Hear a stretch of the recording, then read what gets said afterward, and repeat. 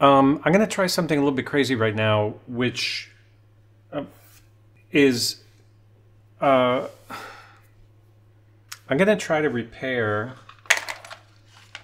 basically disassemble and reassemble an IWC Cal 44 Pellaton automatic ladies watch from 1959, according to whoever wrote the tag on it. I purchased this from Swiss Time Arts, I think in Zurich, on a Swiss auction website called Ricardo. And it's about the size of a US dime. And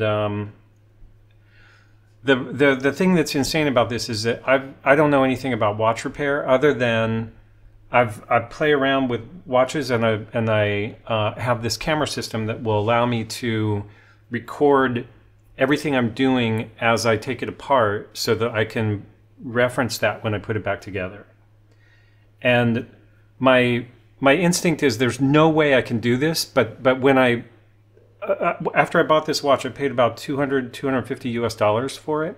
I took it up to the Valley de Joux in Switzerland, which is where, I think I have that name right. Anyway, Patek Philippe has a facility up there, and a bunch of other watch companies. It's about an hour away from Geneva in the Jura. And the watchmaker up there said it would be 600 francs to clean it and get it working again. So I don't want to spend $600 on it, so I want to use it as an experiment to see if I can do this. And the other thing is I bought a used movement that was working when I bought it. That it's the same movement. So if I find in here that there's something obviously broken, I can take it from this other movement. So I think anybody who knows anything about watches knows that this is a fool's errand, and there's no way I can do this. And the fun thing will be to find out where it is that I lose my mind or whatever. There's some things I did to prepare, which I'll just go through quickly. I have a really cheap movement holder from AliExpress. I have some cleaning things. I have a cheap ultrasonic cleaner, also from AliExpress. I have some Bergeon cases for putting tiny parts and screws in when you put them in the ultrasonic cleaner. A kind of tea bag thing you can put larger parts in. Some oil, watch oil from AliExpress. I don't really know what it is in terms of viscosity, but it was called watch oil. I have some tweezers from my electronics kits. Spring bar remover. I have an extra, I thought I might need I think it's called a pinion wheel or something, because this one had some problems. It was kind of running, but it would stop at certain angles. I thought maybe there's a problem with this pinion wheel thing, which I have no idea. Again, it was probably stupid to buy it, but I have that in case that's what's broken. And then I have some finger things to put on when I'm reassembling it after it's cleaned, if I get there, which I highly doubt. A few different things from AliExpress for magnifying. This one is pretty extreme. These are a little bit more comfortable and just kind of help with getting in a just focusing in close reading glasses, whatever. And then I wanted to say something before I start about, I have this cheap Bergeon movement holder, which should help me keep the thing centered under this overhead camera, because I won't, if I move it around, I'll notice because it's on this round thing. And then if I get to a point where I need to put things away and take a break, I can put the dust cover over it. So that's that. And the other thing I wanted to talk about is there's a fellow who runs a website and business here in Switzerland, not far from me, in Lausanne, his name is Stian, and his company is called Vintage Watch Services. And he's a legitimate watchmaker. He's somebody who also has a past career in tech. I think he was a tech executive in a number of different companies. And then at some point, his passion for watches just allowed him to focus on that. So he makes these really great YouTube videos where he kind of speeds up the process, but he shows the complete disassembly and cleaning and reassembly of a bunch of different watches. I think he does maybe one a week or one every few weeks. Super cool. So I wanted to give a shout out to him and say, if you want to see how to do this correctly, you should look at what a trained person can do, and then I'm going to show you what happens if you try to do that yourself without training. The other thing about Stian, because I've prepared a bit here, he did a thing a month or so ago about radioactive watches, and this is his YouTube, a page of his YouTube channel, so you can find that. I think just search YouTube for Vintage Watch Services. And this is a Geiger counter that he has, and you should watch this if you're going to do anything with any vintage watch, and you should also watch what I'm going to do right now, because and then if it doesn't interest you, turn off this video. But the thing is, if you're into vintage watches, I think it's really important to be careful with radiation. And Stian's thing is much more in depth than what I'm going to do, but mine raises some concerns that I want to share with you. This is a cheap AliExpress Geiger counter, meaning I think I bought this on eBay, not AliExpress. I don't think I could find it on AliExpress for some reason. It was from Japan, as I recall, and I had to assemble it. And it has a microserver count, and then a count per minute thing, which tells you how many minutes this tube is detecting individual particles. I'm not sure. But the thing that concerns me is the microserver number with certain watches. And the reason I'm pointing this out is that I think that certain radioactive watches can be much more dangerous than others. That's possible, and I think you should be very careful. Stian's video talks about how he protects himself, and I'm not going to touch a radium watch, by the way. I just want to tell people, like, be careful.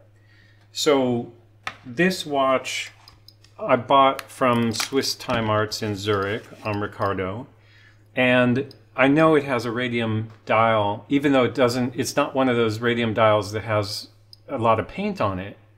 But when you get this thing close to the Geiger counter, it goes crazy, the Geiger counter.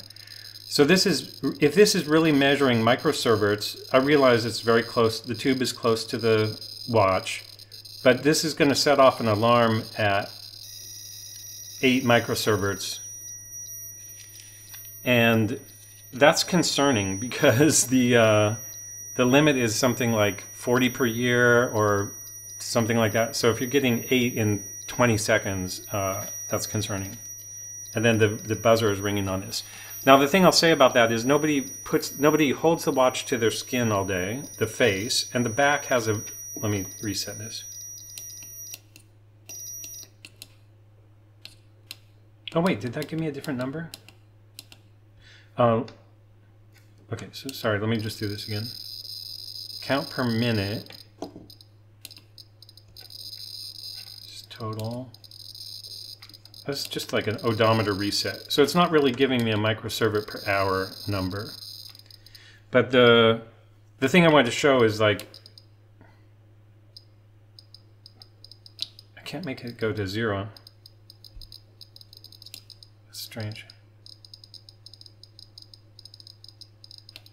Anyway, you know, through the back, it's not as crazy. And if you're wearing this watch, it would be like this on your wrist. And the type of radiation that radium emits doesn't go through metal very well, but it does go through plexiglass. So maybe it's not as dangerous to wear this as it is to, you know, have the face of it touching you all day. But I think this is a dangerous watch. And I'd like to try it with Stian's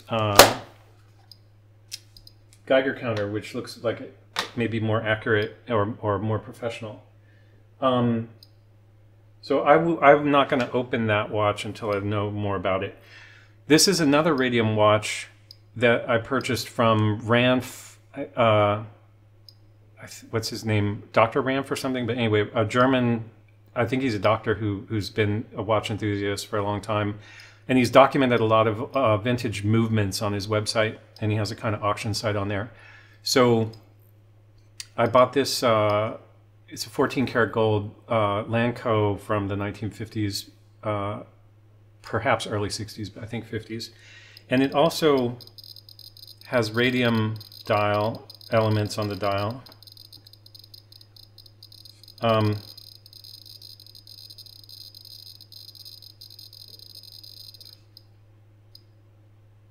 But it's not quite as excited as the other one. And measuring from the back, it's pretty low, and gold is a good shield against radium, apparently. So this one's perhaps not as dangerous. But the other reason I wanted to talk about the danger of it is you can see on that Minihand there that the radium has broken away and there's a chunk missing.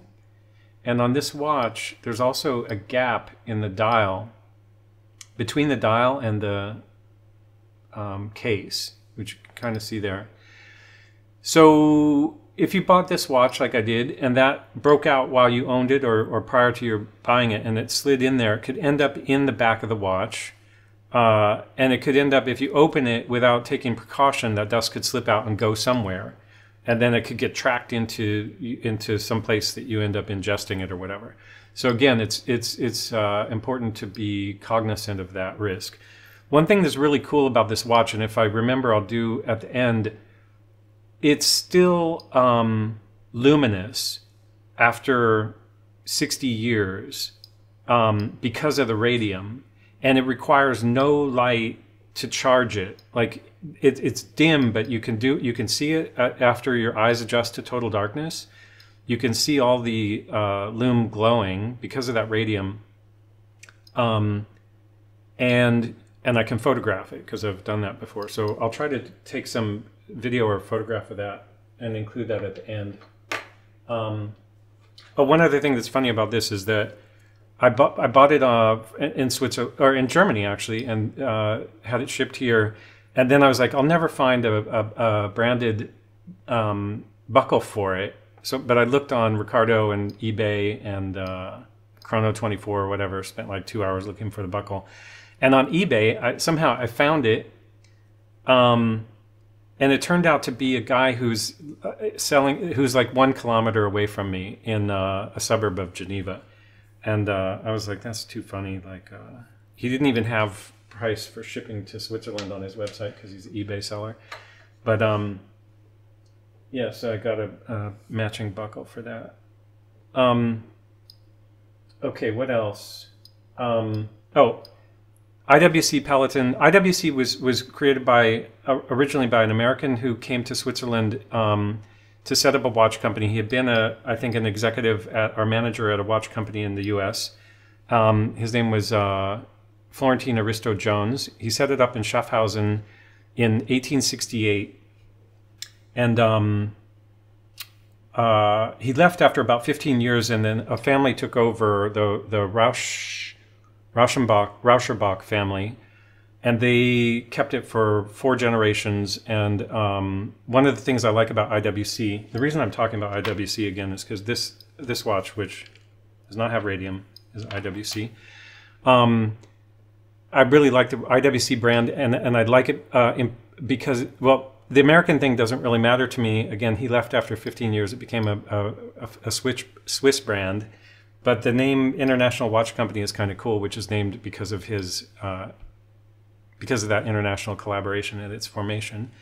And then Carl Jung, the psychologist, who I still think is a really interesting character in history and really important intellectual. His family, he married one of the daughters of the founder or granddaughter or whatever. So there was a period of time in the early 1900s where he was owner of it, And he benefited from the money that was generated from it enough that he was pretty much independently wealthy after marrying his wife.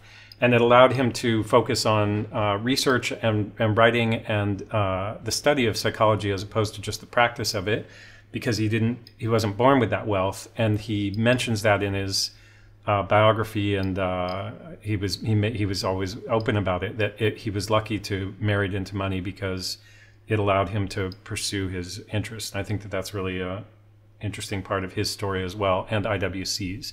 So he didn't design watches, he didn't manage the company, but he married into the family for that was a benefit to him, whatever. And then so I have this IWC Engineer, which I love. It's probably my favorite watch. It's so simple, and it's a Pellaton movement also, like in this smaller version, which is why I bought the small one for my wife. And I'm gonna destroy it, so don't worry. I give her other watches, but and there's a chance that I'll make it work. And then I have a gold IWC also. This is 8531, also Pellaton movement, but with a date.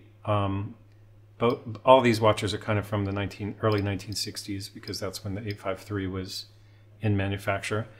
And this one has no lume in its design, so it also doesn't have radium. I think that's it for tools, what I'm going to try to do, how I'm going to try to do it. And then, because of the Carl Jung thing, there's one other thing I want to say, which is when I was 12, my father passed away, and he had a Rolex that he had purchased in Germany when he was in the military, and this is that Rolex. And because he died when I was 12, I inherited this Rolex when I was 12, and it was such a special thing that no other child in Colorado where I grew up had a watch like that. And on top of being an heirloom, it's just such a robust, long-lasting watch. It's crazy. So that's my dad's military dog tag, and his Rolex that became my Rolex. And I've had this revised, I think, twice by Rolex. So like the hands are not original, but the last time I had it revised was probably 20 years ago. And it still has a tritium dial on it. And I think I'll probably eventually have it replaced again, revised again, and then it'll have a LumiNova dial, because it's no longer as luminous as I would like it to be. So that was that. Oh, and then because the kind of Carl Jung thing, I also want to play this clip from YouTube, which is from a show called Face to Face. It was recorded in 1959, and it's the end of the interview. And Carl Jung addresses a question from the interviewer about technology and human beings. And I think it's a really interesting question and answer that's still pertinent today. And rather than blab on about it, I think I'll just show that, and you can make of it what you want. But if you're interested in it, you can search on Google or YouTube for Carl Jung, and it'll come up at the top of the list, I think. Otherwise, add Carl Jung Face to Face, which was the name of the program. Oh, before I do that, though, this is Stian's YouTube. This is Stian's Chrono 24 page, where he sells the watches that he restores. Also, you can find it by searching vintage watch services on Chrono 24. And this is his own website. And again,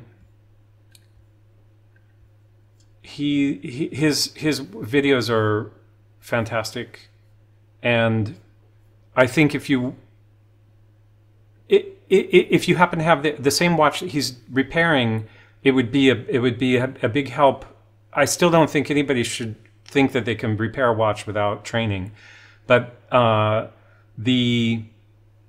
if he's done one that is that you also purchased, it would help a lot, even if you're an accomplished watchmaker, to see him take it apart, because you would anticipate everything that he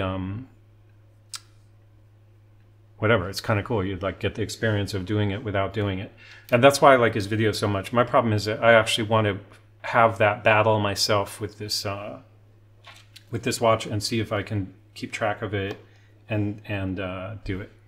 So now Carl Jung from 1959. This is 2 years before he passed away. And again, I don't know the YouTube law rules about using material, but this is a short piece of a longer interview.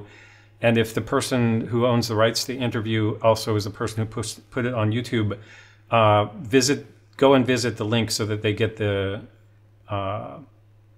link, the views or whatever of the whole interview. It's a very interesting interview. You've told us that we should regard death as being a goal, yes, and that to shrink away from it is to evade life and yes, life purposes. yes. What advice would you give to people in their later life to enable them to do this, when most of them must in fact believe that death is the end of everything? Well, you see, I have treated many old people, and it's quite interesting to watch what the unconscious is doing with the fact that it is apparently threatened with a complete end. It disregards it. Life behaves as if it were going on. And so I think it is better for old people to live on, to look forward to the next day, as if he had to spend centuries. And then he lives properly. But when he is afraid, when he doesn't look forward, he looks back, he petrifies, he gets stiff, and he dies before his time. But when he is living on, looking forward to the great adventure that is ahead, then he lives. And that is about what the unconscious is intending to do.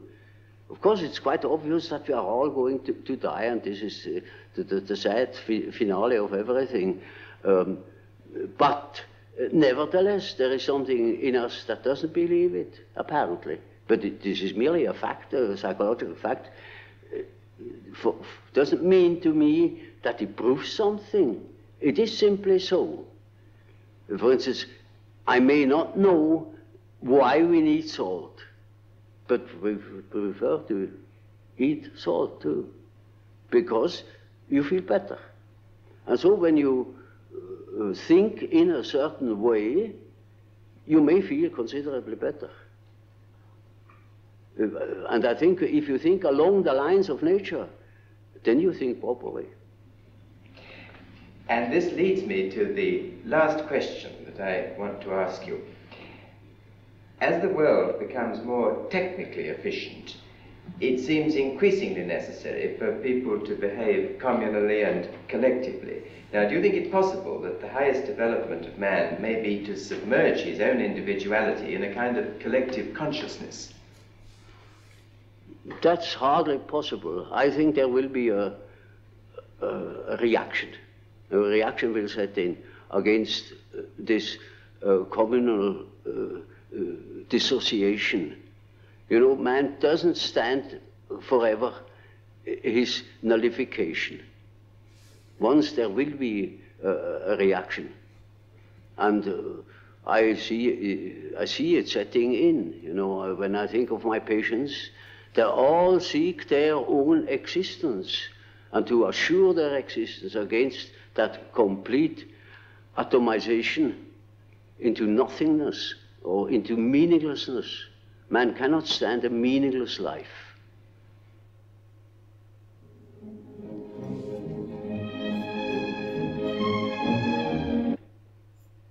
Okay, so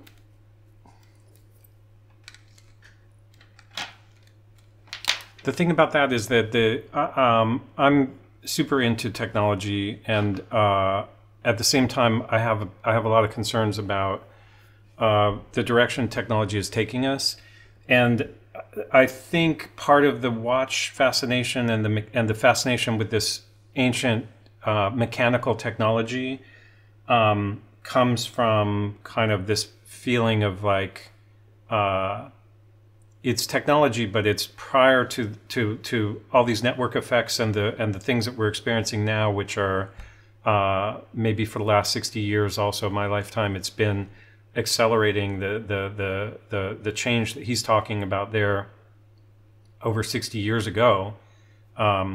We're now at this point where I think it's becoming a crisis of what is happening to our world because of our own technology combined with politics and monopoly and big business.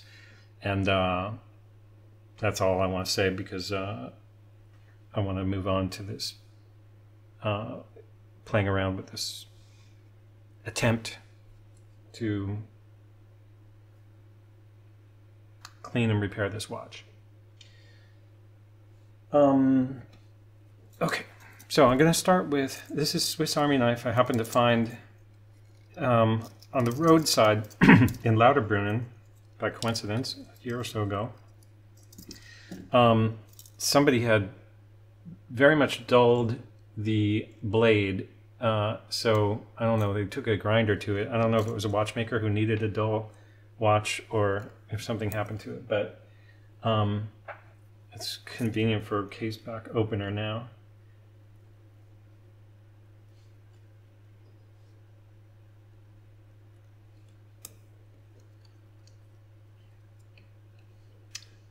I'm going to move that for a moment.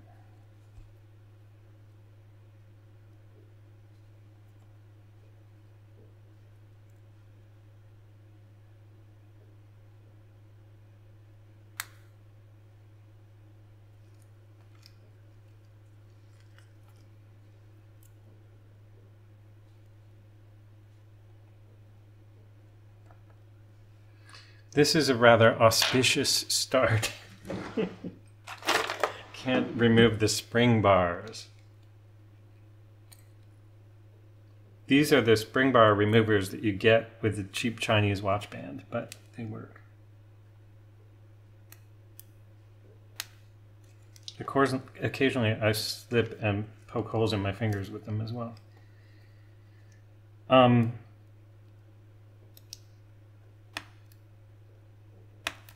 don't know why this is so difficult.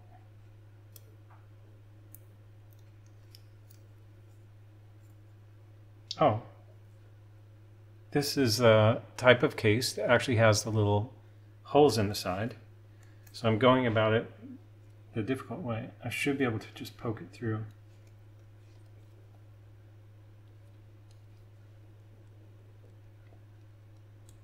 Except for that poker is too large.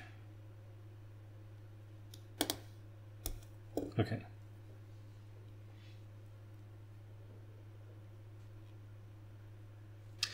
This Ricardo website, I think I read on Stian's, I don't know how I know this about him, but he moved to Switzerland to have access to the market for vintage watch, source material because of his business. That's what he said, or I read somewhere. And Ricardo is this amazing website. When I first discovered it, I just found this one seller in Zurich, Swiss Time Arts, and every Sunday evening when everybody's at home and has time to bid at the last minute on watches, this guy has like 20 inexpensive vintage watches every week, it seems like, and they all end at like 8:30 on a Sunday evening. And the first time I saw that, I was like, I lost my mind, because I was like, oh my God, the clock is ticking on these 20 watches. They're all like starting at $2 and going up to like $100, $150. And the Swiss Time Arts or whatever, the seller, he also sells, $20,000, $30,000 watches on Ricardo.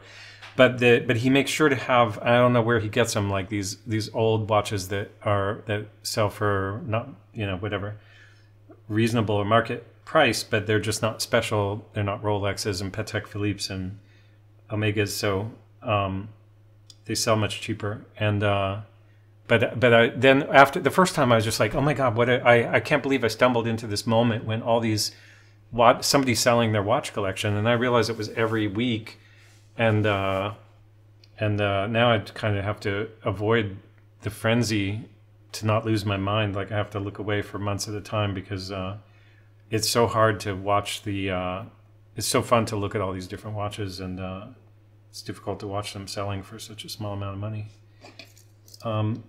Okay, so let me start with some magnification so I can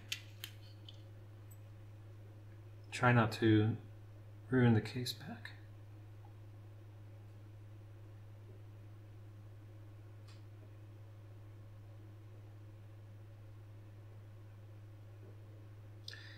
So my recollection here is that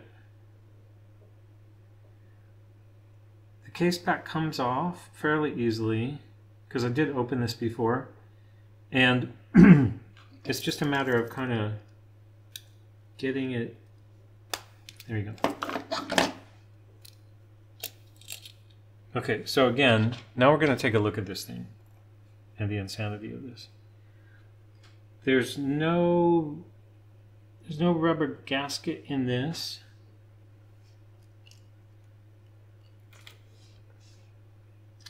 I'm going to focus on the video here for a second.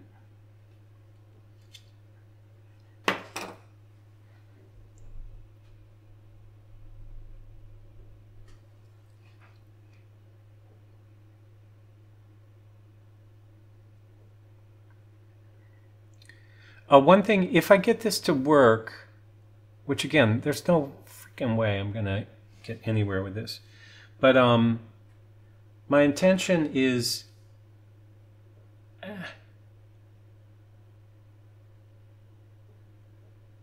there's one thing I'm not going to do, which is try to repack the mainspring, because I don't have the proper grease for that.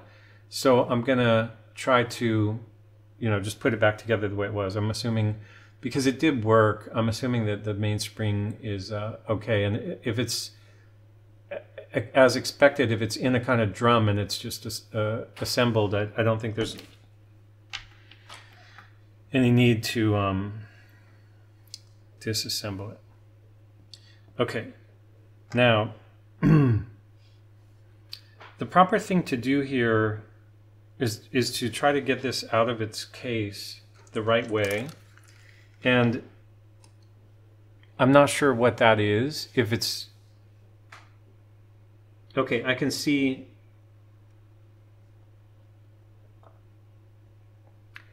there are two little case clamps.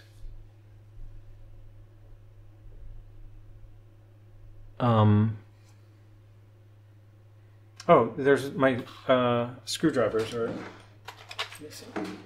So I bought some of the tiniest Bergeon screwdrivers also for this experiment. And then I have some larger ones. I bought the small ones from Bergeon, but I bought the larger ones from AliExpress because I think the small ones need to be precise. But so this is a 0.8. And I don't know if that's going to be appropriate, but I'm going to look at the tip and compare it with the screws I need to get to first. So the first thing is, I know enough about watches to know that the first thing would be to try to remove the crown, and usually there's a screw near the stem that needs a couple turns on it, and then you can pull the stem and the crown off. So that's a success. And then the next thing is these two case, I'll call them case clamp. So there's one here, and usually there's one on the opposite side. There's one here. And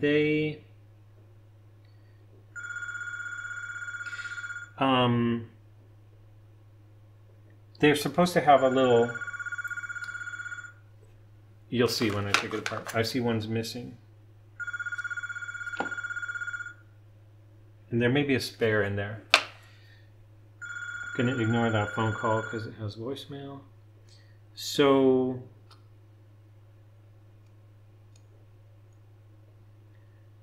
This also, the movement's kind of loose in the case, which is probably because it's missing that thing. So let me show you what I'm talking about with that thing.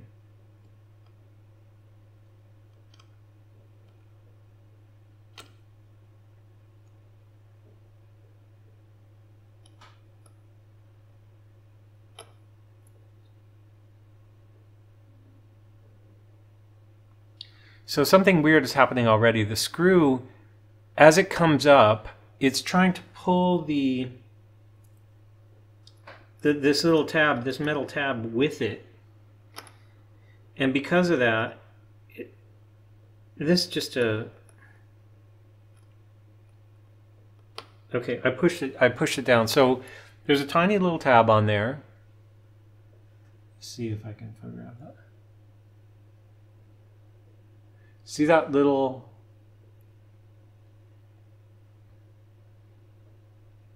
The little tab right there. It was caught on the threads of the screw, so it was coming up, and then it was causing the screw not to want to come up because it was jamming against the case, the cutout in the case edge. But I forced it down. It probably raked across the threads of that tiny screw, and that's probably not great. But it got that.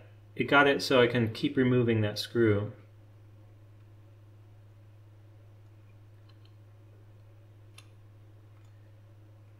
Okay, so that screw is kind of...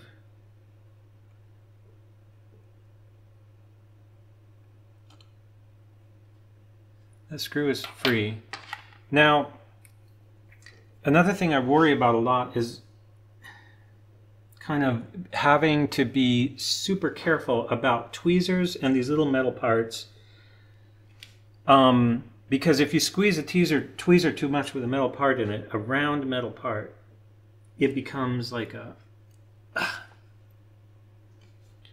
It shoots away. So, but this is almost success, except for this shows the danger. So there's my screw, and I'm going to put that in position number 1. And then this is the thing I was talking about that's like a little metal disc with a hole in it that holds that it goes into the side of the case and holds the movement steady. So I'm going to put that in number 2. And then on the other side, the screw is there, but there is no... but the little thing is missing. So I'm going to flip this over. It should fall out, yeah. And then can set the whole case aside for now.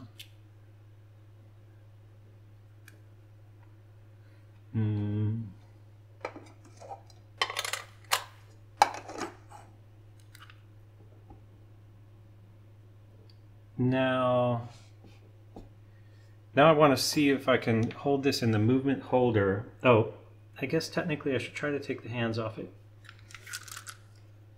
Or not technically, that would make sense because they're fragile. But I had a Presto hand remover on order with Bergeon, and it was out of stock, so I didn't get it yet.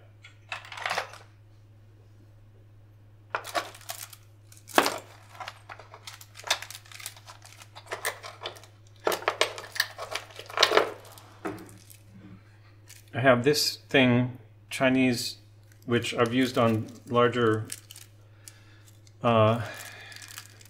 watches, kind of works. Done some damage with it as well.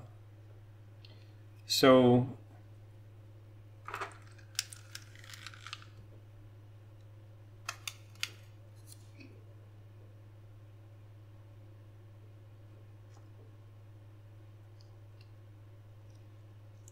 I think I've seen Stian or somebody else who does this say, like, just use a piece of plastic bag material, like this thing.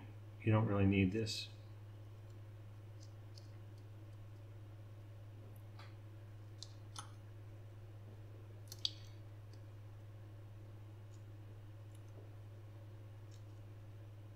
Yeah. Okay, so that's good. It had enough power to remove the the minute hand, which is now on my lap, thankfully. But this, now I also bought these plastic tweezers for touching things like that. I don't know if they're the right ones, but so I'm going to be cautious with that. So I'm going to put the hands in this position. I still have to get the hour hand. And I'll try to relume this hands if I get it back together again.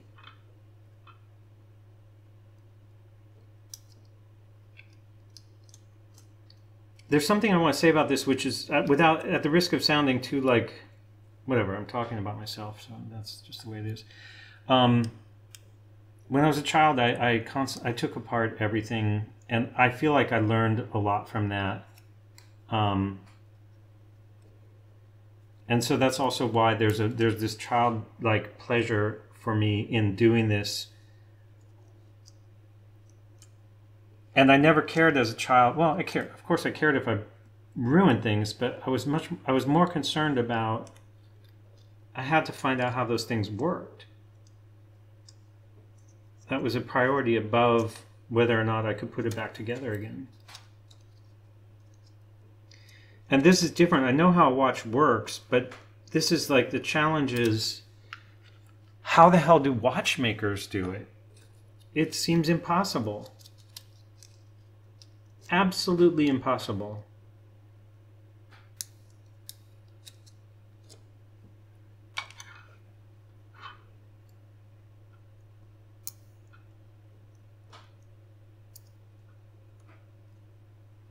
Success. So this thing I would not recommend. It probably scratched the hands, but it worked. So the hands. Now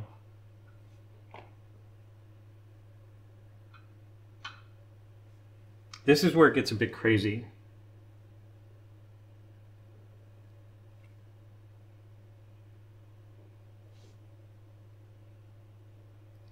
Seems safe to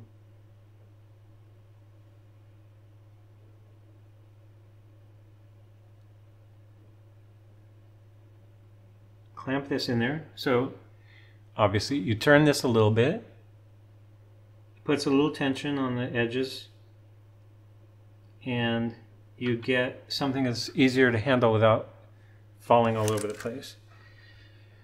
Now I want to look at the focus of this close-up camera.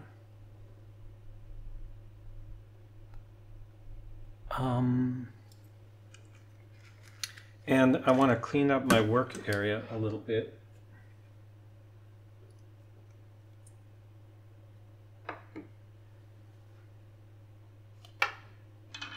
No longer need this. I will need this tweezer. No longer need this.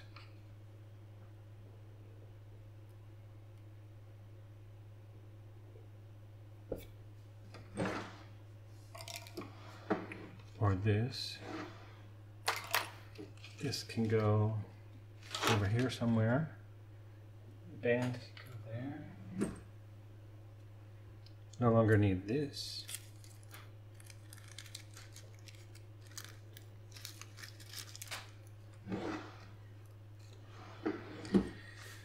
And okay, so again, here's the insane thing.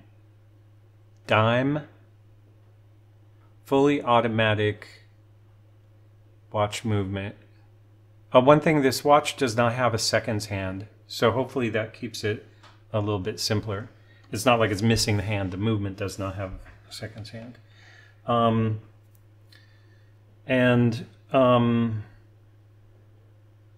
Oh, there's something else I want to do, which is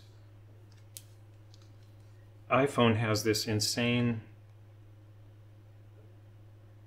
iPhone 13 has maybe some of the older models do too, but I recently upgraded to this from a 6.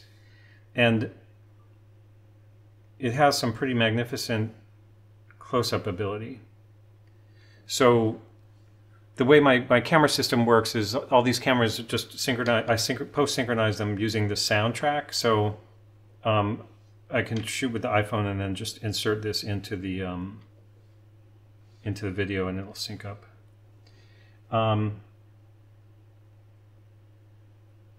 Just trying to figure out how best to do this.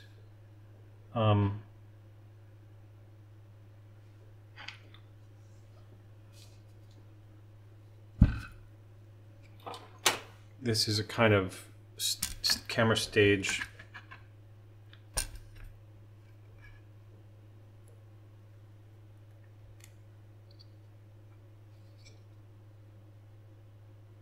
So I'm not going to leave this here while I work on it. I just want to do, I want to take a look at that movement before I destroy it.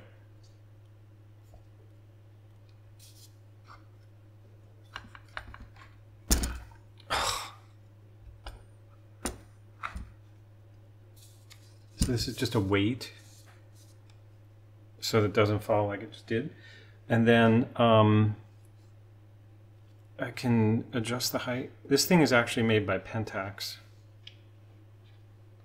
The stage, I've had it forever, bought it at a junk shop or something, but you can put like a SLR type lens into the side the weight is on, and then put a weight on this side to counterbalance it, or this rig I built specifically for the iPhone. That needs to be tighter.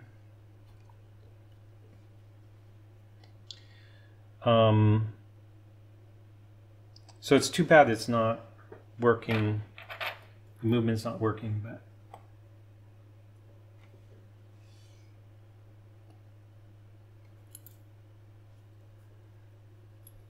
maybe I need to be higher and use more zoom.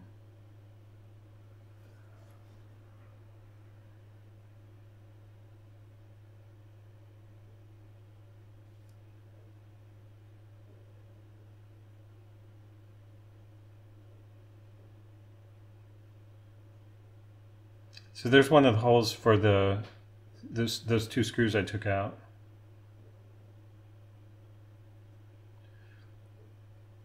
I think that worn screw is the screw that holds the stem in.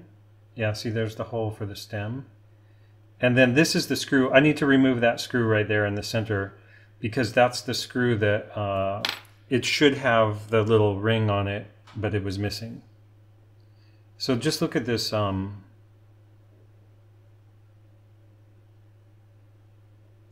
The amount of magnification here is crazy.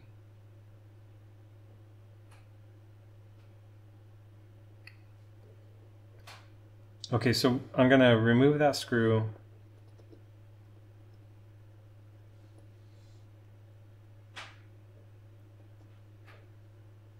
I wish it would just run a little bit.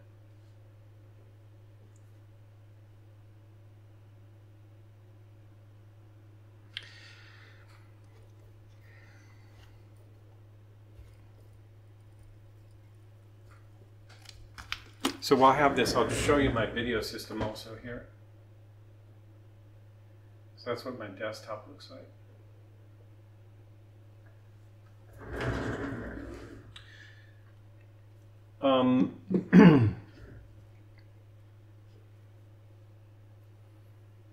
Okay, so get this out of the way.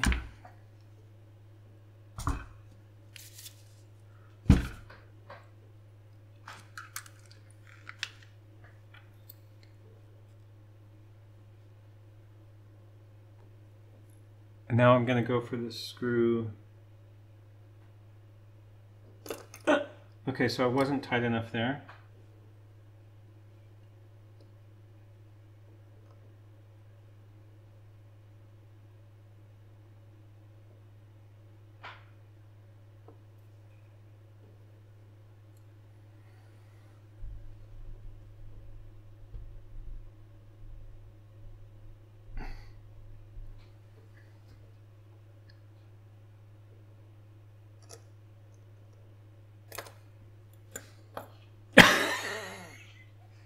This is going great so far.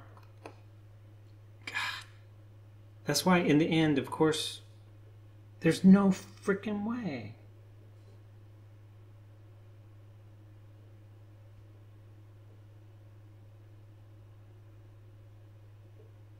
I'm worried if I go too tight with this, I'll damage it, but if I don't go tight enough, it's going to keep flipping out like that.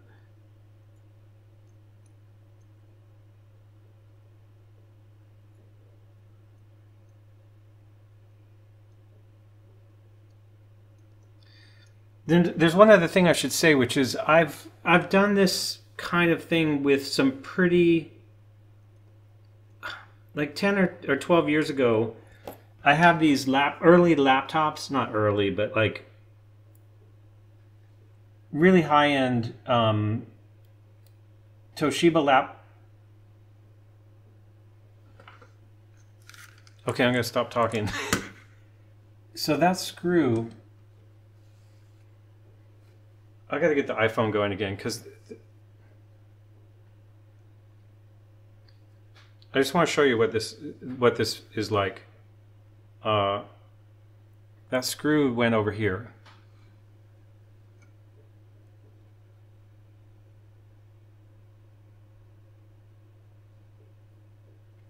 So as I pull back, just notice, oh, it looks much bigger than it is actually because the camera's not in focus. But it's like a grain of sand or yeah.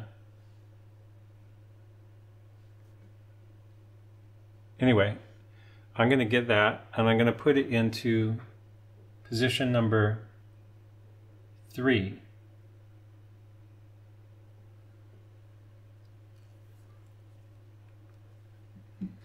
What I was saying is I took apart I had a number of these Toshiba laptops for work, and I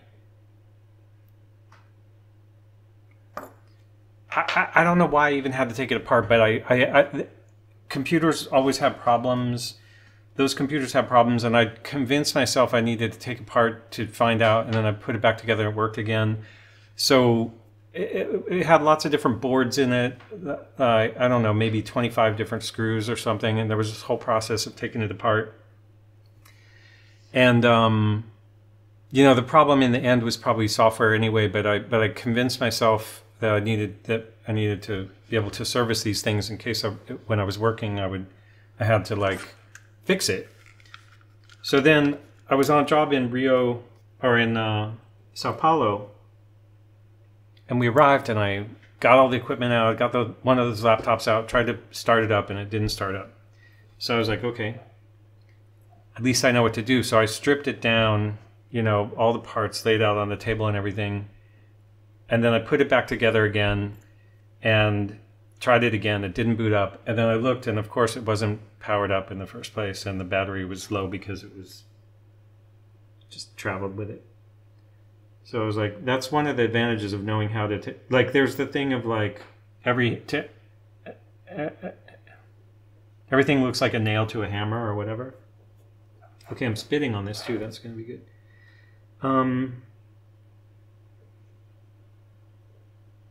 I think I've seen people take the rotor off, if that's what it's called. So there's one screw on the tip of that rotor. There's also a jewel right in the center of it, which seems like that would be fragile. So this screwdriver is 0.8 millimeter. It's too big for that. So I'm going to go down to 0.6.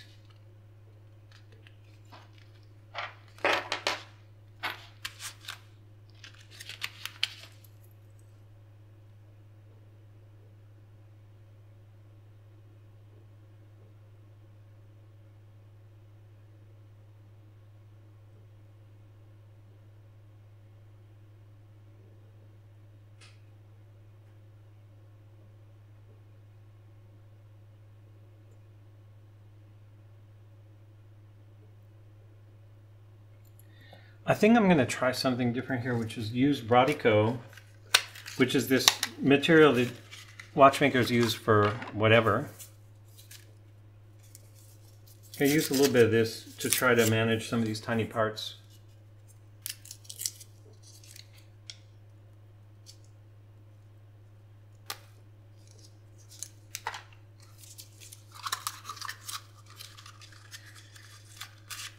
It may have been Stan, or it may have been some other person I watched use Radico for this kind of thing, like lifting.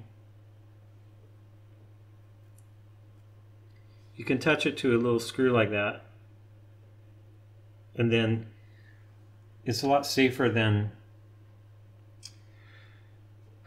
tweezering it. Okay, so this is going in position number 4.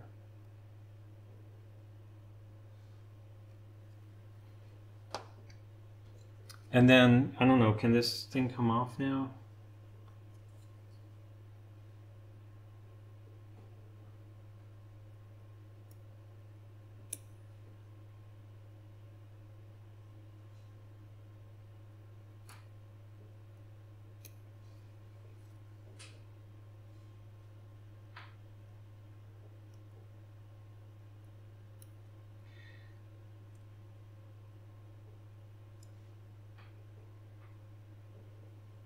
There's a little piece of metal under there that seems loose. Okay, so that's kind of important. Whatever that, like when I reassemble it, that piece of metal has to go in there before you put the rotor on it. And that little piece of metal is loose right now. But how does that...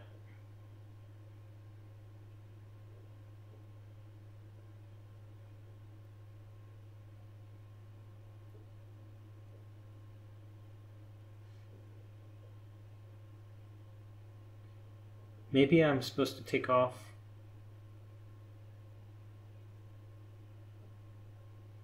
Maybe I don't want to take that rotor off. Maybe the mechanism goes with it. Why would I want to take that apart if I don't have to?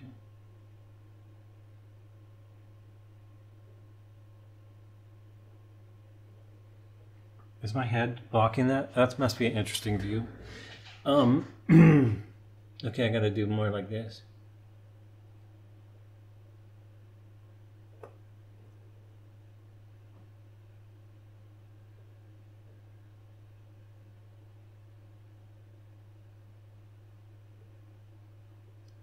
I don't understand why there's a jewel there.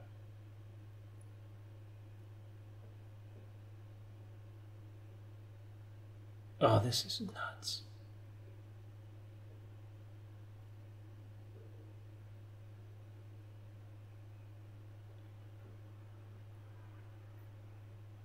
Why is there a jewel in the center of that rotor?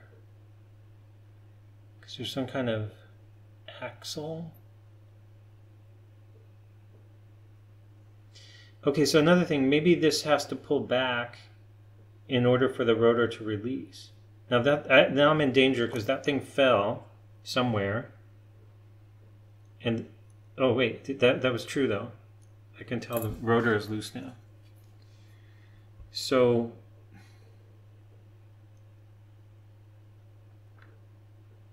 that little tiny piece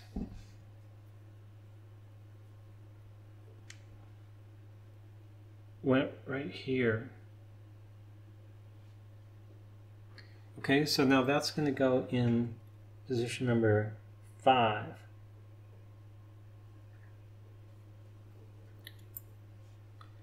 And then the rotor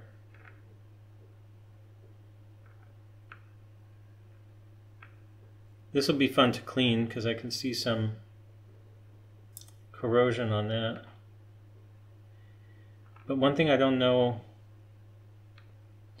is if the crystal, the jewel,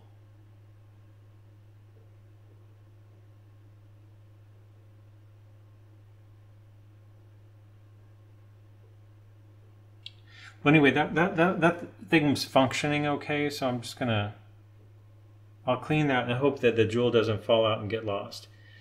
And now I can see why there's a jewel there, because there's like a pin in the center there.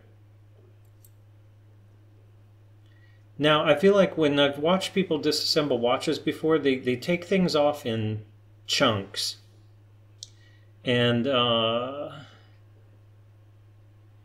think the chunk I'm going to go for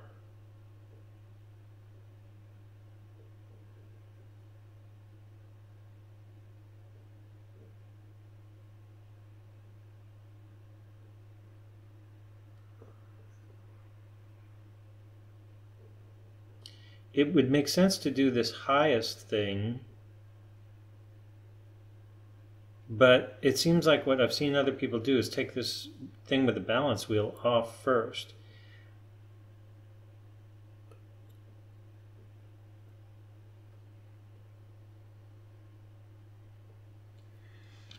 I wonder if I should do something different with this camera.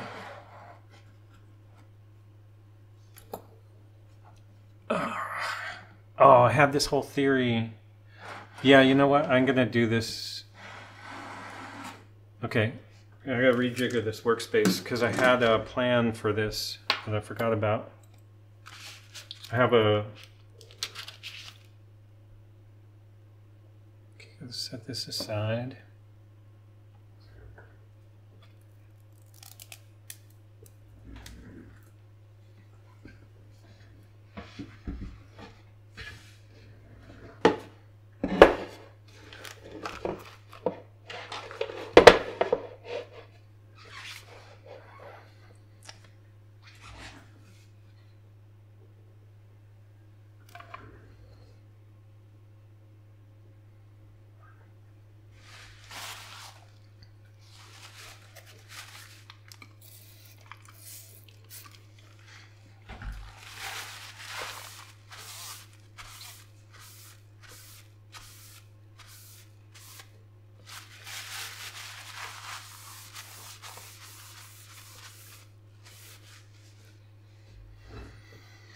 So you can probably see why I thought this might be helpful.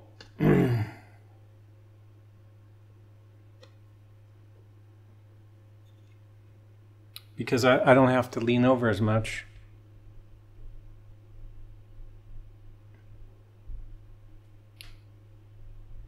The only problem is my extension tube. I need a longer extension tube on that camera now. Unless I don't use the...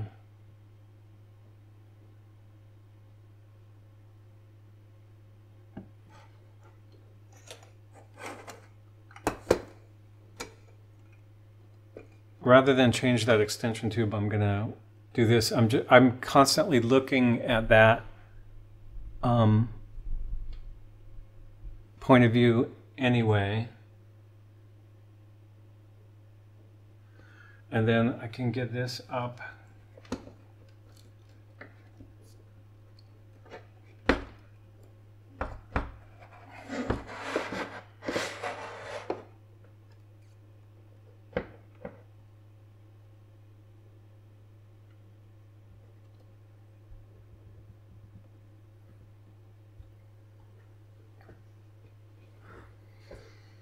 In a better position.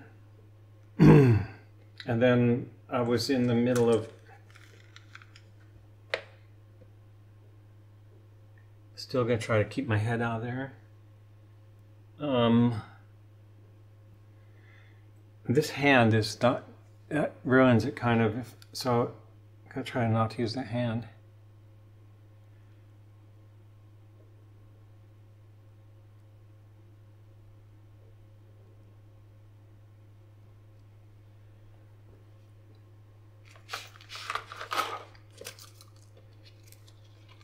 Yeah, so this is no problem. I can totally repair this watch, disassemble, reassemble with one hand.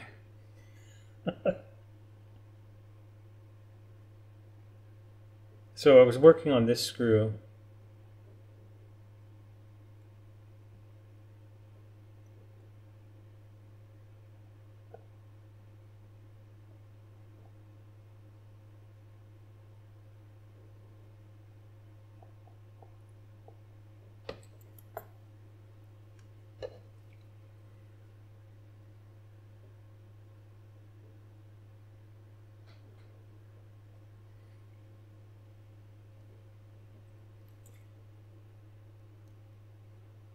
Oh, the problem is that camera blocks. Okay, I can't have that. This camera's blocking the view of where I'm putting those screws. So I just put that screw, which was from here, I just put it into position number 6.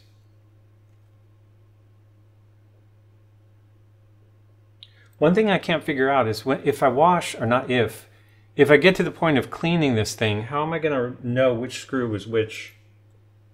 Because I'm not going to be able to keep that numbering system. Okay, so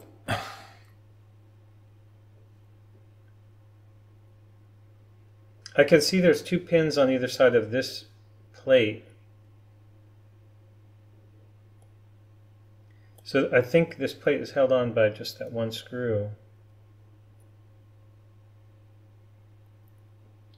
And in other videos I've seen when you lift this plate, the balance wheel kind of comes with it because it sticks on that spring. So I'm concerned about damaging something here.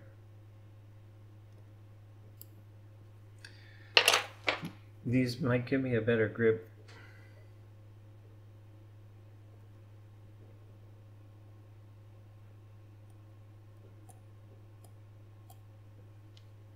It's interesting. Okay, so there's a tiny slot here actually, which probably for a reason.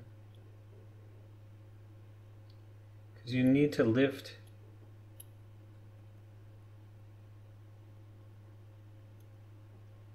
You need to lift that off of those pins. Ooh, look at that. I feel like such a watchmaker.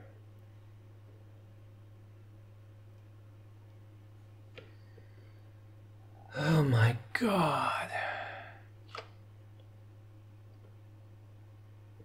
Okay, so now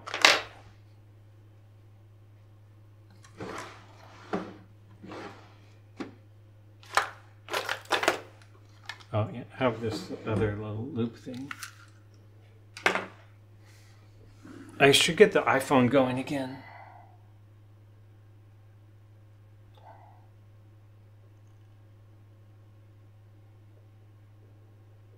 Oh my God.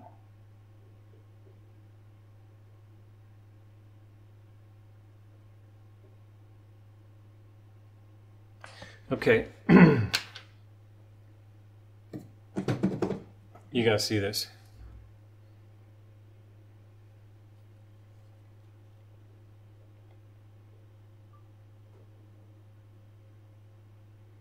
So here we have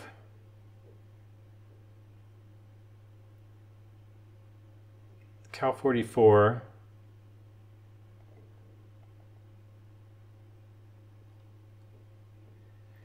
The thing I want to show you is there's a serial number. I could probably look that up and see what year this is manufactured. But look at that little fork thing. So that's the back side of the thing that has the little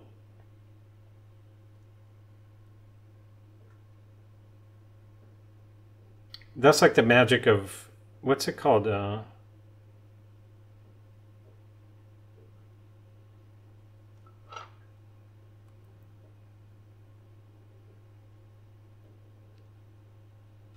Okay, there you go.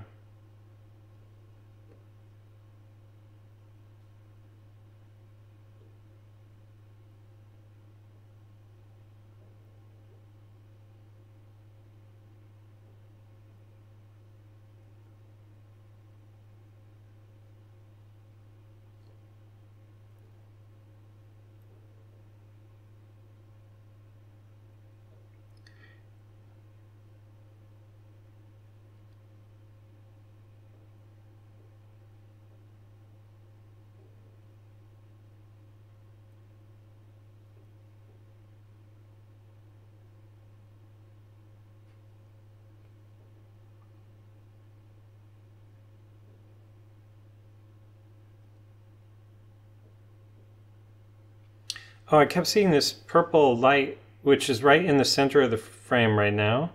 And I was like, is that a piece of a jewel down there? But it's actually just light passing through this other jewel and then casting purple light. So like, I think that this purple is light that's just coming through that jewel right there. Just like there's purple light coming off my screwdriver.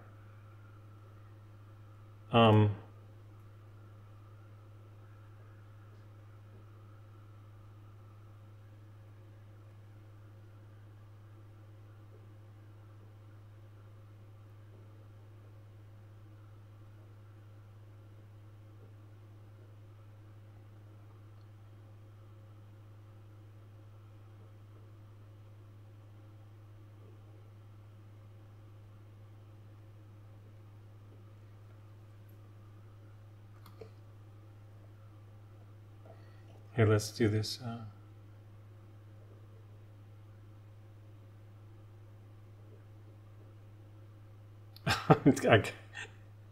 I can do better photography than that.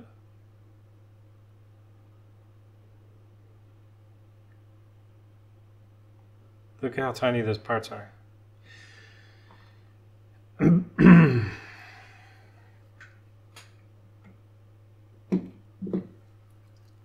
I need something to chew on to deal with my nervousness. Okay.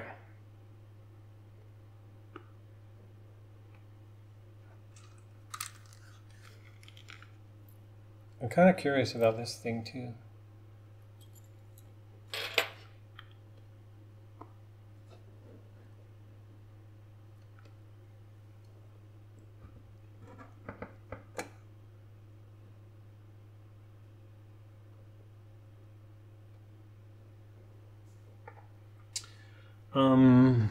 Crap.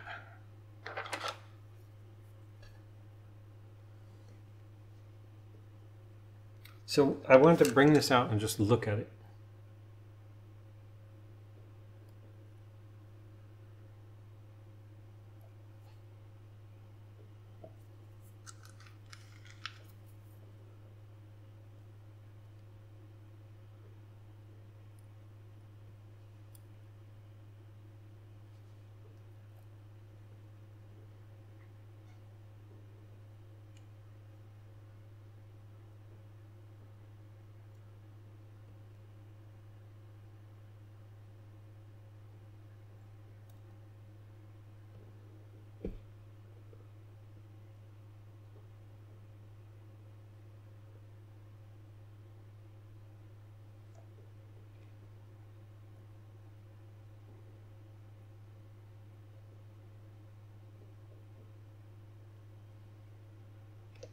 Okay, so I want to get the phone going again on that.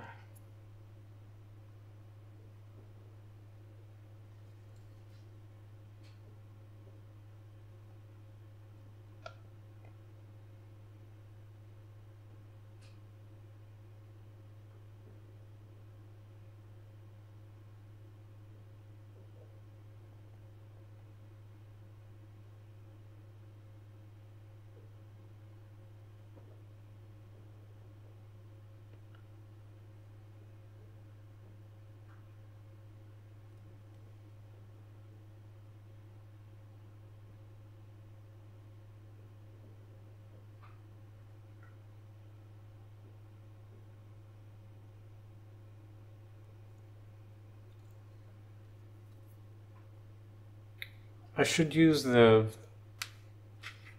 stand I have, but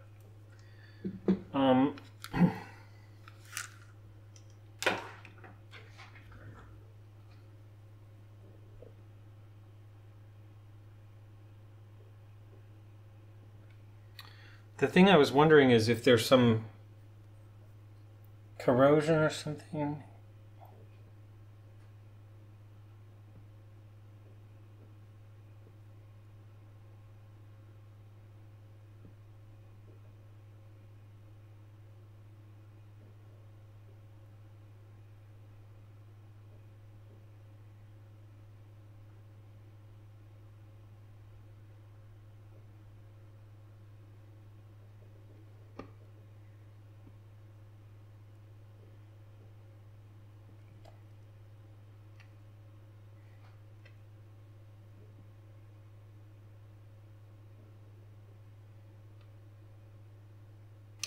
Okay, you guys see this.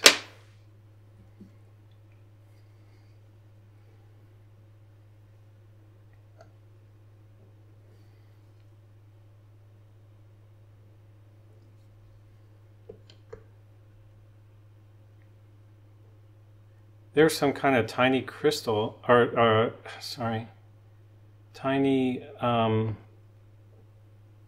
jewel.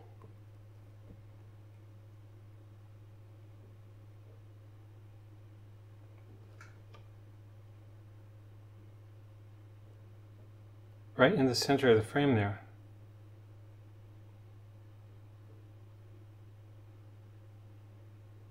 What is that all about? And then also that thing has the center of that has a divot in it, and then it has a little tab on the backside.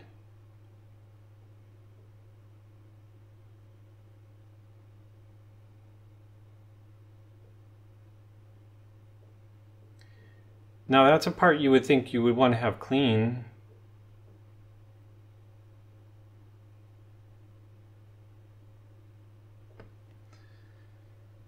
Oh, I forgot to hit record. Oh, jeez. Okay, so this thing maybe you saw that from above, but let's do this again. So there's this tiny jewel there. And it looks like it's kind of half circle, half rod shaped, and then there's right in the center of the frame, there's a divot in that. And then there's like,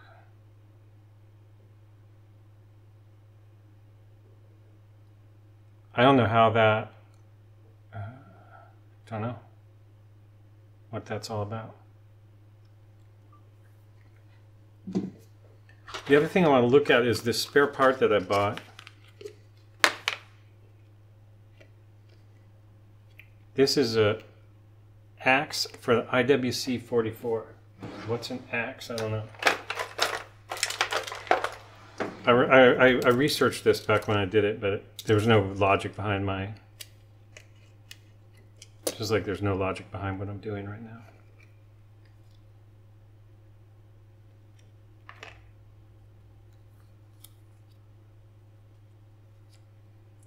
Okay, so now let's try to see what that part is.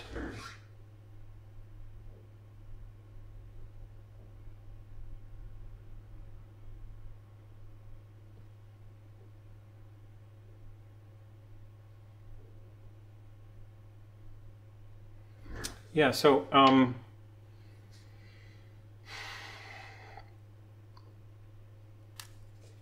I think that thing is the center, it goes in the center of that, and I just have no idea how you would get it into the center of that.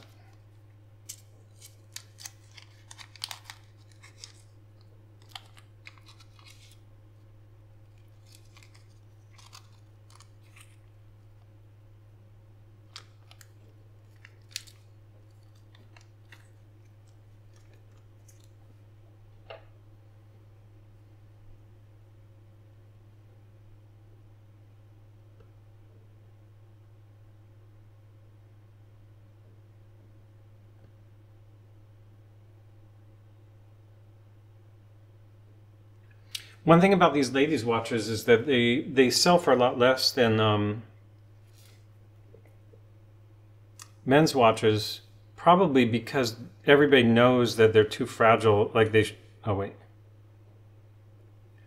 they're so fragile that they don't last. Because how could they last?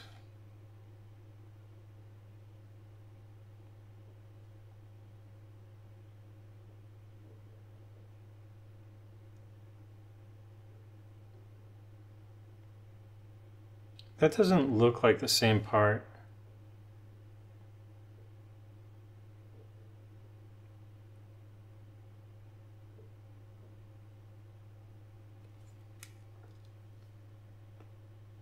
I forgot to record again.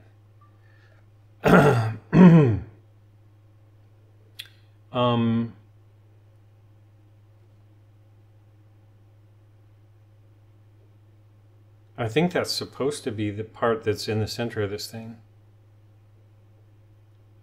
I don't see any similarity.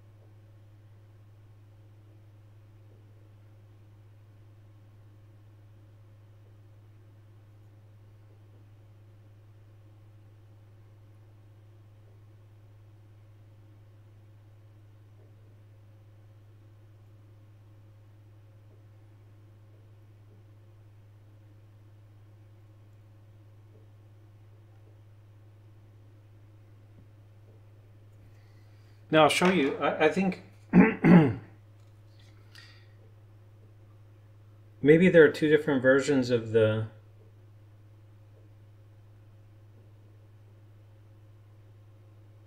Cal 44, but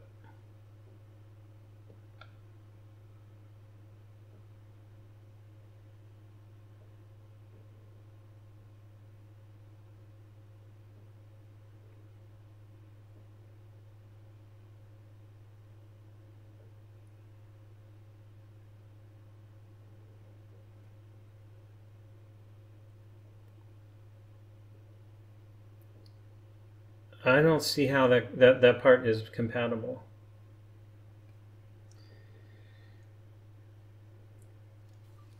Okay, so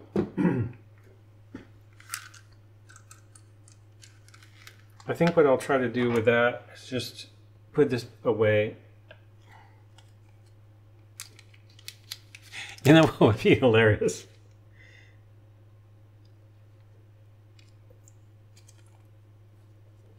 Imagine taking apart that second Cal 44 movement at the same time and trying to compare things and keep the parts separate. Let's get this thing going just to be on the absurd level. Maybe I will actually notice something. Okay, so that's the crown and stem for that.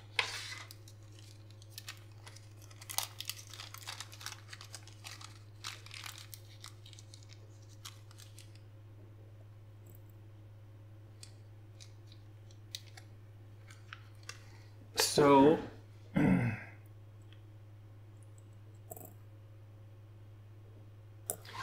let's see if this one was working. So if I can get it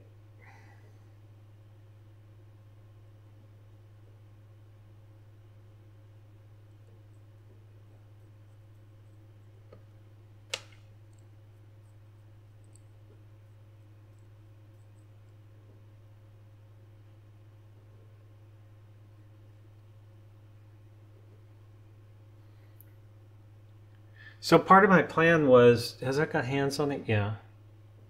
I should remove those hands. But basically, the other thing I thought I could look at because of the absurdity of this endeavor is just if these, try to see if these two movements are identical. Get that dime out of there. And just try to swap out the movements.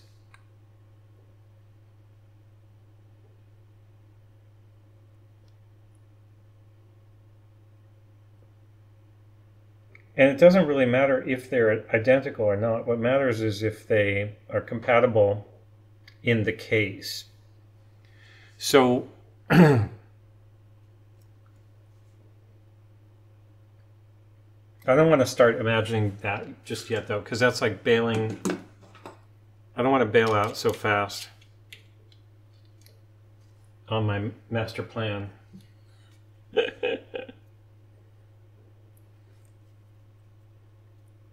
Okay, I actually started the recording this time. So look at that. That's cool.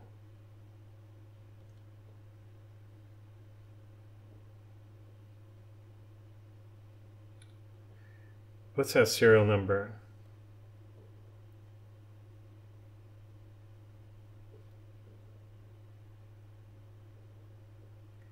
One 1799481. 1799481. What's this one? 1490718.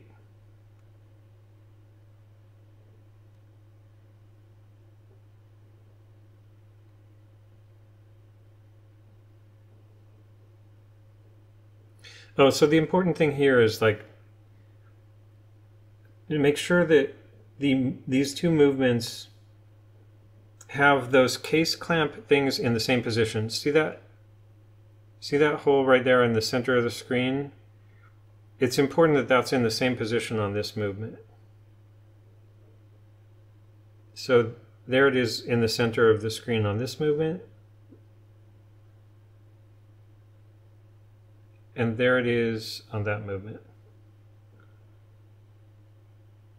There. Okay, so I think that's going to be the same. Now the other one is in the center of the screen there. That's the that's the non-working movement.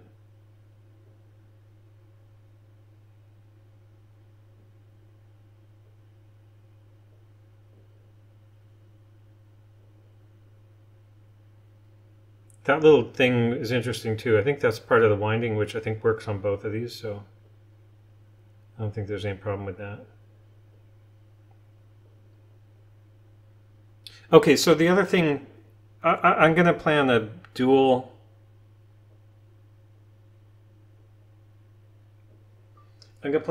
path thing here, which is when I fail with this guy, I can switch to this, but in order to do that, I have to take very good care of this, and I have to keep an eye out for how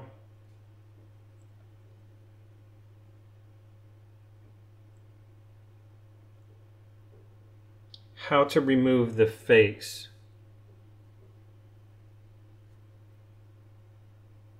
And by the way, it's not that there's no option of using this other face.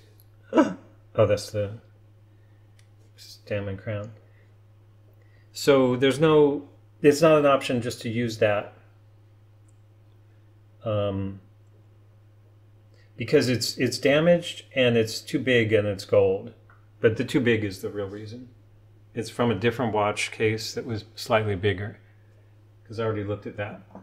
Now the other thing that's really cool about super close-up is that you can see when you zoom way in, get this going, you can watch the minute hand move in real time.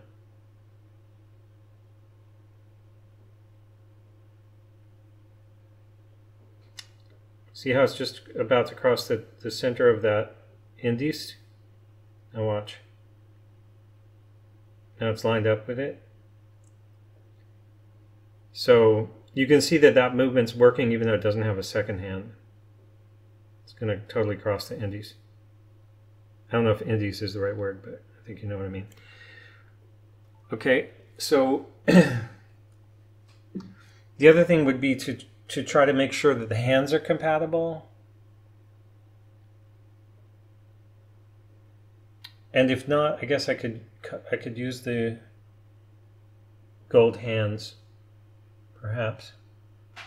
But I'm guessing that they're the same. Just like the holes look smaller in the gold ones.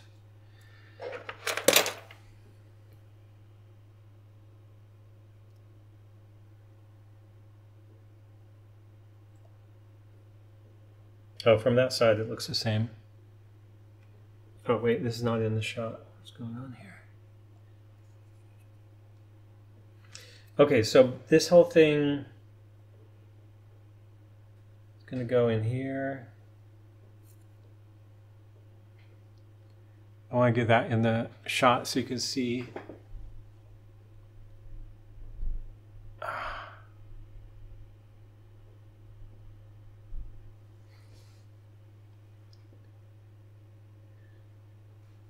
That's actually the minute hand. Our hand is shorter. But kind of, I would say those are, there's no reason to think they're not compatible.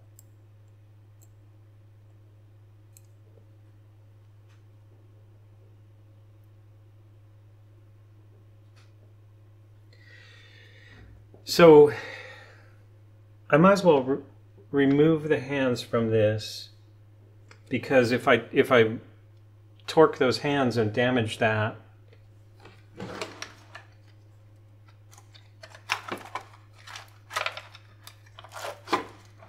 that whole movement, that would be a drag.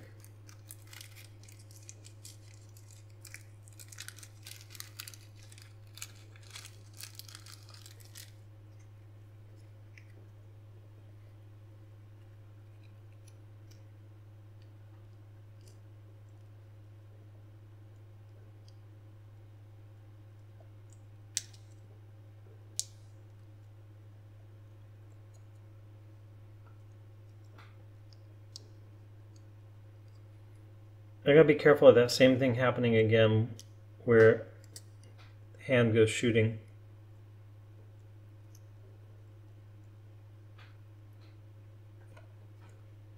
I'm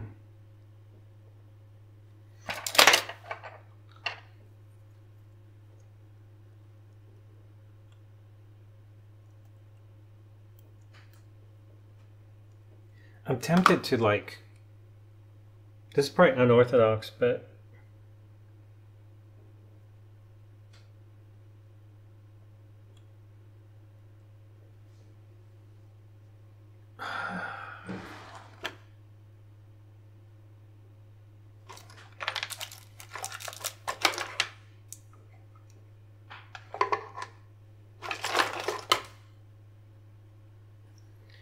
this thing almost seems like a better tool for that than the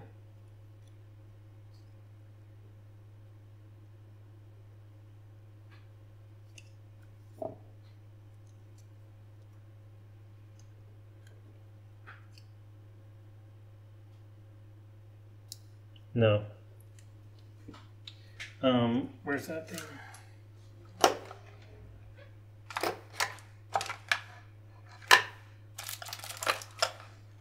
Here.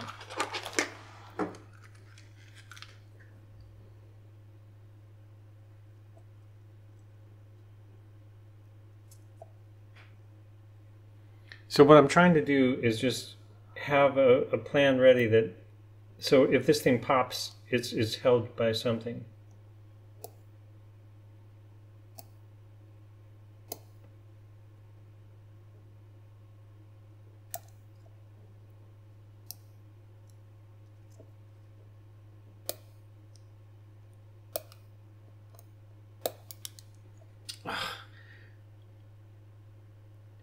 I don't know what this is made for, like Panerai, huge. I really need to grind it down to something smaller. That's no good.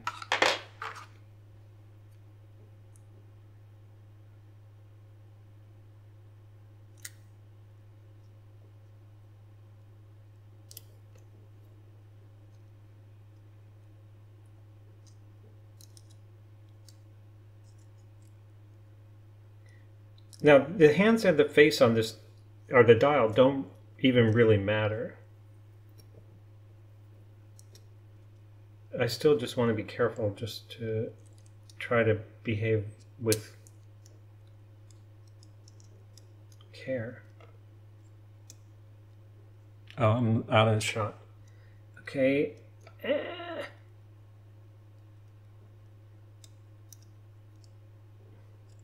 So I'm trying to use the Radico just to create some friction to be able to turn this thing under.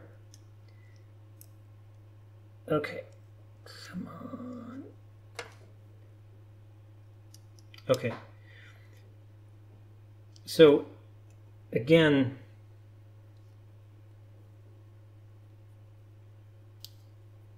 if I succeed, I don't want it to disappear across the room.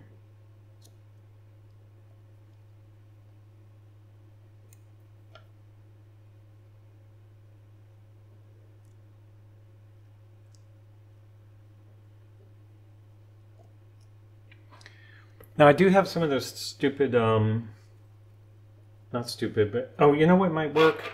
Tiny screwdriver on either side.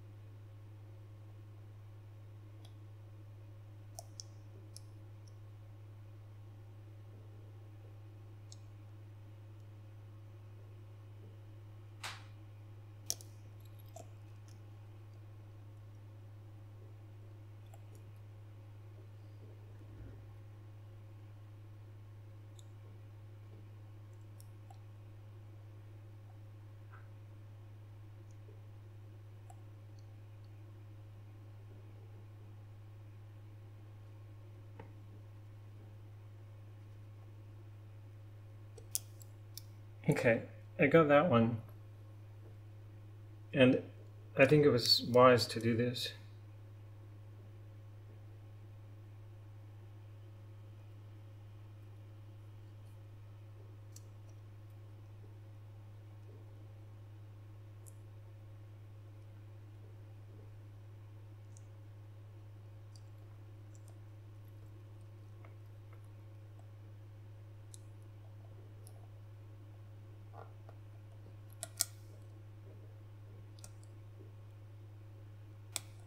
Okay. Once again, not a bad idea.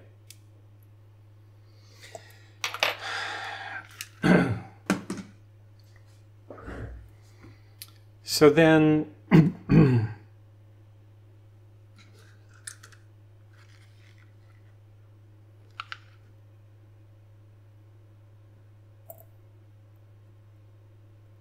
still working. So I think that the next thing to do is to try to, so this one, this is the difference between these two movements, the way they're mounted. And again, I'm still going to try to completely disassemble and repair that one, but it's kind of fun. It's nice. It's comforting to know I have this backup plan, which is why I have the backup plan. This is in a case holder, and then it went in a bigger case, and this one mounted directly in the case. So if I get this out of its case holder, I may discover how to remove the face, the dial, sorry. Or I may not. But I'll find that out eventually over here.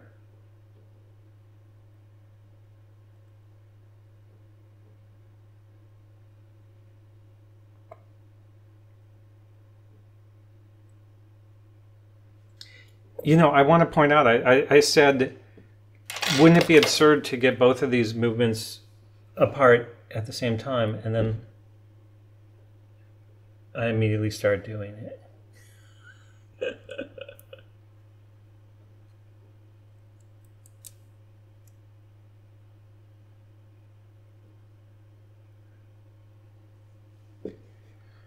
Oh, okay. The crazy thing is those hands for this gold hands also have lume. That's absurd.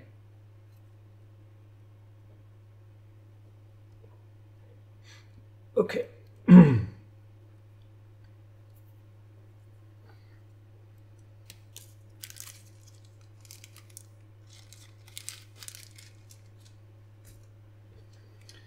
Next is, okay, I got that screw, but I'm going to use Rodico to try to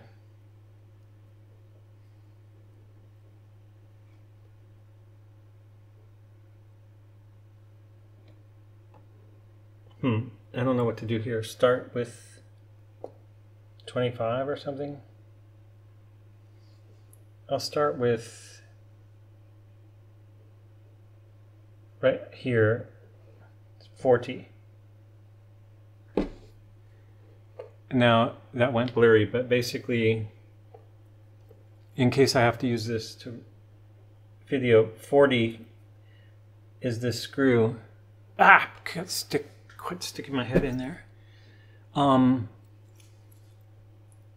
Position 40 is the screw from right there, and that screw does not. This movement does not use the same system of the little teeny tab thingy. This system on this one, because of the different case holder, apparently it just uses a screw with a larger head, and the screw itself becomes the fixing agent, or whatever you want to call it.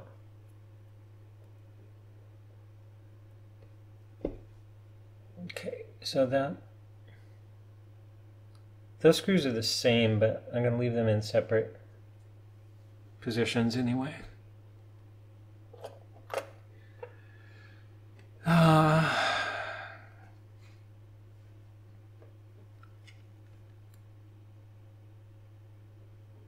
Oh, so does that mean that this ring is free now? Yes, nice. Also, look at, I love that somebody really took care of this.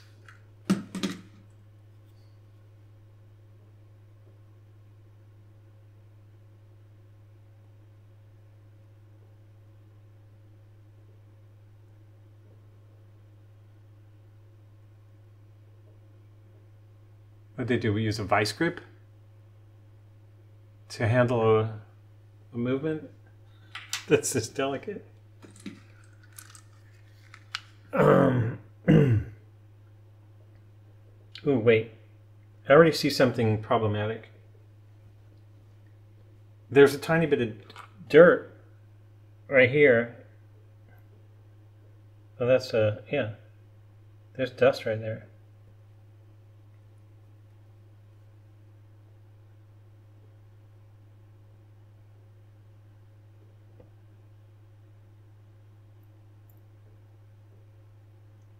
So it's super cool that this movement is working, but I have to be careful,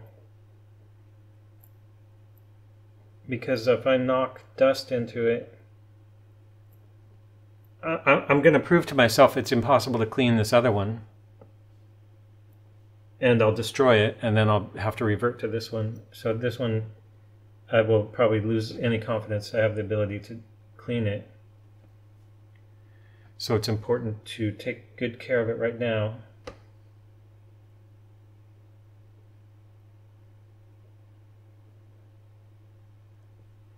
But what I have to do is try to figure out how to remove that face. Usually there's like 2 pins. Ooh, I see something interesting.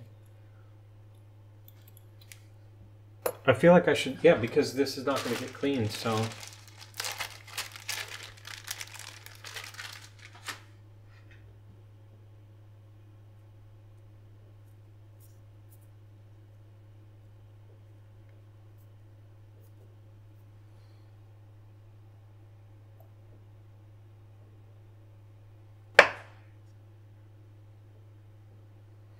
Okay, so there's an insanely tiny screw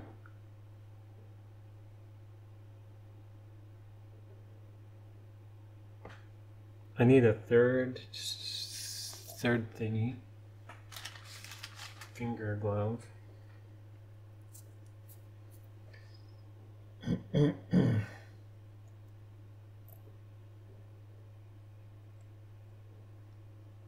I need a fourth finger glove.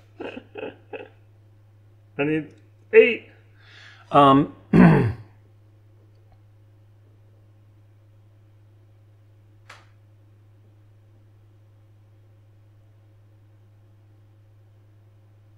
Okay, that's insane, but I'm pretty sure I'm looking at, I'm pretty sure I know what I'm looking at.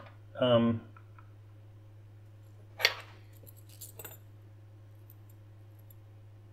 lost track of, okay, 0.5, 0.6, so 0.5.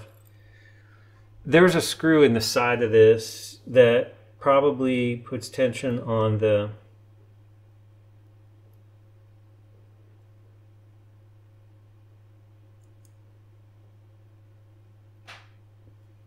pin on the face to keep the dial, sorry, to keep the dial from falling off.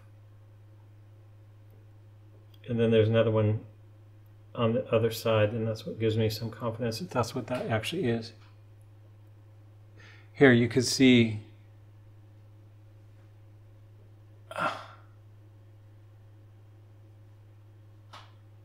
okay, so now I have to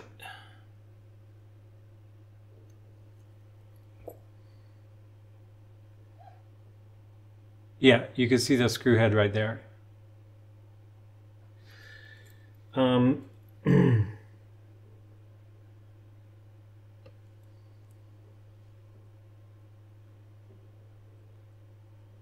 I could probably go to 0.6 millimeter.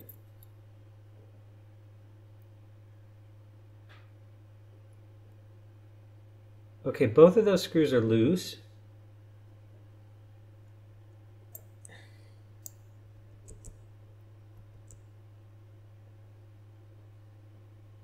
And I feel it giving way. I see it. I don't know. You can't see that probably, but it's trying to release. This one might not be loose enough.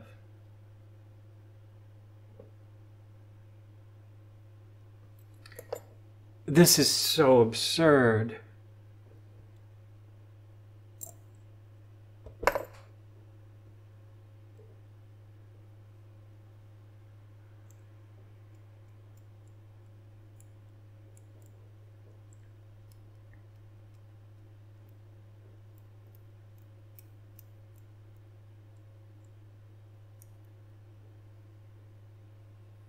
It's kind of loose.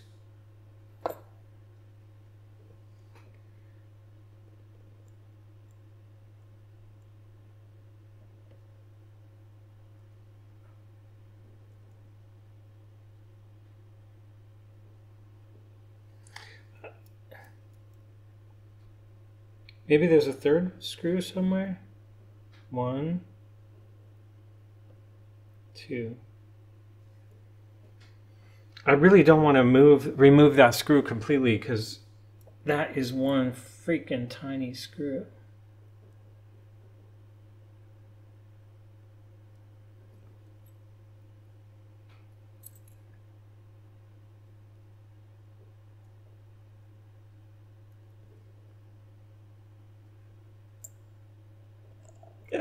Yay! And there's the 2 pins.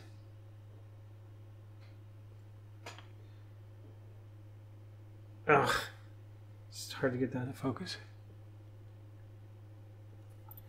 And then this dial,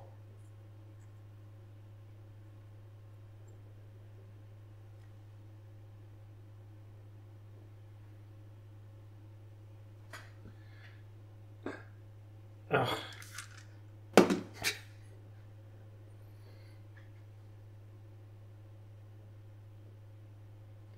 You can see that's got tritium lume. It's got the T, Swiss T on it. And this dial also spent some time in this person's vise, or vice grips, or pliers or something. Okay, but now we have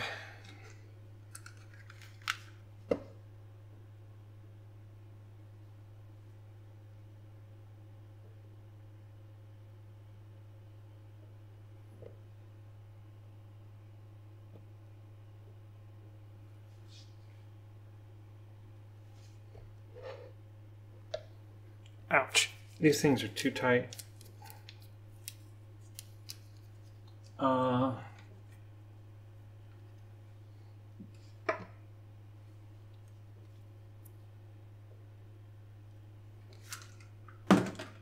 How long has it been? 2 hours? Oh my God. Oh boy, that's insane. So there's our working movement with the face, with the dial removed and standing by. Here's our project, cleaning project, and there is no way. Oh wait, is that thing? Maybe that thing, the axle thing I have is that thing right there.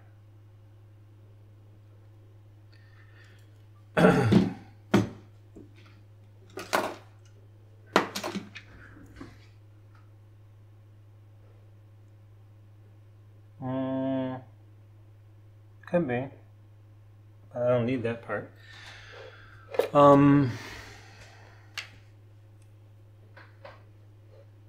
Okay, time to clean house again.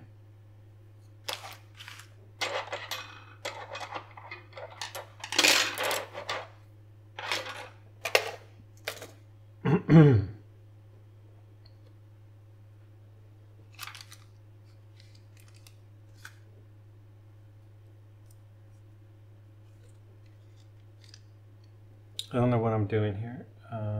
Just don't really need that. It's worthless. The stem and crown could be worth having though. And I should put this in a safe place now, not leave it there. But I just took off my gloves. There's this movie, The Big Bus, that was like a spoof of Airplane. And they were working with like radioactive, it was a nuclear bus, like nuclear powered bus. It was a comedy. Anyway, there was like a problem with the nuclear power, so they have this fancy robot like to do everything, but then in the end the robot didn't work, so they just sent like the low-paid worker in to do it with no protection at all. I was about to grab that without gloves. That's what reminded me of that.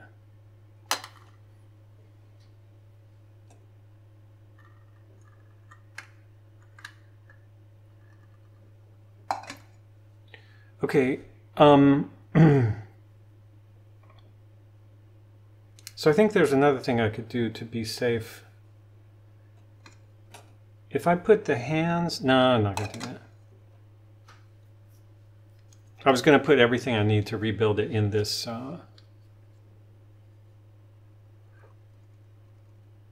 in this thing, but I'm just going to... That's just the movement and the case. So I still have to keep track of the hands and the case clamp pieces. Okay, back to project A.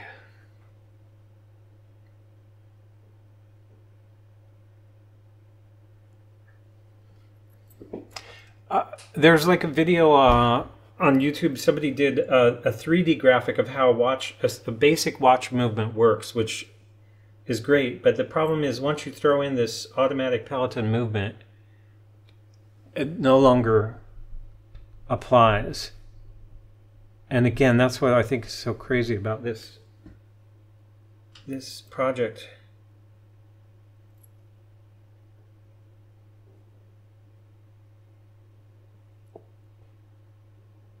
So I'm going to go for,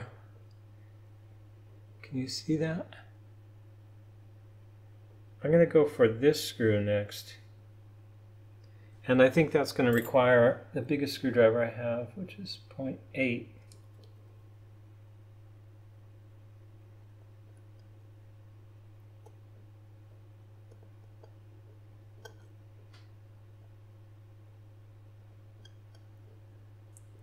each time you go in there, oh, I got the hand in the shot again. Each time I go into a screw, I want to make sure that I'm not using too small or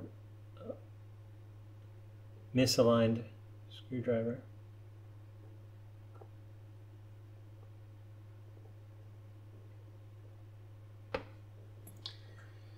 Okay, so now somehow I have to keep track of this. So this guy is going into 42.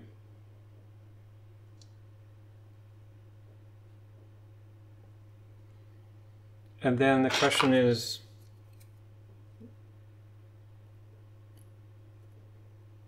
oh, I see another one right here.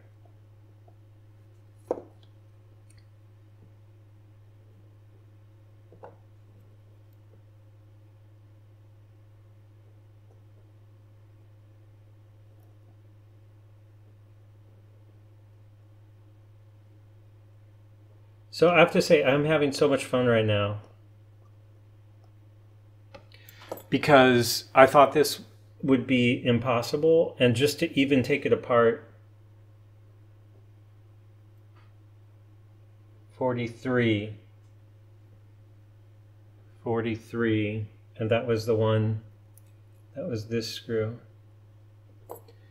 I know I won't get it back together again, but I know that this is doing what I want to do, which is to have a feeling for what the real experience of, oh wait, geez. I don't think I broke that. That's weird.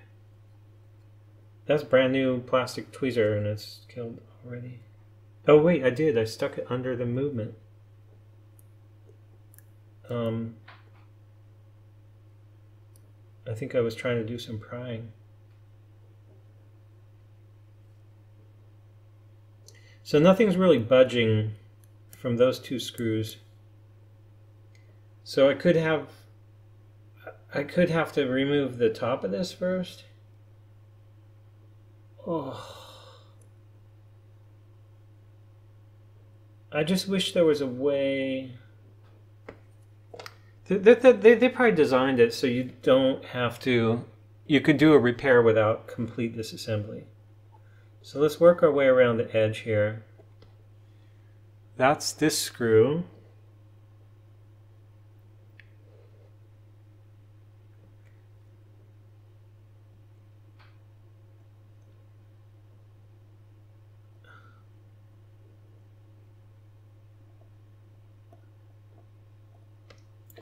You would think that you could remove the if the automatic movement is working, you would think they would design it so you can remove that. So that's 44.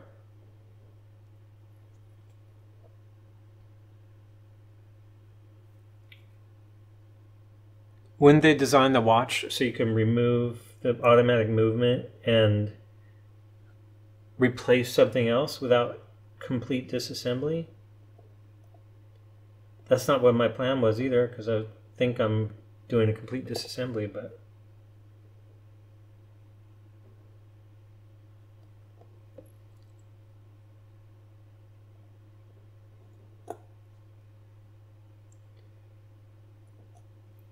oh, so back to the pleasure of doing this right now.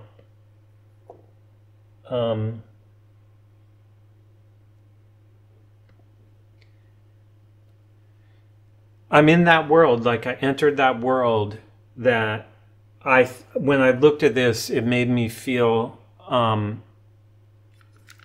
could never enter that world. And that's why I wanted to enter that world of something that tiny. When I looked at this movement, I was like, this can't be, that world is not, I'm not permitted in that world. And right now I'm in that world. So again, doing this concept of going around the edge, next I'm going to do this screw right here.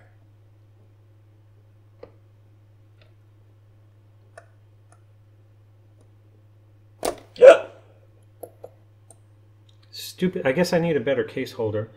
I could remove that face right now so it doesn't get messed up, since I know how to do it. You can see, I think that's a good idea actually, because I'm going to need it. If I fail here, I need it to be in good condition. So you can see that tiny screw in the side, and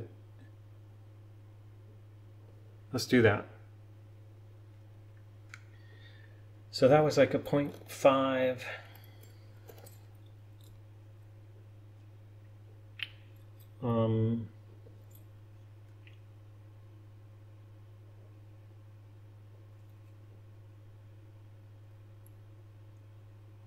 I don't know if you've ever been to the pyramids in Giza in Egypt, but that is also a world when I went there and experienced that, I was like, that's impossible. You look at those and you're just like, there's no way. Particularly people look at the, I forget what that's called, but you watch people know. The brushing on that. So this is the one I'm going to clean, so I'm not worried about touching it with my fingers. But it's hard to focus it. Maybe I'll do an iPhone of that. But for now, I also want to secure this.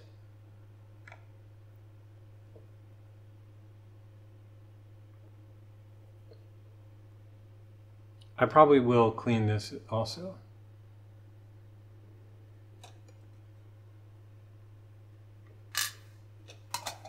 Okay. The pyramids in Giza, entering that world, like, yeah, the absurdity of, like, how the fuck did they do that?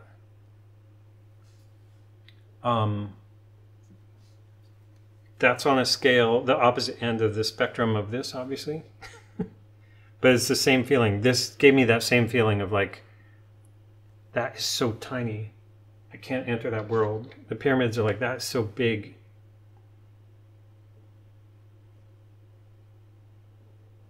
Oh, turn it on.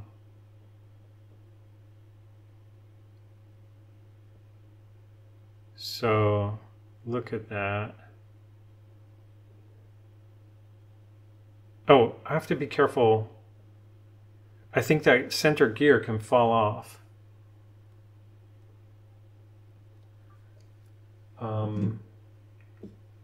I think I need to discover that now so I don't discover it the wrong way where it's just gone and I don't know where it is. Yeah. So I hope I still have this one.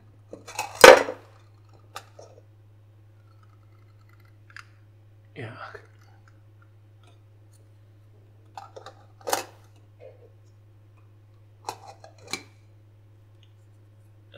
So what else can fall off here? Ugh. I'm having the feeling now of like, I can't end it. I'm still not allowed. I'm not allowed in this world.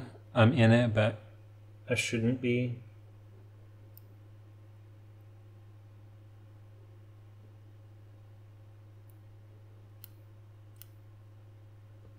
Okay, so this, because I don't want it to fall out, I'm going to put this in 46. And then I'm going to try to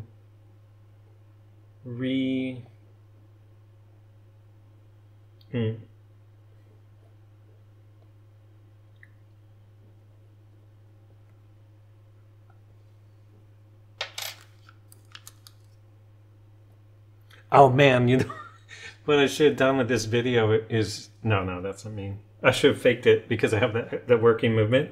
So you see me like doing all this and then at the end I'm like, oh look, I fixed it, it's working perfectly. Because it's kind of believable, like how do you find, it's not that easy to find these working Cal 44 movements either.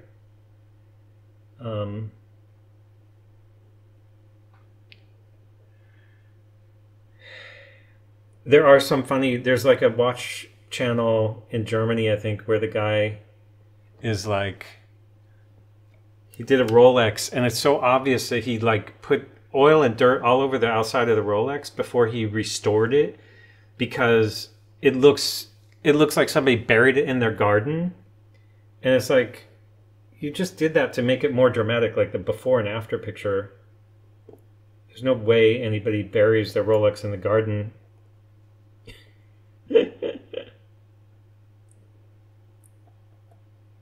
Okay, so I'm back to, I'm going to focus on this screw now.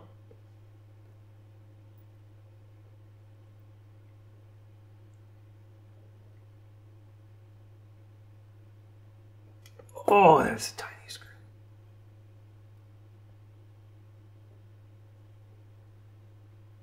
$47. That screw is freaking tiny. It's well, it's probably the same size as the last one.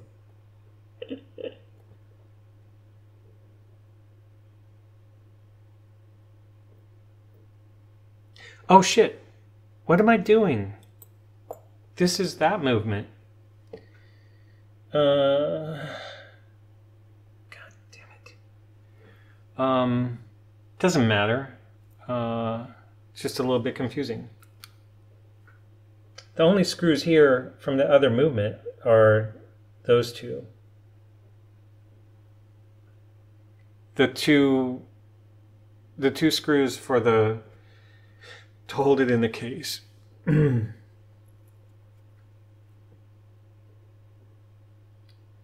So right now I'm confident I could put this back together because I haven't taken it apart yet. Other than that thing, I don't know how I would get that back in there. 48. So 48 is different than 47. Some of these look kind of similar, some of them don't.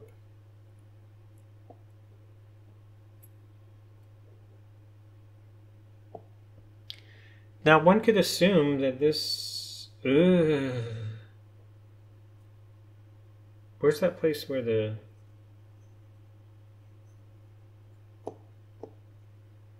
I mean, this whole thing, this is where the stem goes in. There's a whole complicated thing going on in there.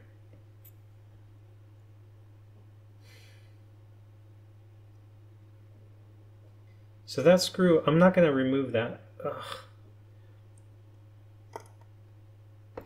So 0.5, 0.8 is too big for this. I'm going to have to drop down to 0.5.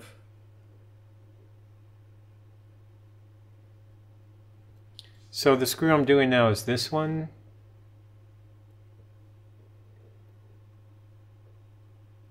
I might go for 0.6 with this. It felt a little bit loose. Okay, so again, I'm going for this screw.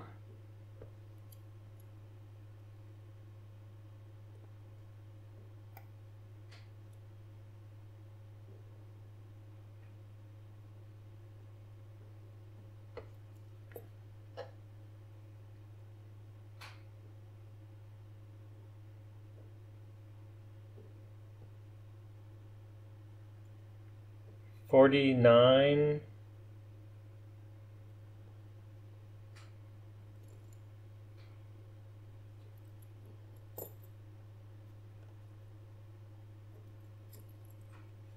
Now I'm going to go for this screw.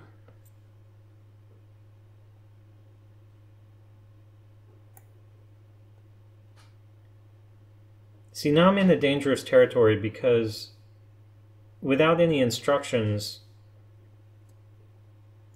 it's not the right way to do this. I think I designed myself for my plan to fail here. Okay, so 50.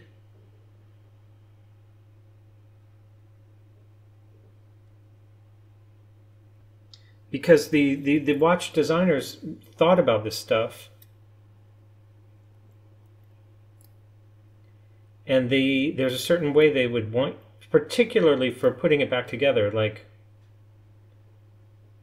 There's a screw. There's a screw right here.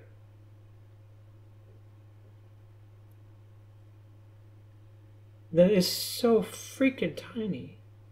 I'm not going to do that right now, but... So the thing is, this is the screw that kind of lets you take the stem in and out.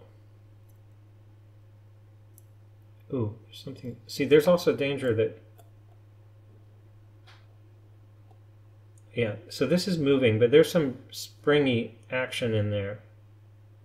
So if I happen to be removing this wrong, which I obviously am,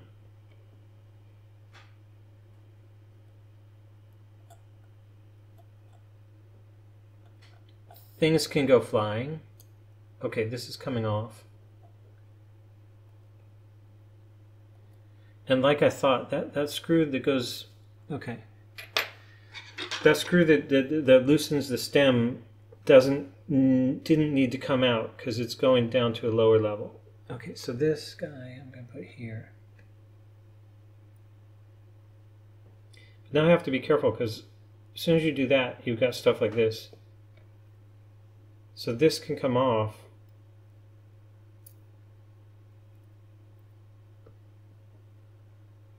Is all the video working here? Oh, I got to pull this down.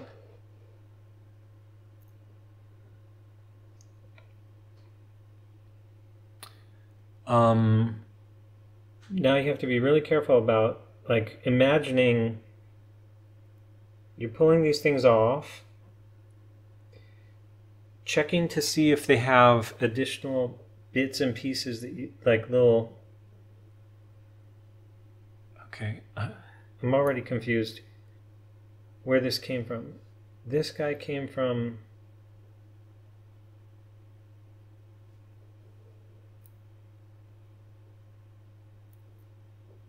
Can I touch this with my fingers right now?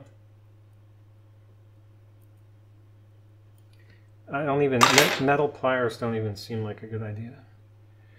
All I want to do is lay this back where it was, which I think was here. No. I think maybe it's right there.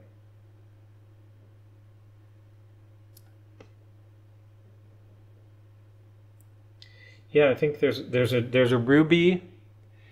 I think it was right here. And the reason I'm doing this is because I think it's going to help me remember.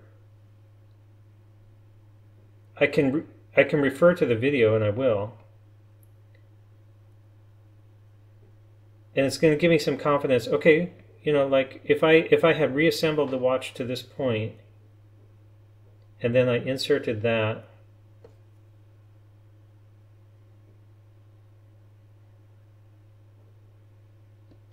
But I'll tell you, there's no... Okay, I'm going to stop talking about that. But there's no way.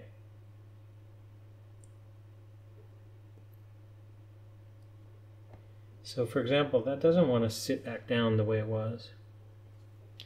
Okay, so let's go into, like... This is the world of this thing.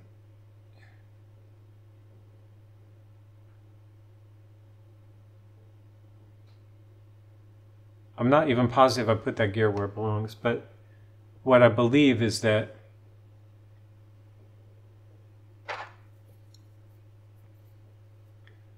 this gear goes there, but it already doesn't want to sit down flat. And again, there's a certain level of like, all these steps have to be repeatable forward and backward. So is it possible that that doesn't belong there? It can't be here because the thing is there. I can't rewind the video right now. Oh wait, did it just go?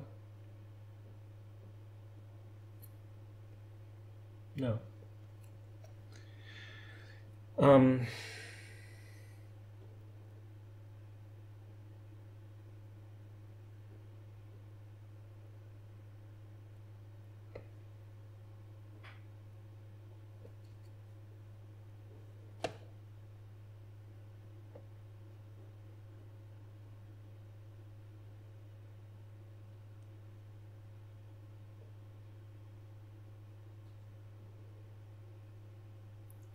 See, this is a luxury. When it's cleaned, I won't have the luxury of touching it like this.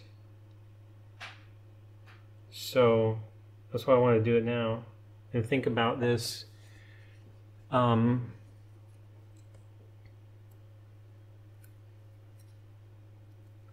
These tweezers are annoying me.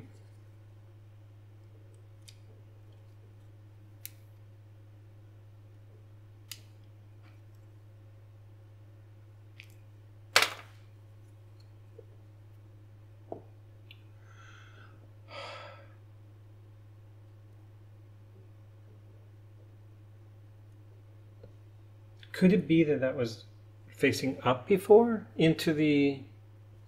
Was it facing up into this?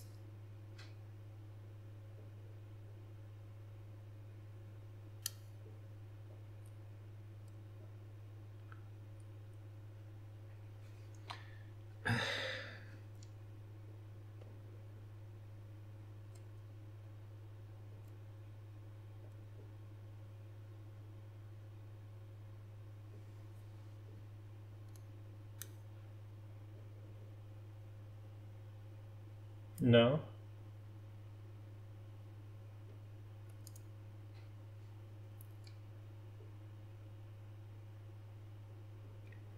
Because this... Okay, so the video is going to be necessary to try to put this back together again, but...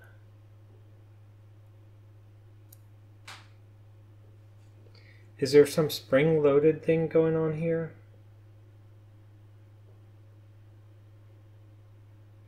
Ooh. Okay.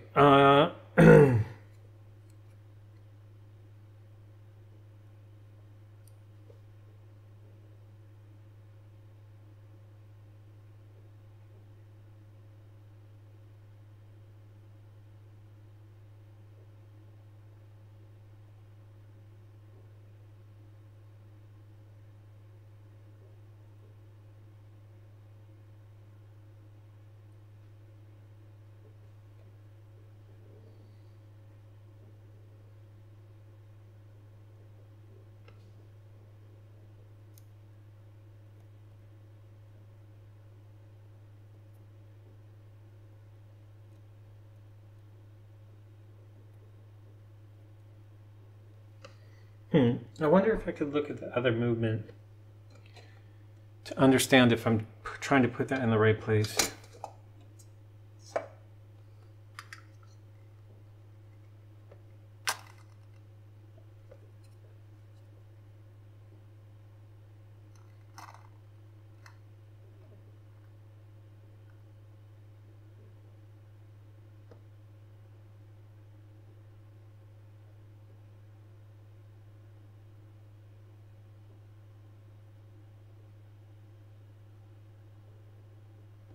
Yeah, so I don't know if you can see, but this is that gear.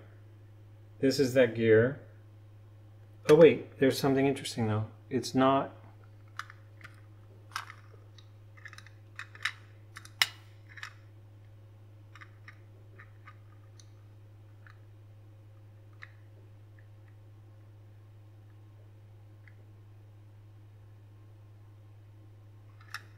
It does stand up a little bit. It doesn't go down completely flat.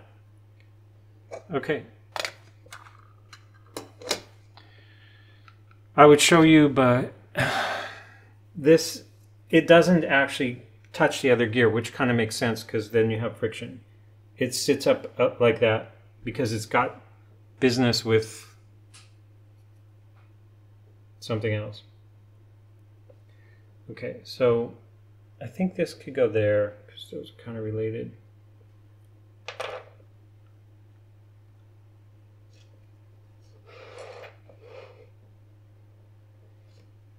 Now,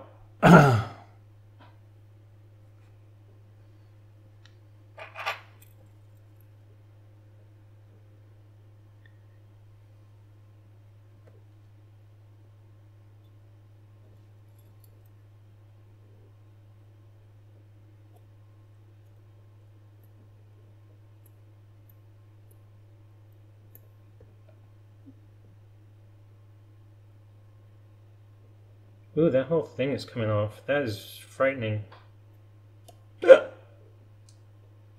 Oh man, I think I heard a sound. That is terrifying.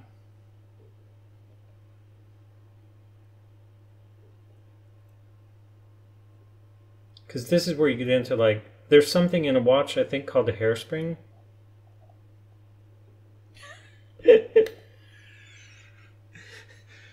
So like, I think maybe I imagined that sound.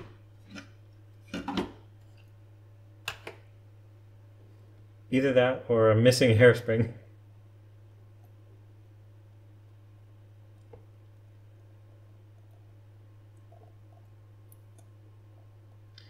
Okay, so what this is getting caught up on is that screw that is the stem. No, it's not the stem screw. It's beside the stem screw. So the stem screw is still here, and there's a screw beside it that it doesn't seem like that should want to.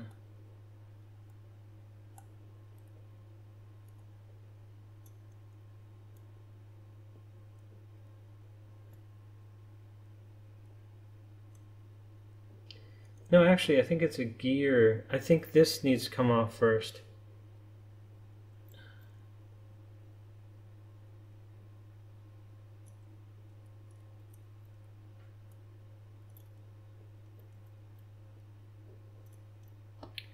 See, there's something about the order. Again, like, you have to do this in the right order.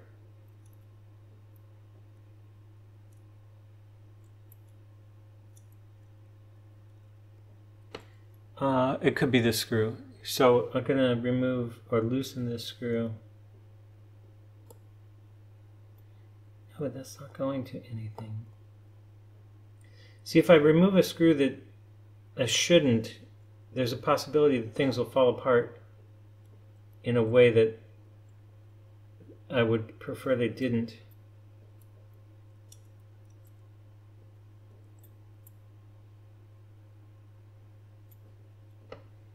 Just trying to see what it is that's catching that.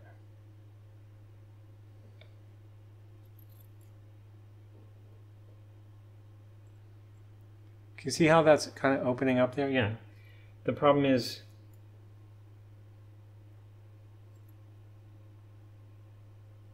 there's a lot of shit going on underneath there. And that tiny world. Tiny freaking world. I gotta get the iPhone going again.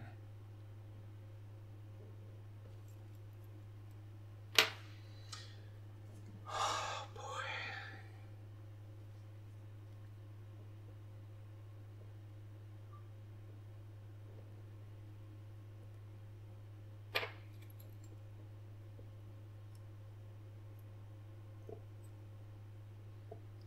So what's happening here is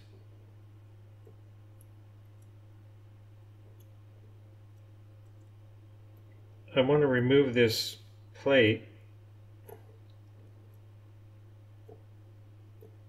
but I can't see what's holding it down. Could be this is the stem loosening screw. This screw is holding this little plate. If I can look underneath there.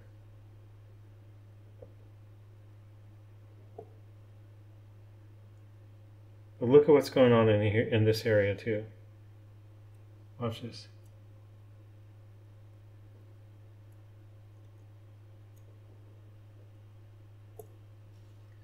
What the hell is that? That's like...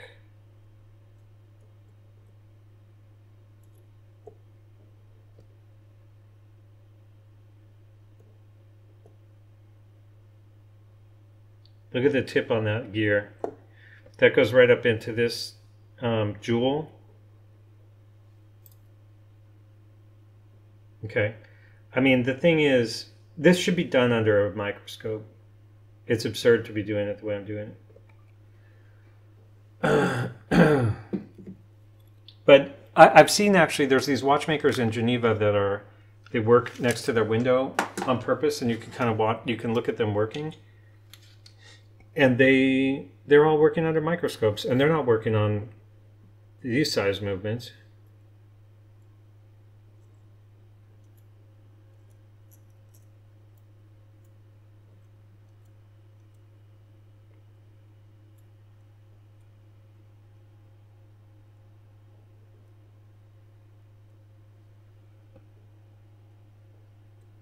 Oh, I think I see what it is. Yeah. So it's actually this gear. That takes a larger screwdriver. This gear is over whatever it is there that wants to come up. So this big gear is over. There's a little something under here. So I have to remove this gear.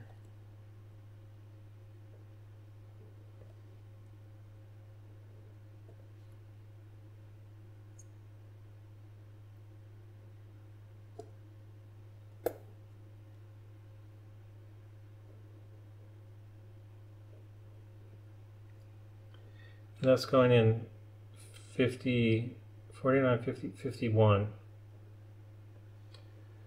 Ooh. Now, this gear doesn't want to come up. Well, it's got this tensioner on it. So this gear has this. This is a small screwdriver.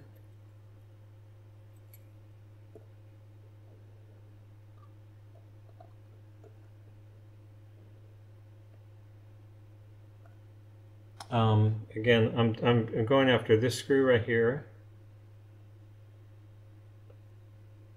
And the reason is, I feel like that's putting some tension on this, like this gear should lift, but you can't because of that.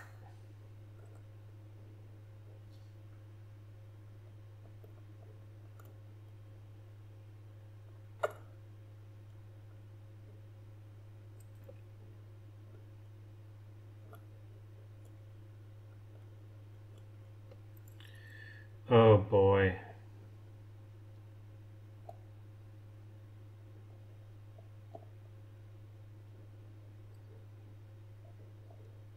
Oh boy. Okay, so this screw that was in this little bit there is here. So I'm going to grab that. Oh wait, you can't see that. Yeah, you can in the watch. And that's going to go in 52.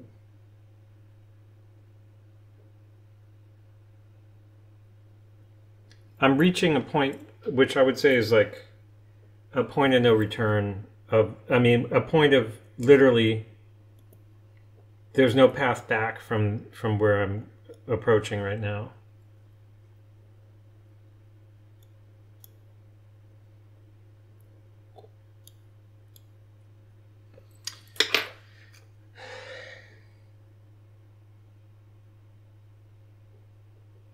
Oh man, that's like,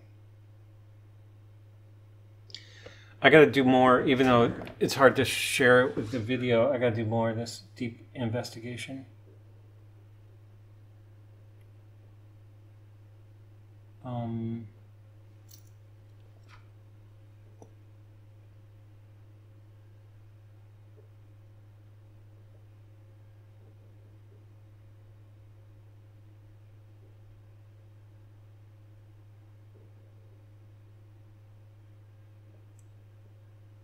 I see one thing, which is, it seems to me that this whole plate here this should all lift off now.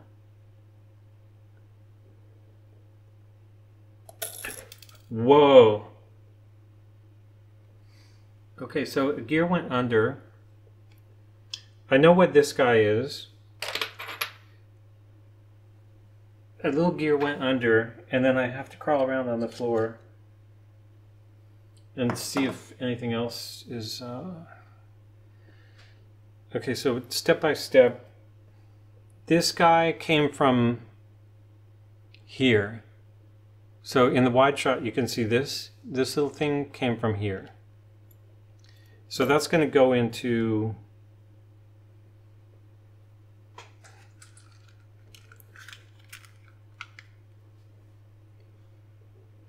$53.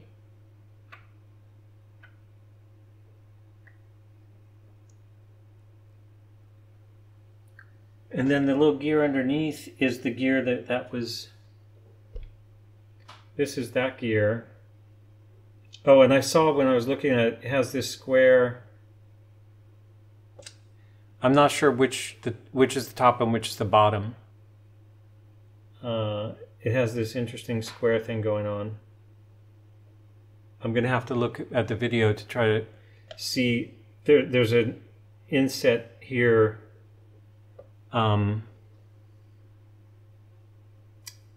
That I have to look at the video to see which way that gear goes. So that gear is going up here. So this is this gear. Oh wait, it's complicated. This gear, and I'm not sure I have it oriented correctly up and down because it flipped over and popped out. And I'm putting that up here.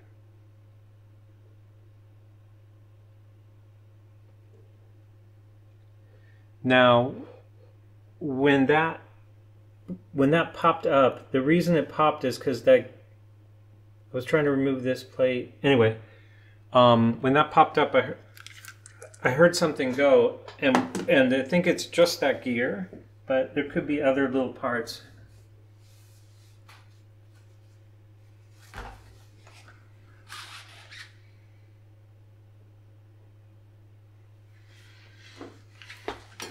There's still the mystery of the hairspring.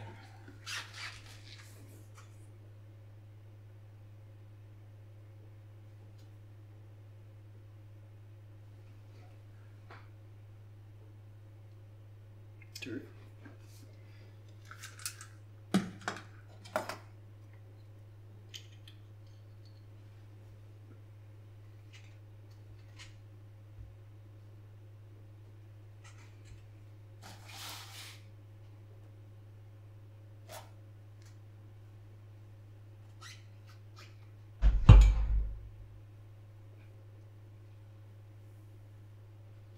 Okay, I don't think there's anything.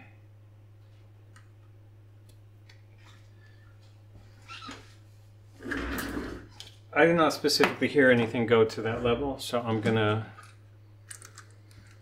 assume that we're still okay in terms of that.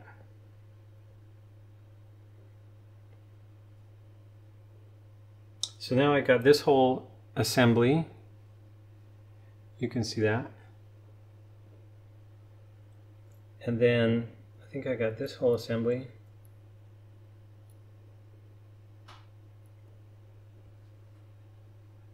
Put that there.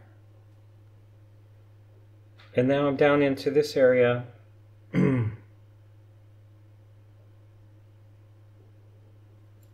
Super cool, but how the hell? Okay, we gotta get the iPhone going again.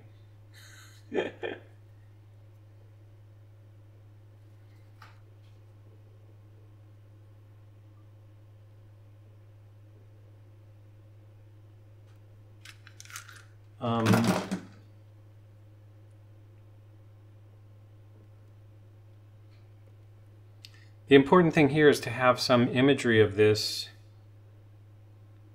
that I can refer back to when I try to reassemble it. Oh, there's that. There's the. I can't point with my finger. This is that weird. I mean, this is that gear around the stem, and I didn't even look at what's going on in here. That's a whole like little mini adventure in itself. But right now I want to pull these parts out, and I want to have a record of what the details of them, so I can have some chance of putting them back together again.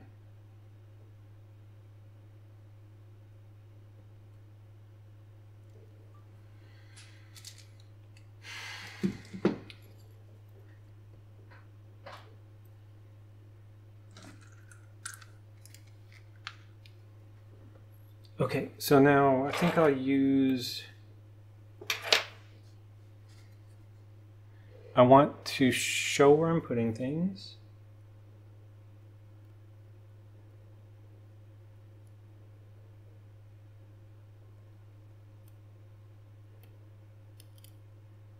Oh, there's the...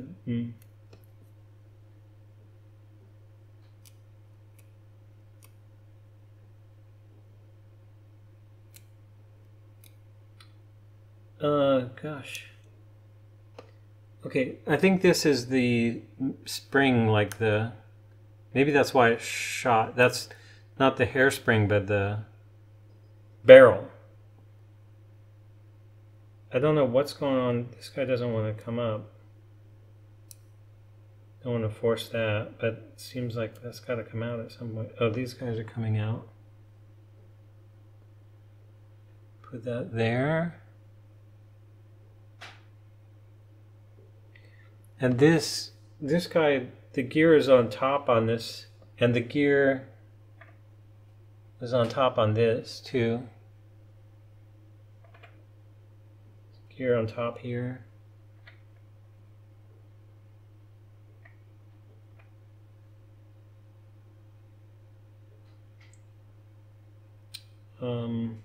Getting down there.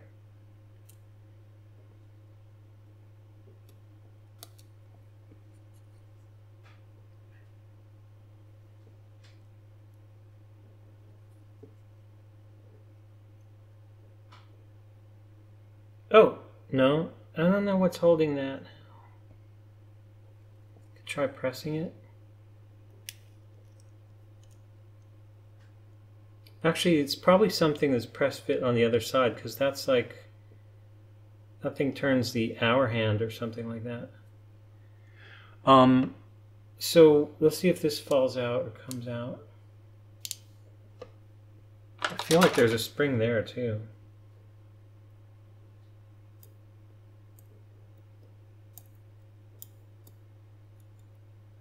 Okay, so that guy came out. Oh, that's two parts. Holy crap. Got to get a close up of that.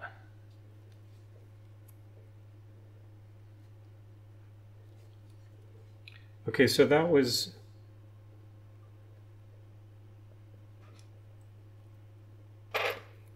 the part that was in that stem thing. It sits down in there, and I just dropped it into this bin and it fell apart like that. I think I'll figure out how to put it back together, but that's just FYI.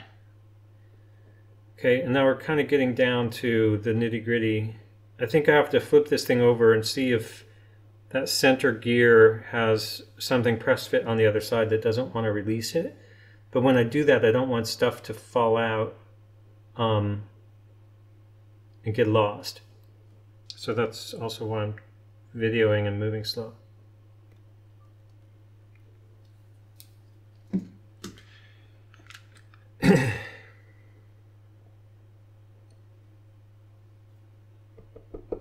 Nothing fell. Yeah, we got some stuff going on under here. I don't really see what would be holding that gear. Oh, there's a gear held by a gear. Is that right? There's some kind of press fit gear or something. Again, it's because the hour hand is inside the minute hand, and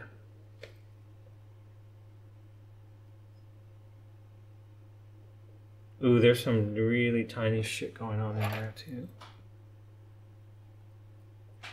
No way. There's no way I'm gonna put this back together again.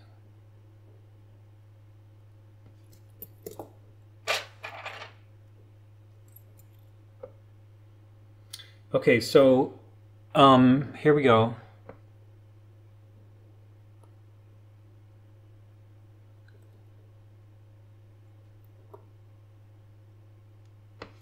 This is this screw.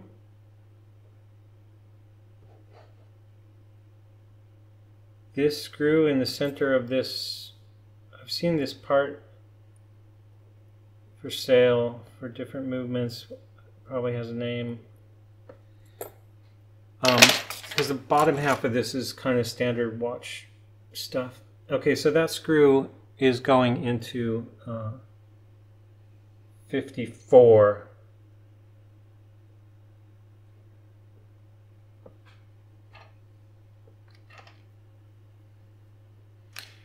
And I'm worried. Okay, this thing.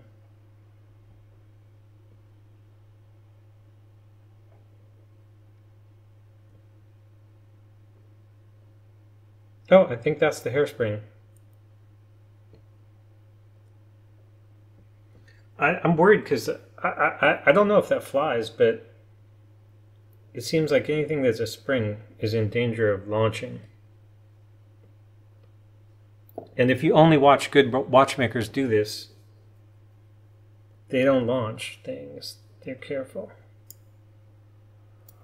Okay, I got the hairspring, if that's what that is. Then this guy, oh, this is cool though. I can see in that close-up video that it's actually going to give me some information. This thing, this is just like sitting loosely in there the way you just saw it was. So that, I don't know, like that's going to have to fit into, there's a top and a bottom, and there's a pin. There's a pin on the top here in terms of orientation.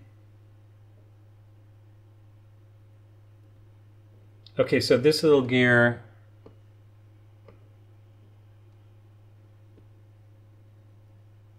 this tiny little gear, that's crazy. This is the part that doesn't want to disassemble.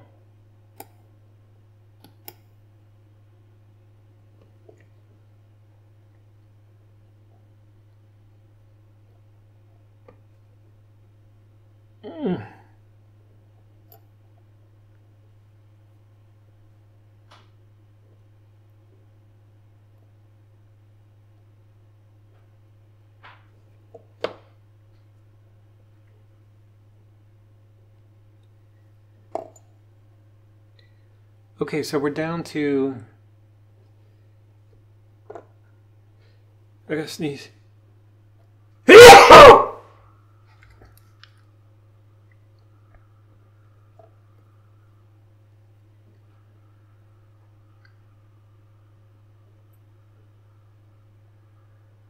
Okay, that's what I thought.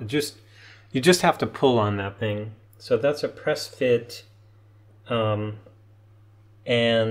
I'm going to put that in 55. And then I'm assuming that, yeah, now I'm sure that other gear will slip out, probably fall. Yeah. Ooh, there's two of them. Oh, one is the... Okay, I want to go back to plastic.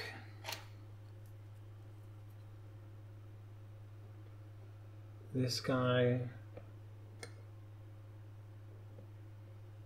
This guy.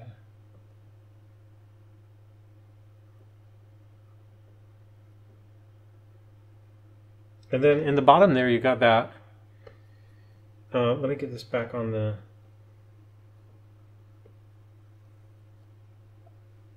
We're almost at 3 hours. Now, I imagine if you knew what you were doing, you could do this, you know, a lot freaking faster than I'm doing it.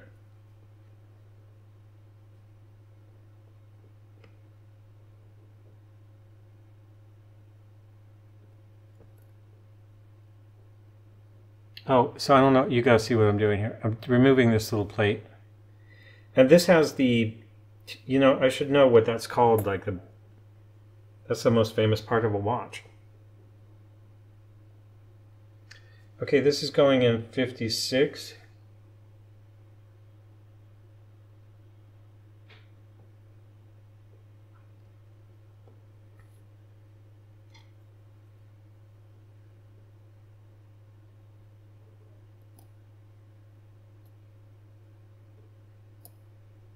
Oh, gotta not block that.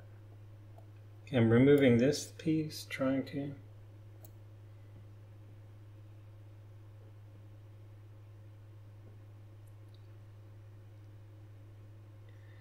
And, oh, there's that thing.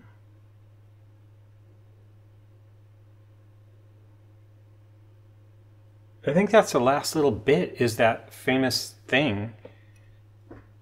Oh, I'm ashamed of myself. Oops.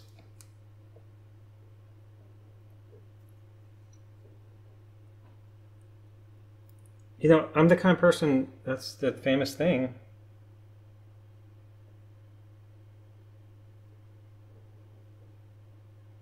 Okay, I mean, that's just like, gotta look at that.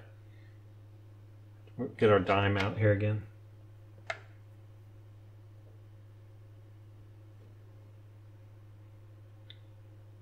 Probably worth looking at, see if there's any damage on that. And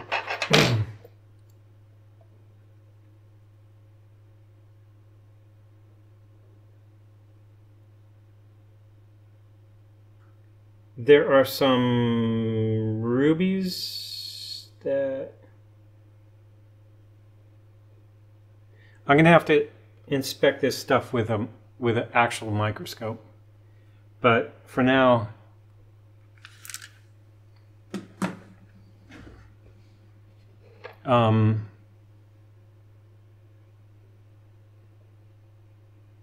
look at that tiny IWC. What is that actually? I'm gonna have to get the iPhone out and see what that. Where is it? See what that is. Is that some kind of stamp? Okay, we'll take a look at this.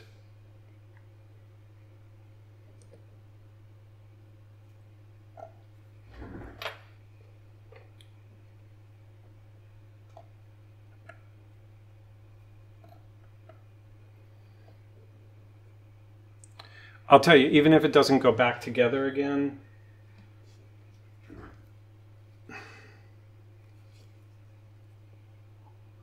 I entered the world that I wanted to enter here. And I think everything's still recording. So, what's that?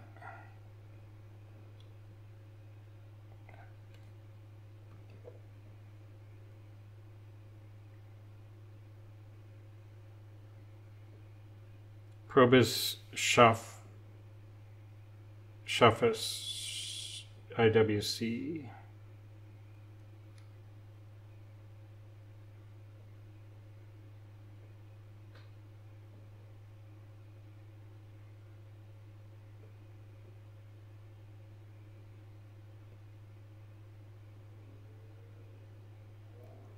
Now, I'm also going to have to figure out if there's anything wrong with any of these parts.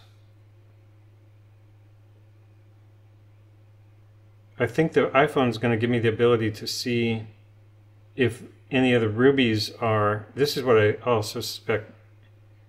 That dirt looks like it's enough to mess with things, right? But I'll have to clean it and then make sure there's no cracks or like it's hard to tell looking at it like that if those are just dirty or if they're damaged.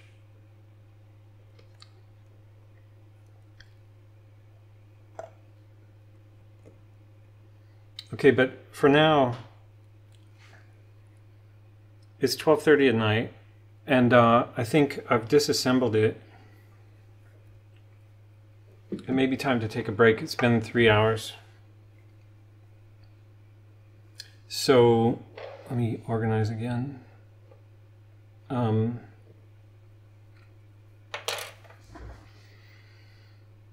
I think that's it. I have a plan. I have a backup plan with the spare movement.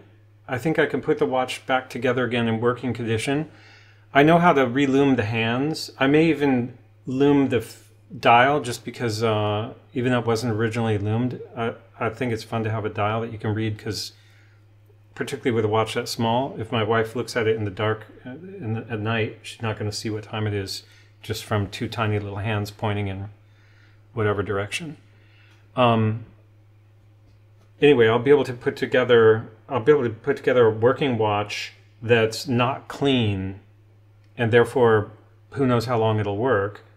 And I may be able to clean this and put it back together with some oil from China, and then find out if it works or not. And I think it's doable. I think I have the road back. Even from the sheer number of screws is not that many. 20 maybe, 20 screws. I haven't gotten into some of the details of that stuff yet. But I gotta call it a night. 3 hours in. Okay. I'll be back fresh tomorrow.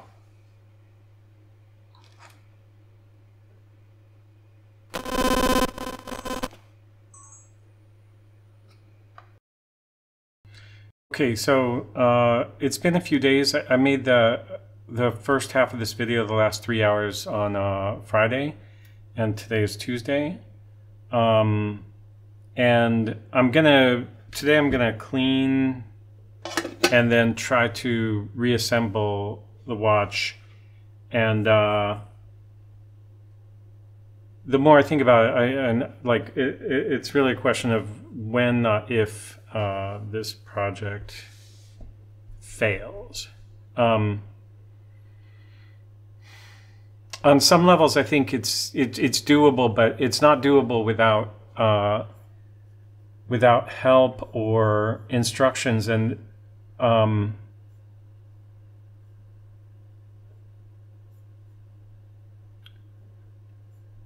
there was something I wanted to check.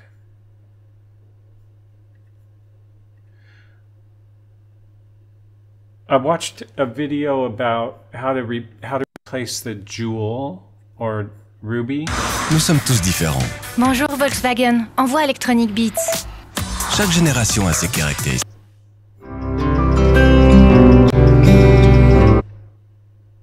So I've placed it on the timer machine. So this guy's working on a fairly small watch also. However, instead of a and what I nice realized reading, is that this, the I think that's impulses the hairspring represented actually. I was don't know what that scattered other little and spring was going erratic. off about was. But Now, I think a scattered and erratic I can't imagine Now, for how those I'm going to that put this together are without putting the unsure right what I tension mean on the by hairspring. escapement. Like, this is made up of the balance assembly, that just the seems pallets, impossible. and Like, the it's, escape I wheel, removed it and now. has the How job do you of allowing put it the back energy from the mainspring to be released position in a with the right amount of controlled tension? and regular fashion. But I So that's knew just this one watch example, was but there's not a zillion magnetized, other, and the not a zillion, hairspring but was there's spotlessly clean. 5 or 10 other little So bits and now pieces this is that are where just going to fault be finding really starts. like having to do with calibration. If you have an and idea things like that. the fault lies anyway, with the escapement, then I think the plan goes on. Okay, so the other thing, just before I start off, I wanted to do two things.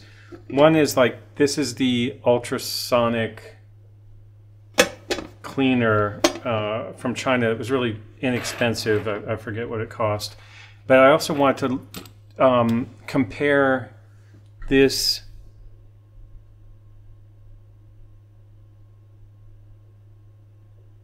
Panerai. So this is a Panerai Series A Luminor base. I think it's like a PAM 0001 or 010, something like that. It's from around 1998. And I just thought it'd be funny to compare the movements. So the other thing about the Panerai is that it's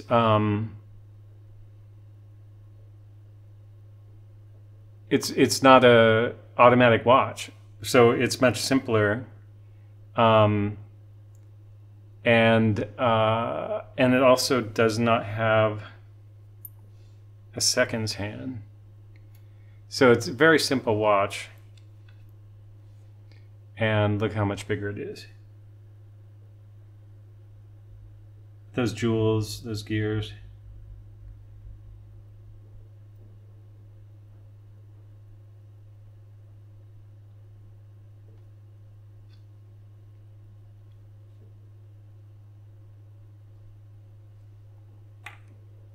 So I just thought that would be fun.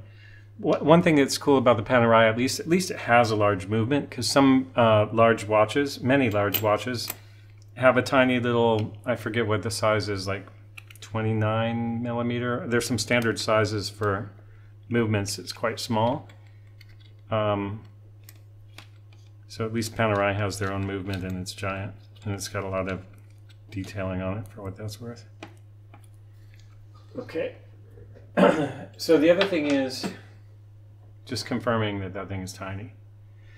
The other thing is I did some research about cleaning fluids, and it was all like expensive and for ultrasonic cleaning fluids. But somewhere I read that you can just use soap because it's basically the molecular movement that makes it work, and water and soap. So I'm just using dishwashing soap and and some warm water, and then I'll clean it with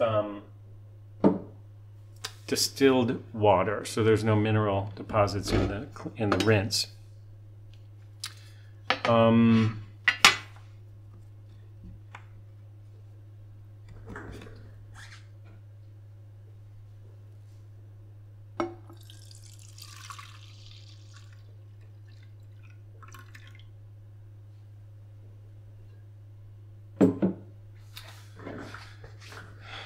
So the other thing is the ultrasonic cleaner, it's not that noisy to my ears, perhaps because I'm partially deaf. No, not that I know of, but when I've listened to it on the cameras, it's very, very noisy. So I'll do something about that in the edit, but you'll hear some manipulation of the soundtrack. And I have to remember not to talk while it's running. One thing, in the first 3 hours, I did the whole thing in real time without editing it, presuming that I don't decide to edit it before I release it. Because I thought it was kind of interesting. Like on YouTube, you can speed up the video yourself, and I thought it was interesting just to be like every moment of, you know, whatever. It's boring, but so I'll do the same thing here, and I'll just tamper down that noise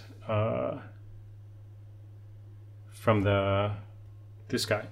So the first thing I'm going to do is clean the case because of my backup plan.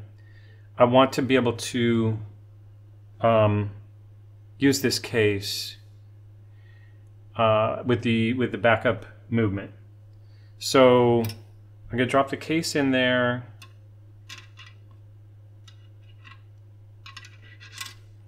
And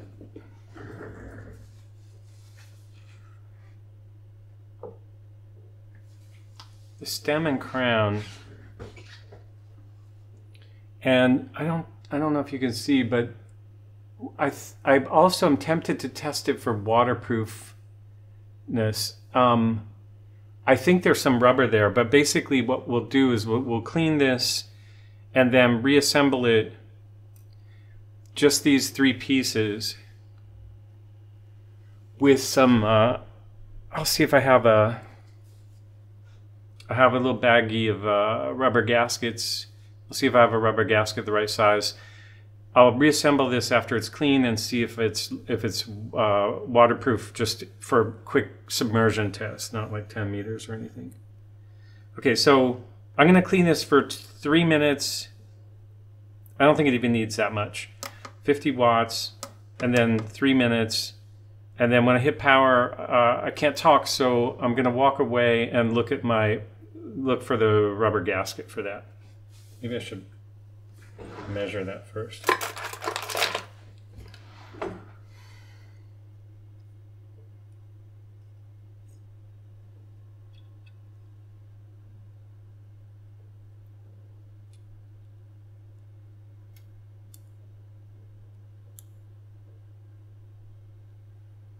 19.7.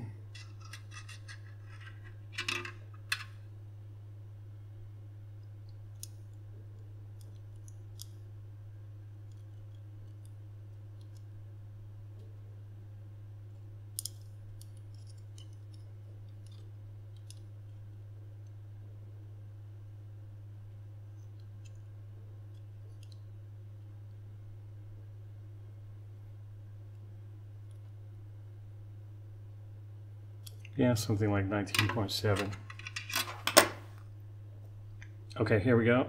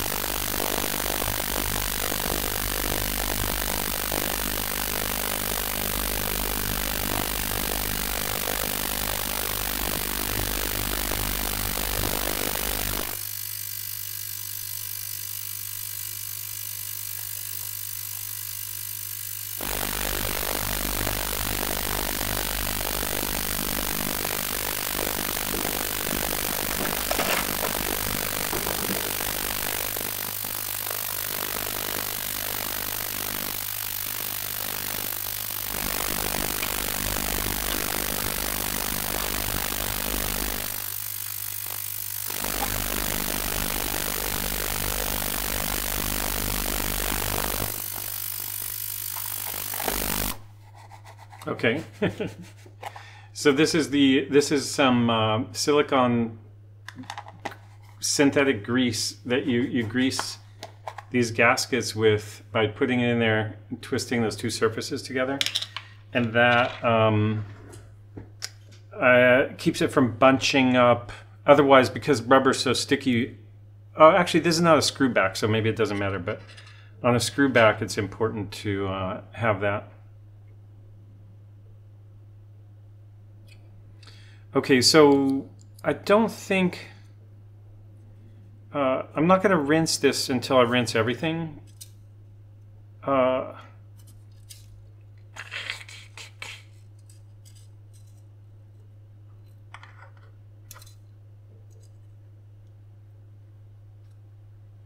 I want to do is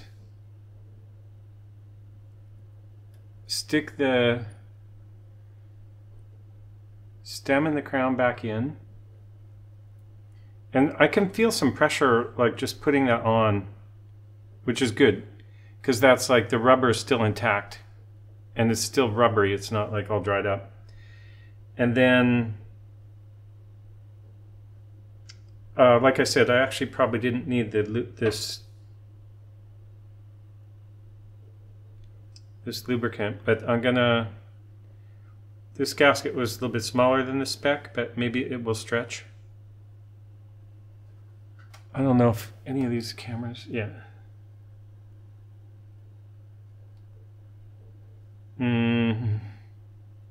Okay, I think I gotta take a minute and set aside this thing.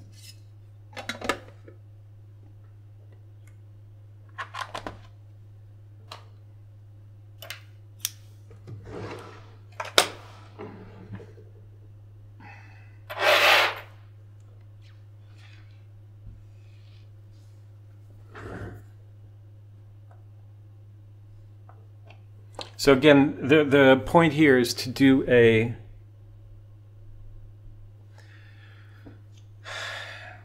to water test this case.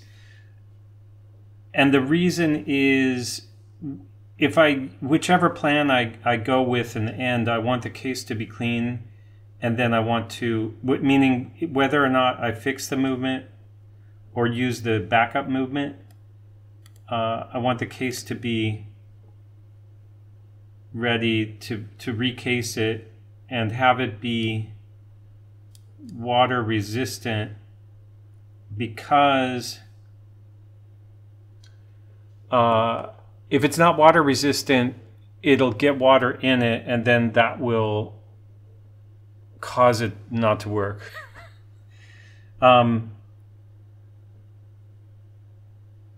The thing about old watches is, like, even if they run dry, if any humidity gets in there and loosens up any kind of grime that's inside, then that grime can move around, expand, whatever.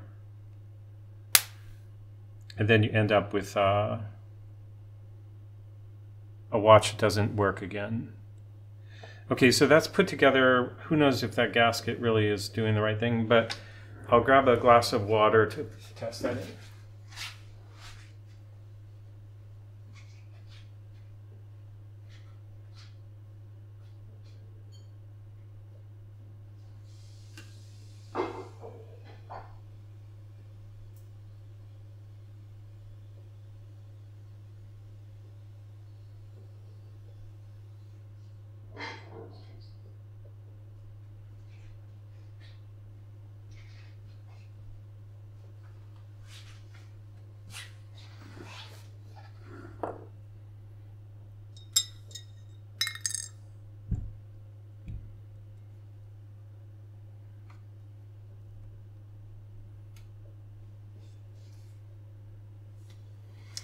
So generally, if water breaches that, you'll see it just start leaking in and pooling.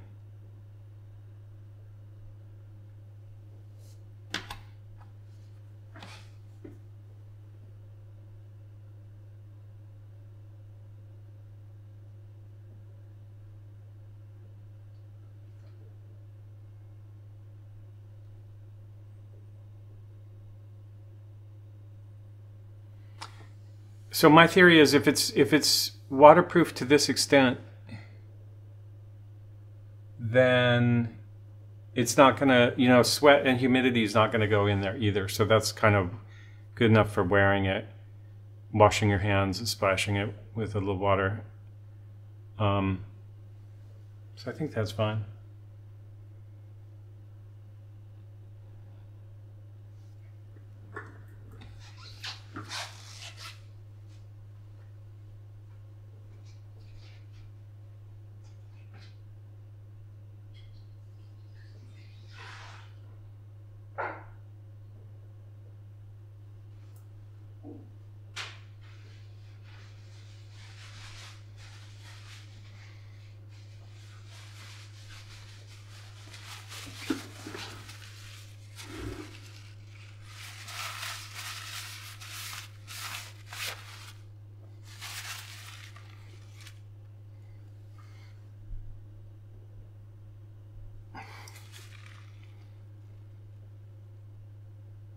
Okay, so I could save myself and you a lot of pain just by putting this back together right now.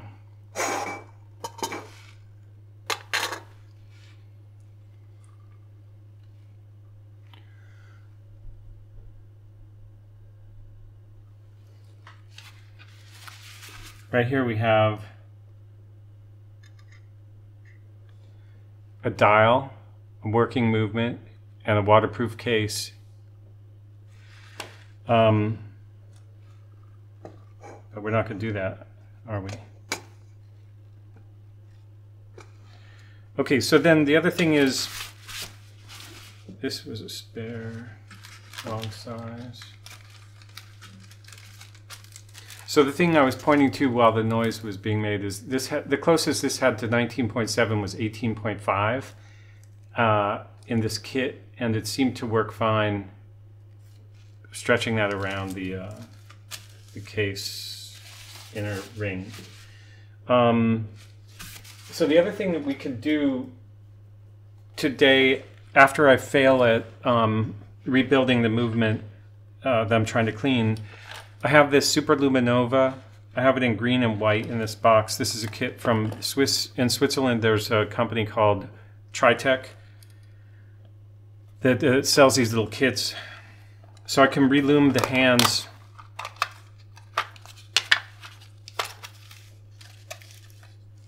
If you're into watches, you've probably seen people do this before, but I can relume those hands and maybe the dial.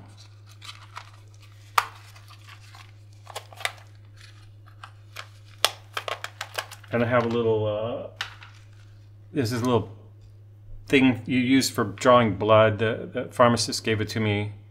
I use that as a paintbrush to paint on the dots on the dials. I think a toothpick or something I can use on the hands, although these hands are really tiny. And then some polyWatch, which is good for the polyester or the acrylic crystal. Polishing, obviously. And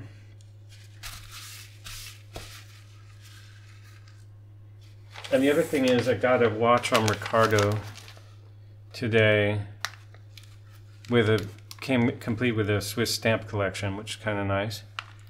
And this is that's going to be my next project, and I'll open this at the end of the video.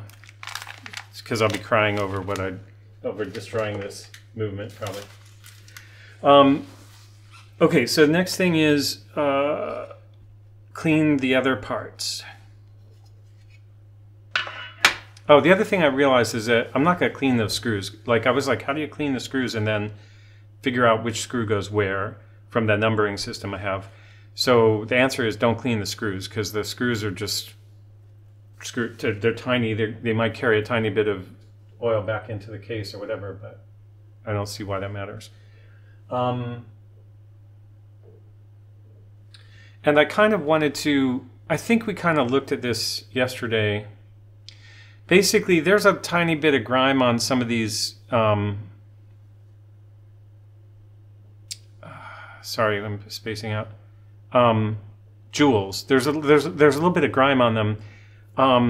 The first question will be, I think I'll put this on 30 watts for this part, because I'm worried that these jewels will rattle out of the, if the jewels rattle out of the, whatever this is called, the watch plate or whatever, the main plate, then it's over. Essentially, that's why I was looking at that video about, I didn't get to the point actually where he shows, but you have to have tools to it.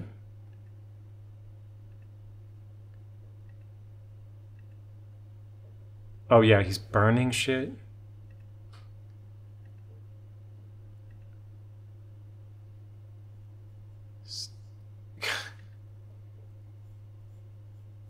Anyway, you have to have tools to press those jewels back in there. So let's see. I guess we'll try. I hate to do this, like put this in and wait 3 minutes. Okay, so I'm just gonna put all the pieces in there. Oh shit, there's one thing I wanted to point out. This, oh man. Oh, I know. I can show the here. There's the proper thing to do would be to remove that jewel. I guess I have to do that. It's like you haven't really entered Tiny World unless you... Okay. I can't shortcut.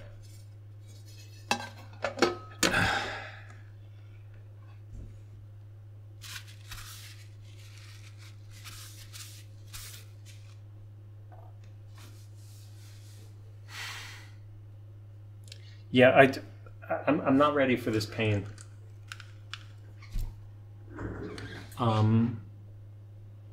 Focus. I noticed that yesterday this camera was not in great focus. I should switch which screen it's going to. It's not a great lens either because it's a long macro. Okay, so I have an additional camera today I was going to use if I need to, but for now,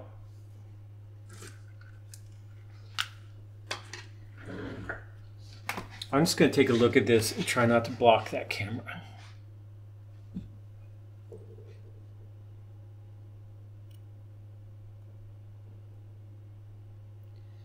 I have seen people squeeze. You can see how you could squeeze the outside of this little brass retainer and lift, and you would free up that jewel. And so that's what I'm going to do.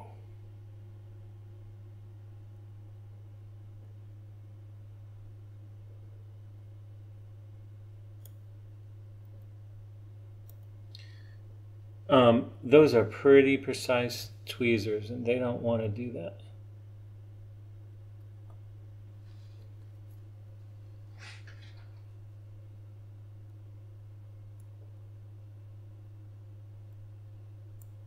Oh! Yeah. Okay, so the other danger there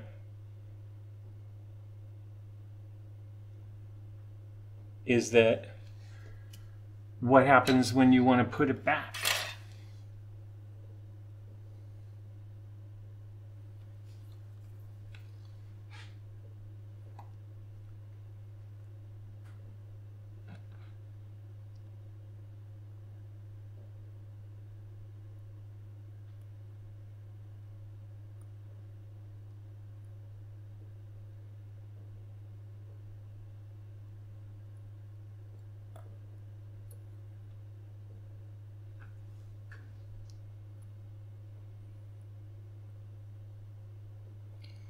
The weird thing is, I feel like I already dislodged that. Okay, let's see what the iPhone could do for us here.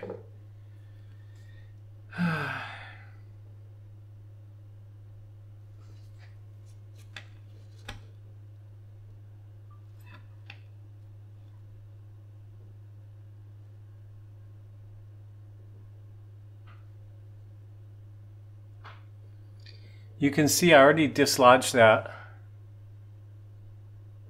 on one side.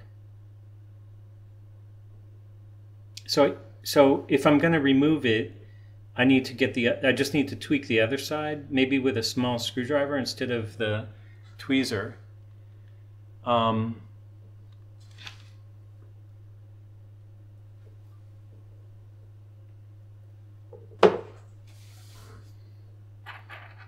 So my smallest screwdriver is 0.5, I think, 0.4, 8, 0.5. Now the other possibility is that this thing will spring somewhere.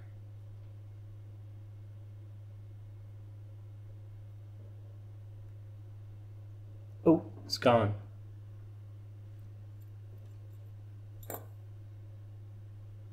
I was just going to say I should put Radico on that. Okay, so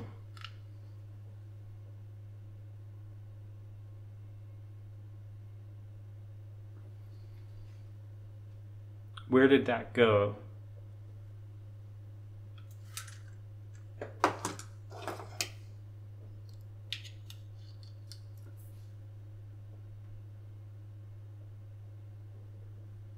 And is it really gone?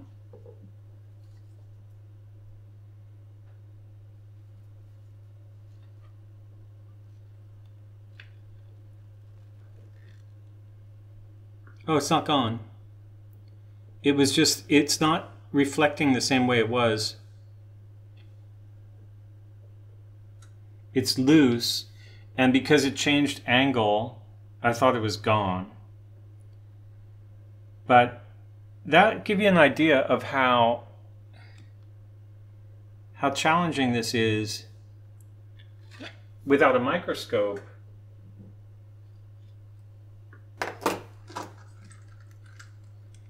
Because to my eye, it's also the angle I'm at. I'm looking right underneath that thing. Okay, so let's do this.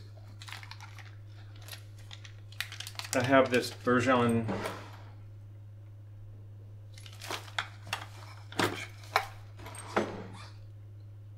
basket, screw type basket.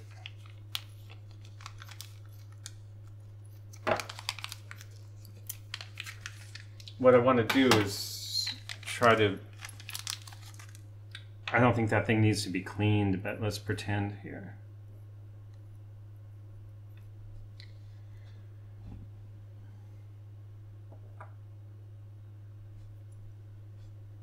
We're going to try to pick up this tiny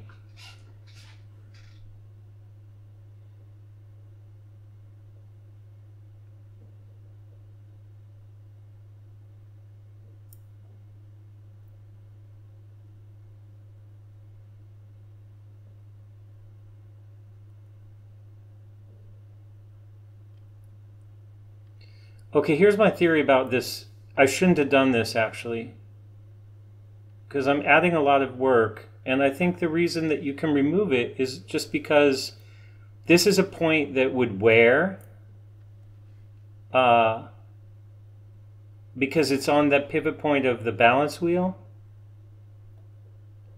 So because it might wear so much, it's the most common thing you might have to replace. So that's why you can remove it. However, God, that's crazy. It's like hinged in a way that it doesn't want to be removed, which is kind of nice. But how the hell did they hinge that?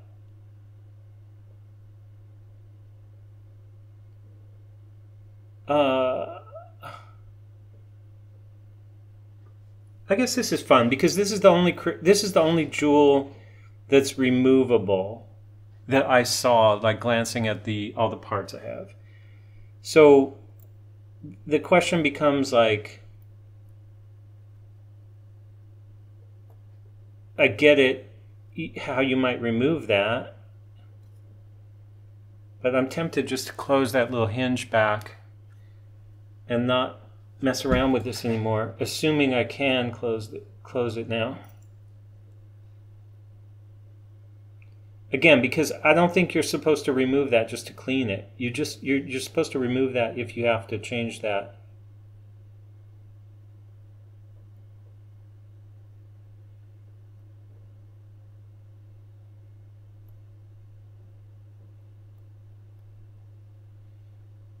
It keeps some pressure on that jewel, and it makes that jewel removable without a press.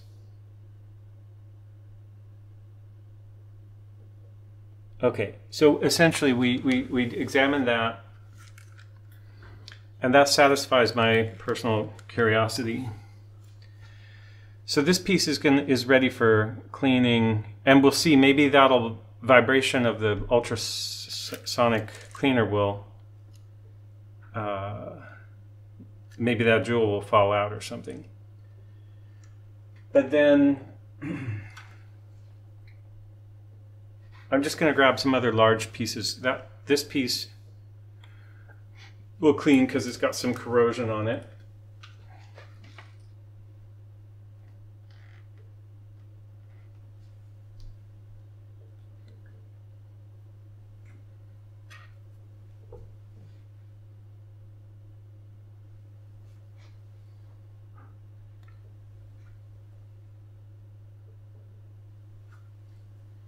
I'm going to clean those hands because they're going to get relumed. So let's put them in the basket.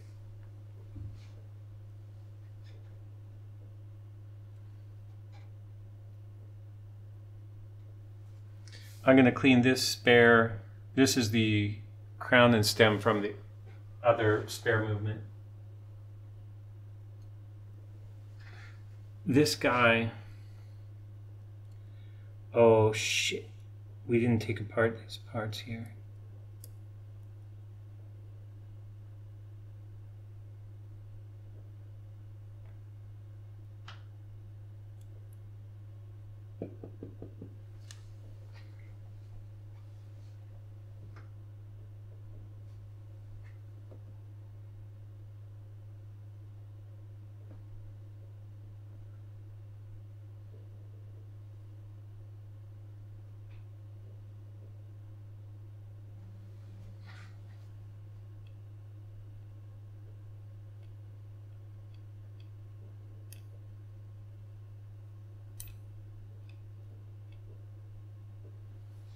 So that's just a part that it will be identifiable in the video when I rebuild it. This part, I think I have to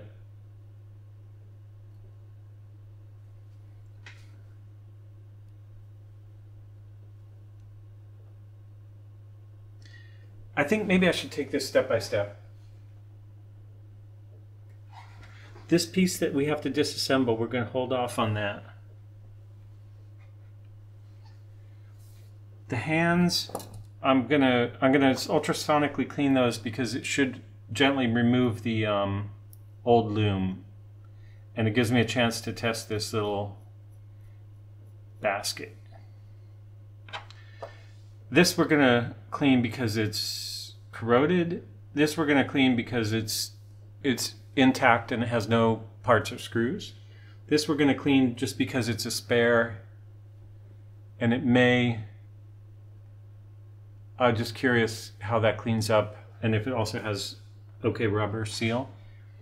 And this we're going to clean because it has no moving parts, and we'll find out if this, now that we know something about that jewel, we'll find out if that jewel on the balance wheel jewel breaks free or not. So that's like a 3-minute test before we get into the other items there.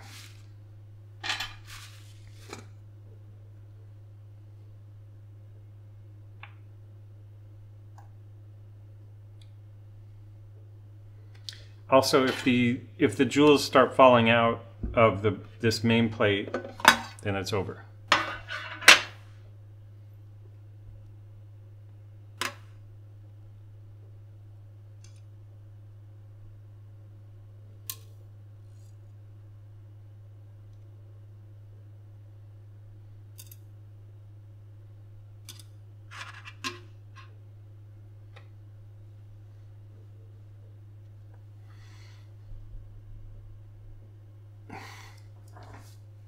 Okay, here we go.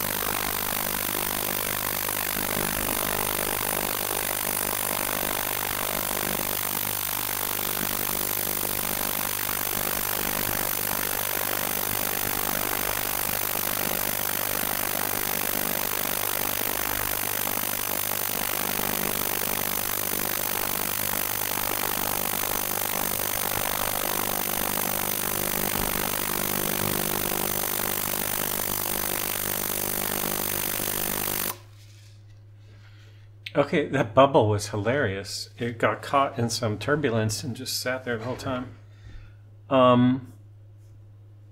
So it did pop off this thing, but that's like some kind of assembly. So luckily that didn't pop off earlier and end up missing on the floor somewhere.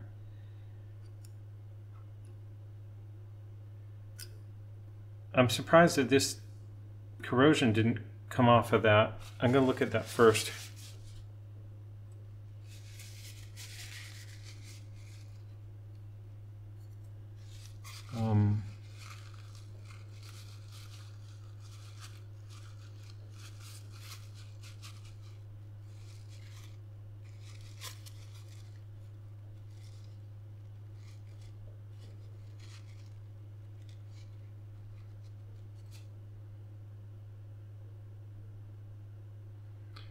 So the good thing is there's a jewel in the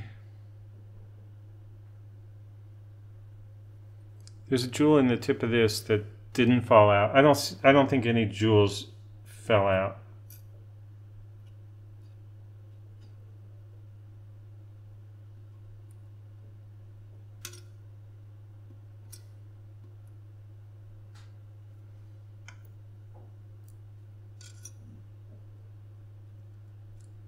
That special jewel still seems to be there with its retainer.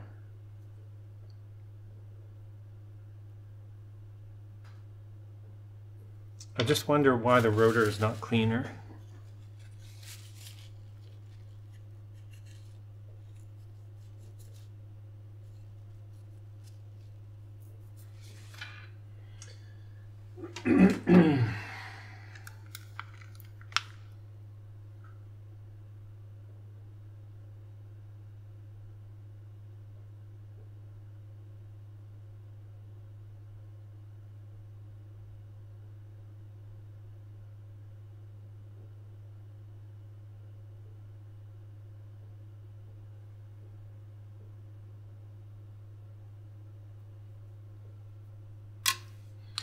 I'm going to, sorry for the torture, but I'm going to do this for another 3 minutes at 50 watts and see if that results in anything different. And the reason is I'm just curious.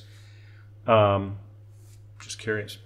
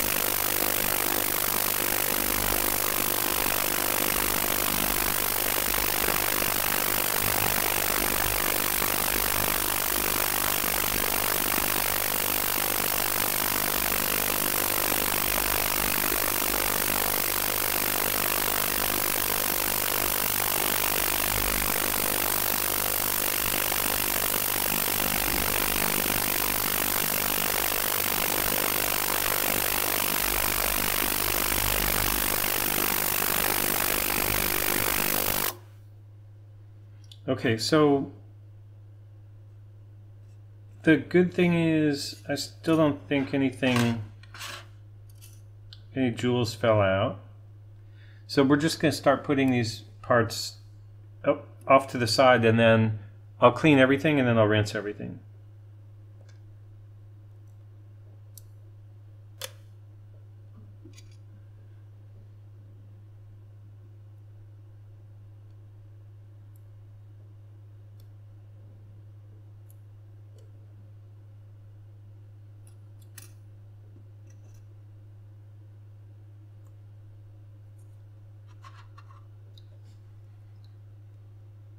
Should be interesting to see if the lume came off these hands.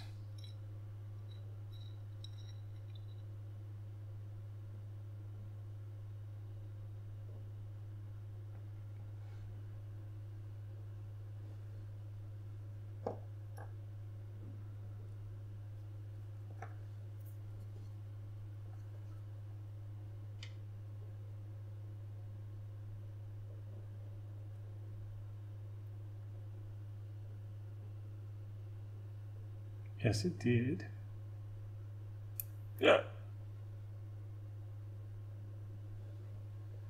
Oh, that's fine. Just the water tension held that hand on the plastic tweezer, even when it flipped. Maybe that's a new technique.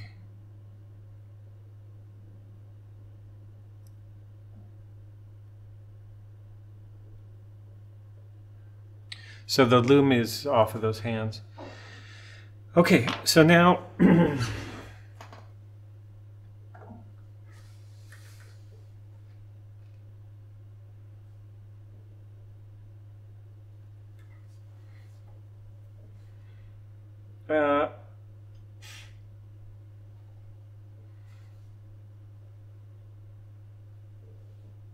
I feel like to load up the cleaning,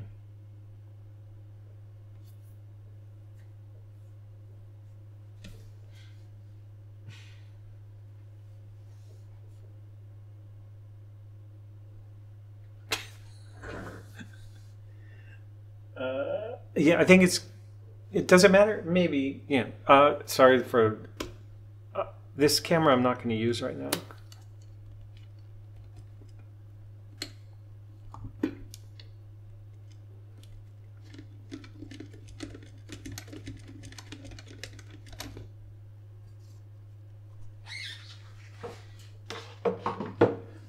So I can use this for the iPhone.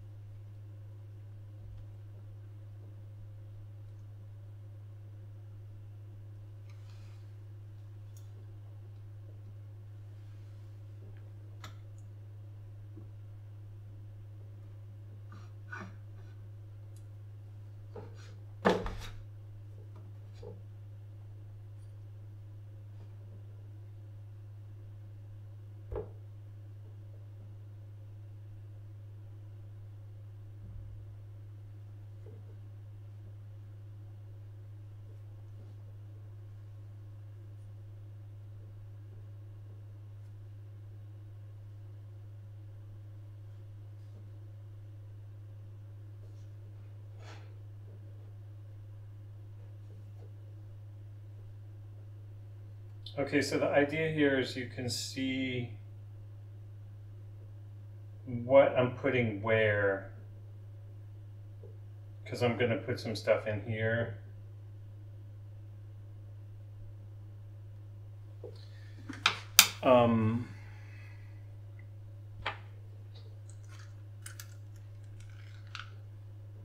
And then I'll also open this.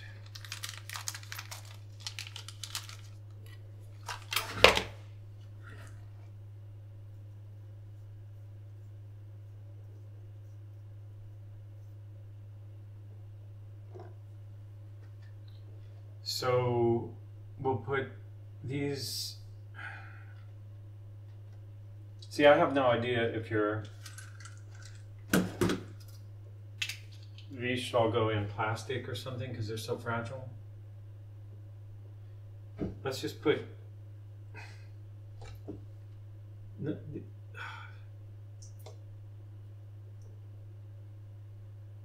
Oh my God.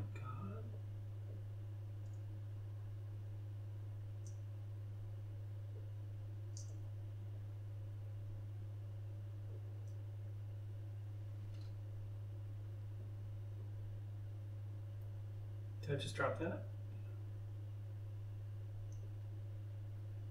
There's my hairspring that's not the hairspring. I guess this can go in there. And this. Oh, this is scary. Those things just all seem too fragile to go into group in like that.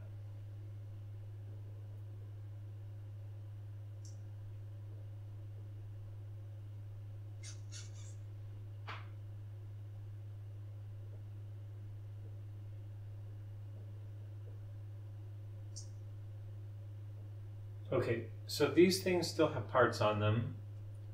These things I feel are super fragile, and these things I feel can be cleaned together.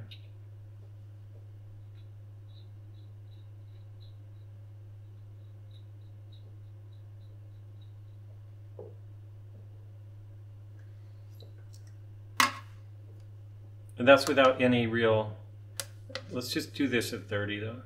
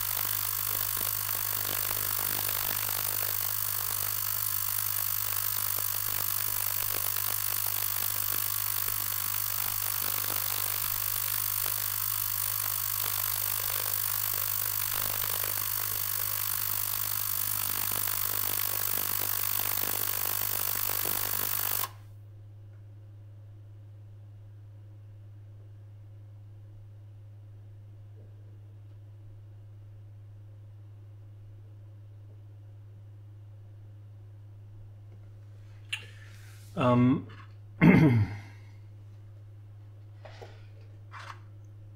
so these are just going to get rinsed, and then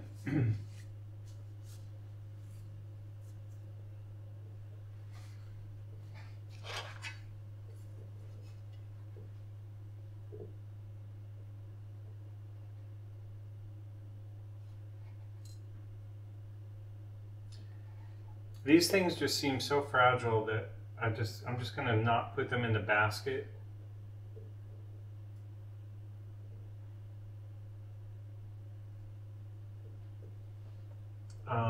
This I'm not going to clean because that's the mainspring. I don't want to affect the grease.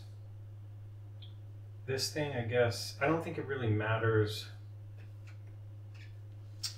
I don't really want to open that up because I had like a tiny screw.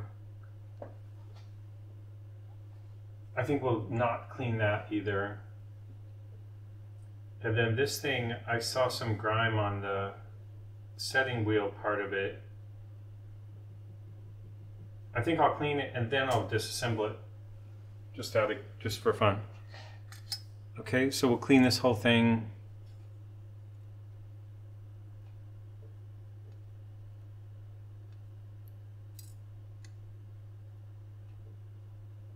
Oh, I love it. That's floating. That's insane. That's gonna float also. Nope.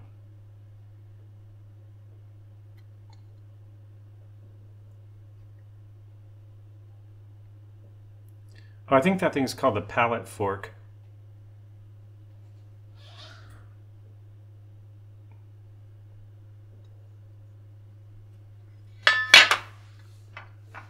Okay, so that's going to be everything that we clean. And this brass gear is just floating happily.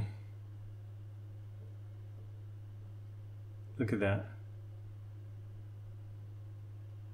Try to get it into close-up.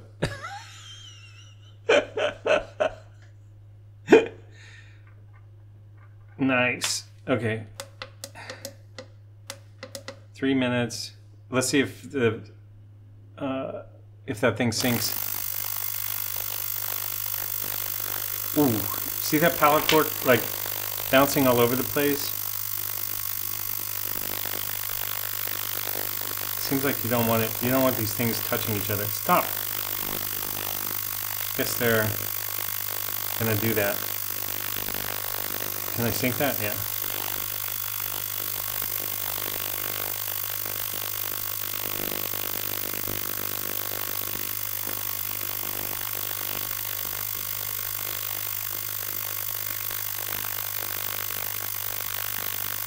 Oh my god. Stop attacking each other.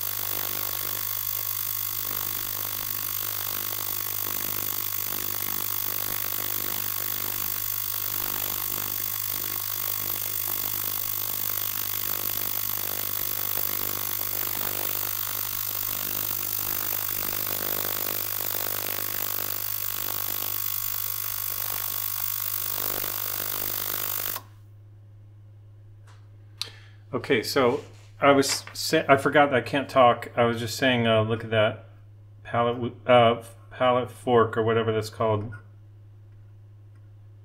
It was like attracted to other things and attacking them. So who knows? I suppose that didn't.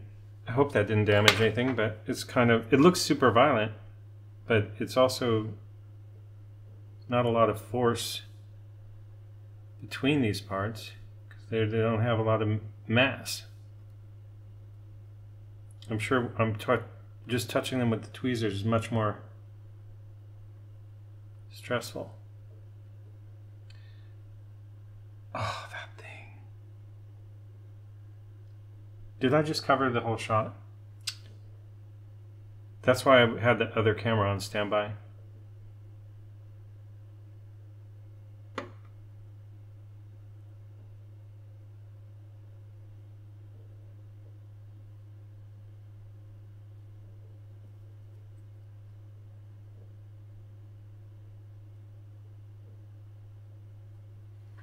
Okay, I'm turning that.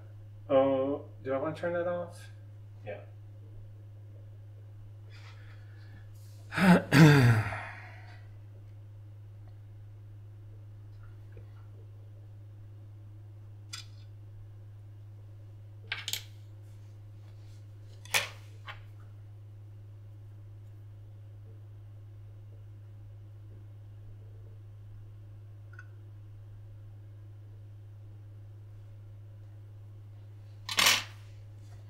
Okay, now I'm going to rinse all this stuff.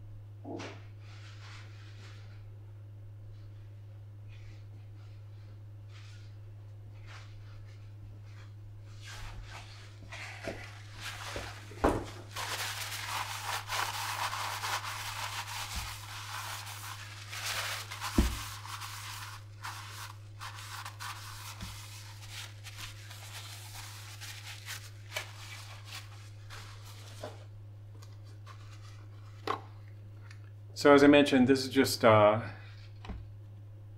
do you call it? Distilled water.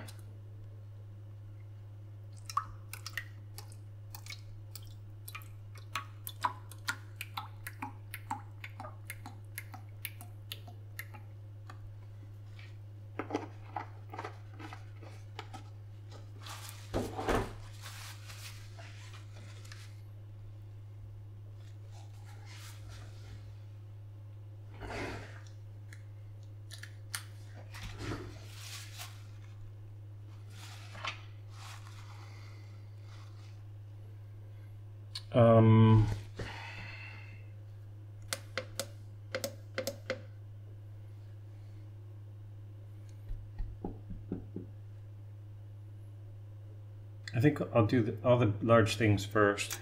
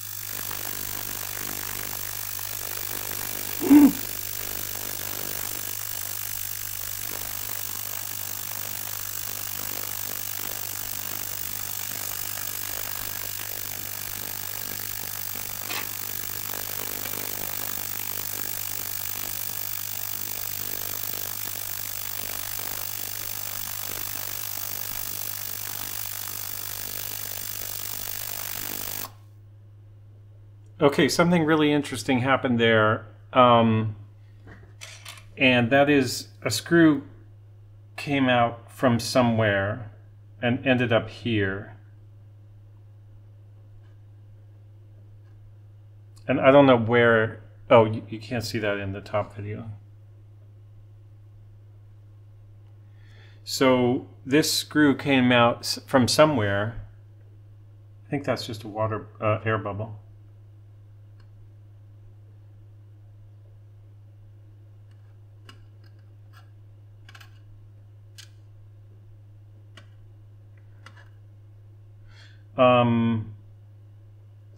This piece over here has some screws in it, but they didn't come out.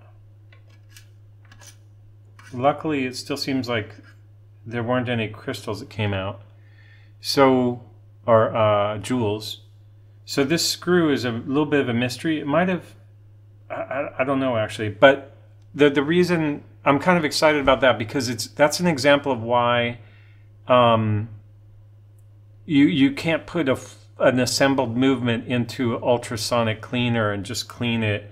Aside from the fact that there are probably places where grime would get stuck and wouldn't be dislodged anyway, it also has this ability to, from all the repetitive movement, I'm not sure what the word for that would be, but it has the ability to unscrew a screw, obviously. Oops. So I guess I can watch the video back and try to figure out where the screw came from if it doesn't become obvious.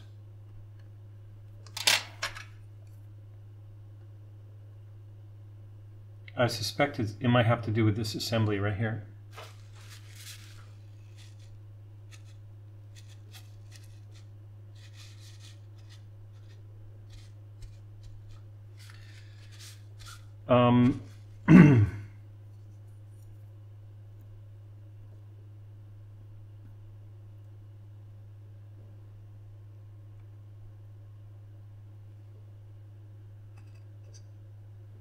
This thing I want to take a look at and see if it's, I might still disassemble it and clean it some more, but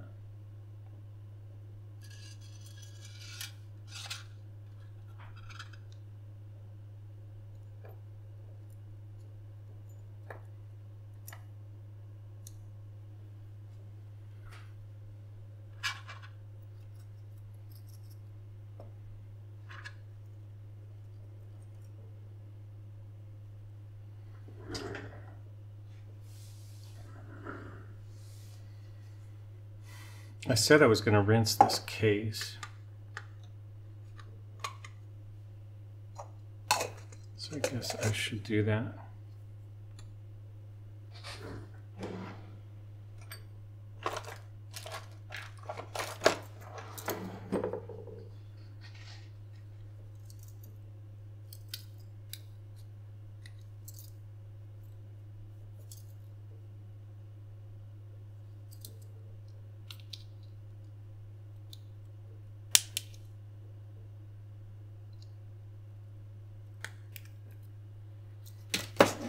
I just noticed something I overlooked before, which is that there's actually a crown divot in the case right there. I had it lined up incorrectly. It should be like that, obviously.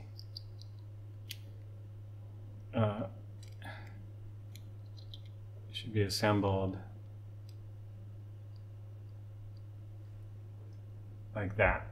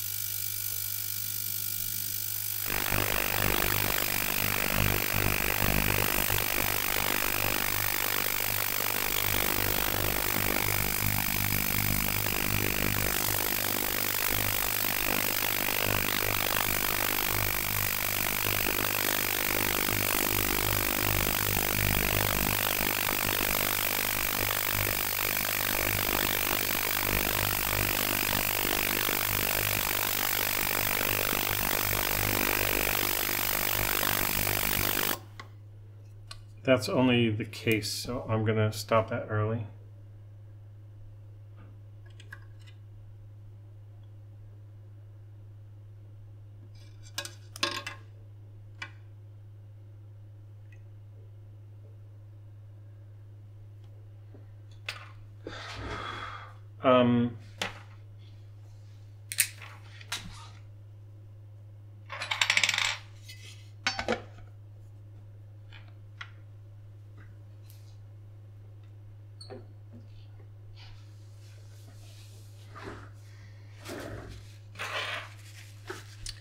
So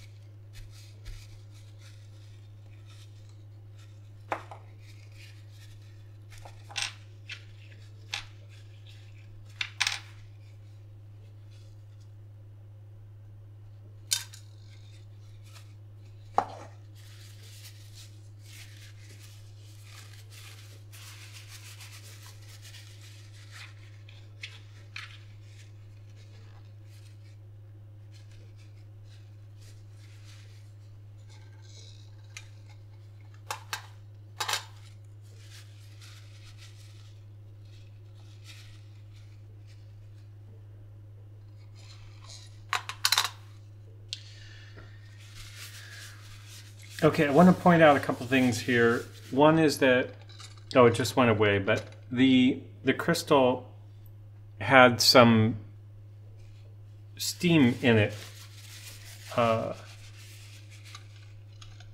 or I don't know if it's steam is the right word.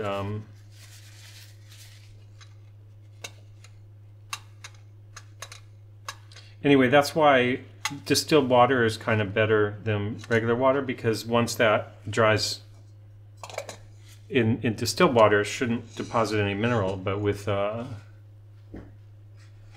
regular water or soapy water, of course, there's going to be minerals there too.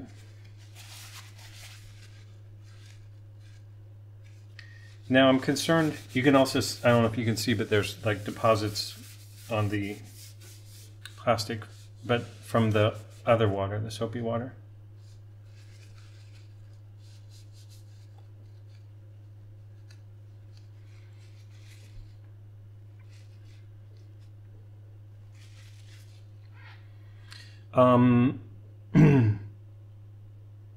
Step by step. I'm going to get some more clean.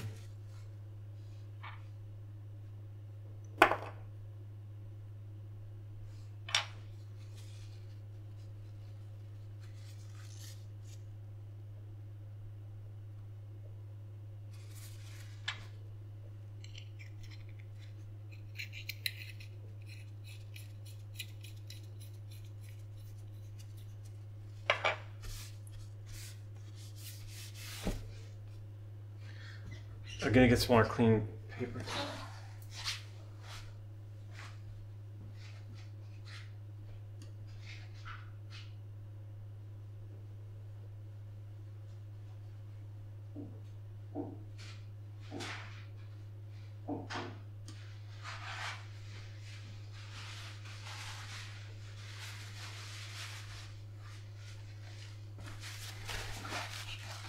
This blue stuff is supposed to be dust free, so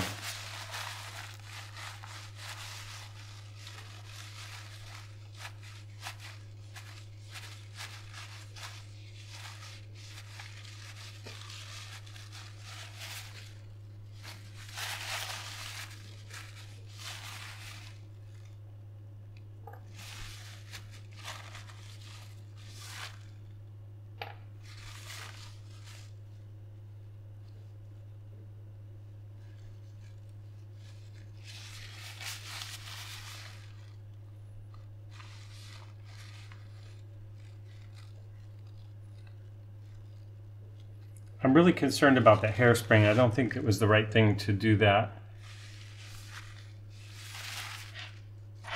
to clean that in that way. It seems like that could have put all kinds of crazy stress on that thing. I feel like I saw somebody else do that at some point on a video. So. One interesting thing is, like, because this is going to almost certainly fail, there won't really be a single reason why, which is kind of sad. Or actually, even if there was a single reason why, I won't know what it is. Let me put it that way.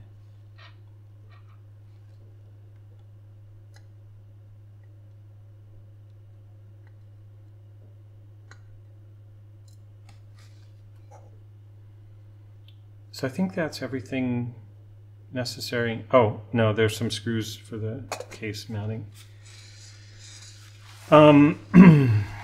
Okay, so these tiny bits.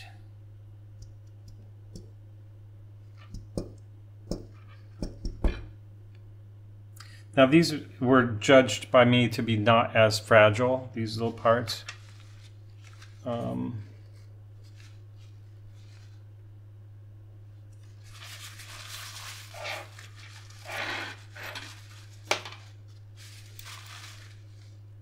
Jesus.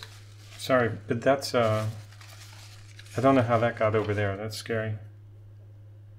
I know what part that is, but I don't know how it got over there.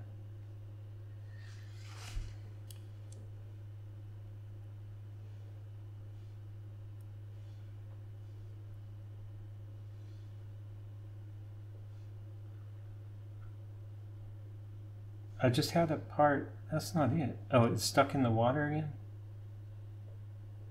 Wow.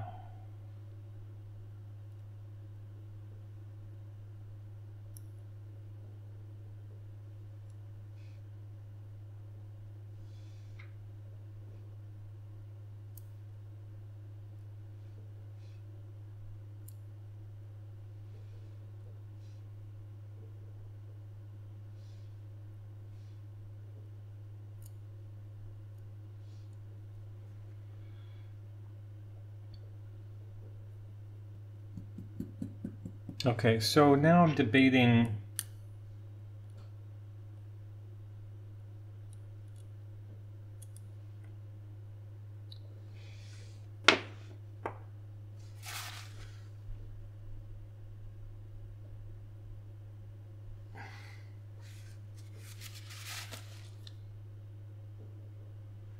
that cleaned up pretty well.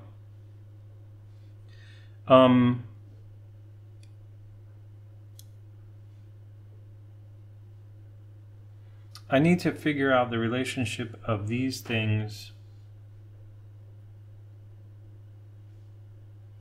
and if that's where that screw came from,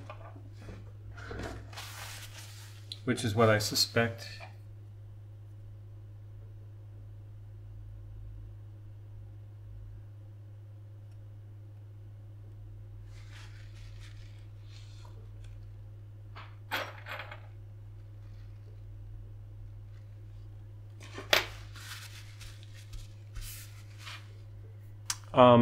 And then also I need to go back to this.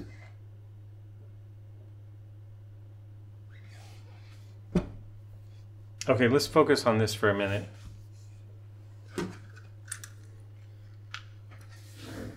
Oh, the other thing I was going to do, I got to put the video from the disassembly onto this computer over there.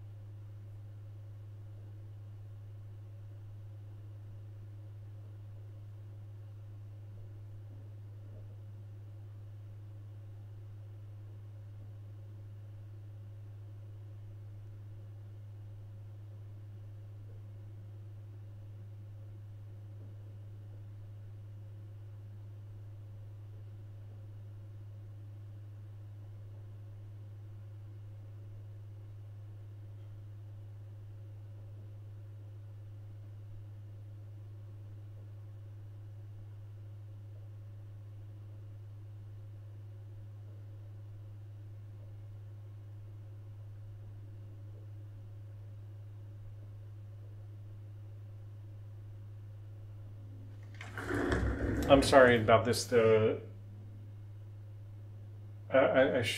whole real-time thing is getting absurd.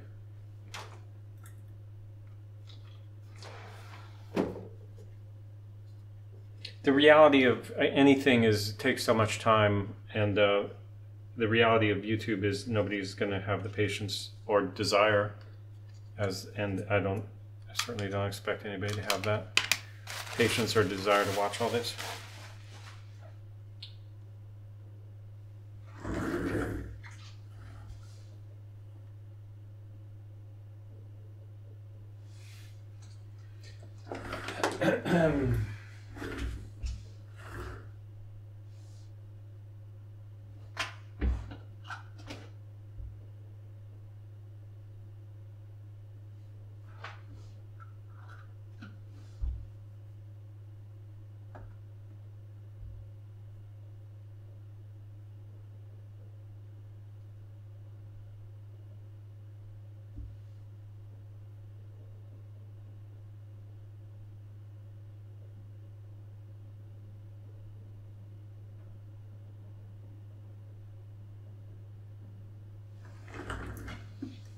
Okay, so that just has to go in the background.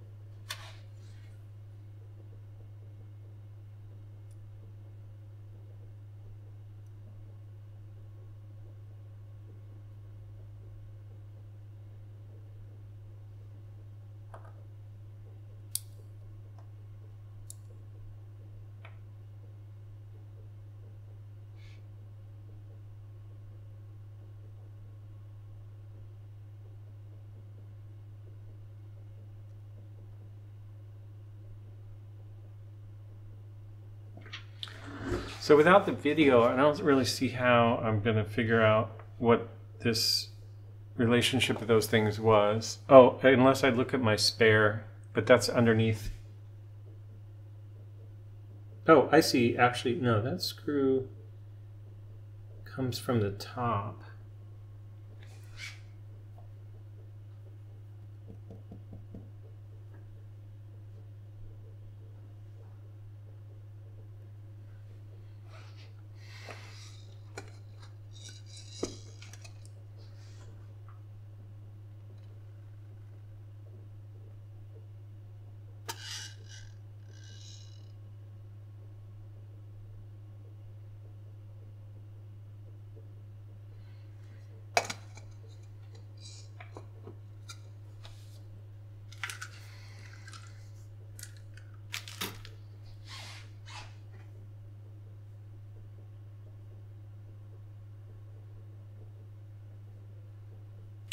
This makes me really nervous.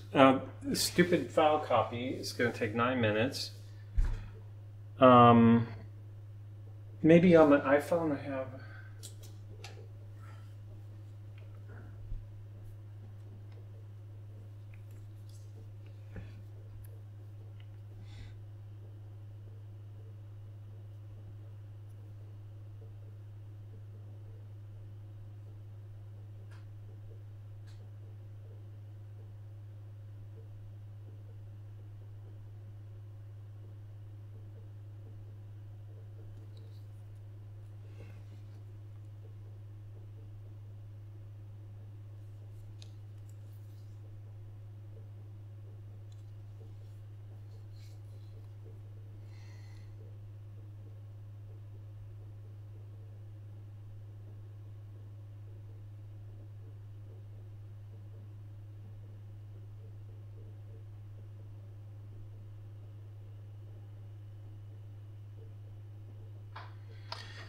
That's not it.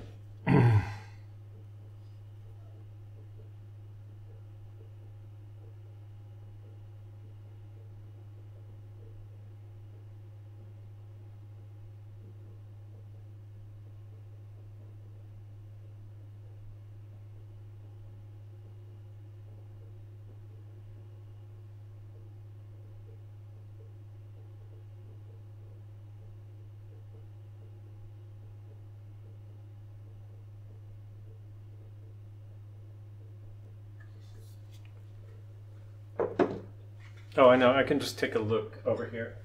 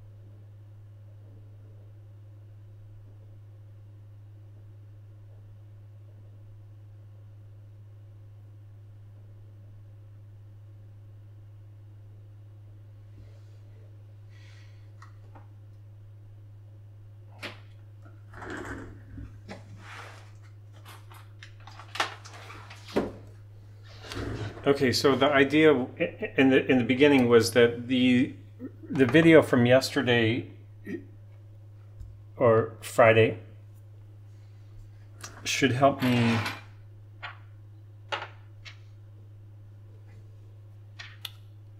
if I have a question about how something fit together, if I have an image of it during the disassembly.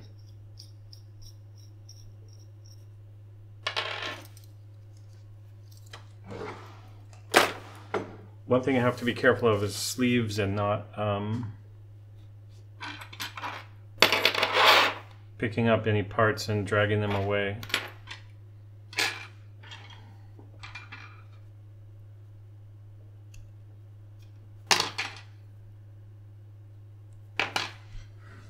I'm kind of feeling anxiety now because I don't want to fail, even though it's ridiculous to think I'm not going to fail.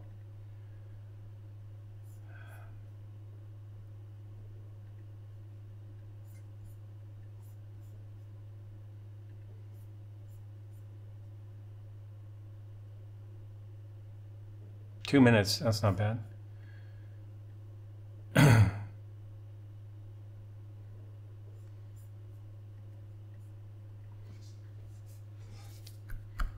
I guess failure is part of the process. Like I feel like I know everything I need to know right now, but for some reason I need that punishing feeling of like failure, outright failure. As long as it's like, as long as I can keep going forward with the belief that I can make it work, it seems like cheating not to, even knowing that at some point I'm not. It's going to fail. And the final thing would be, even if I assemble it, it's obviously not going to work, and then I'll just have this disappointment of like, I did everything and it doesn't work. But it's stupid to do this with no training also. Totally idiotic. But you know, the other side of it is, and the training takes time, and I don't intend to become a watchmaker. I just want to have the experience. Oh my God, it's so philosophical.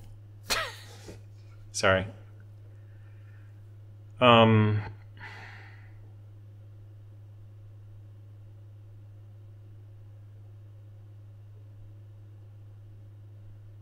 The truth is, I've been doing this my whole life. Just like I gotta approach everything this way. Okay, so what I'm looking for is the backside of that rotor, which I probably didn't even show.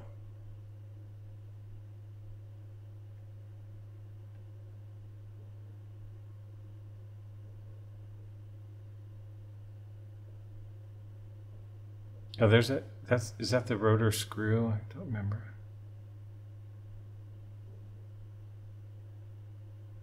I remember trying to pry that thing up. So that's just getting the screw. And then I was like, oh, now the rotor's off. So let's take a look at this. And then the rotor, oh, yeah, there it is.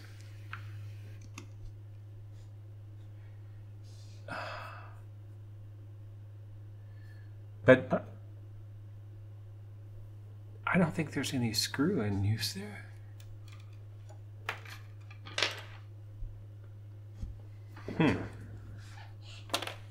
So, can I do this?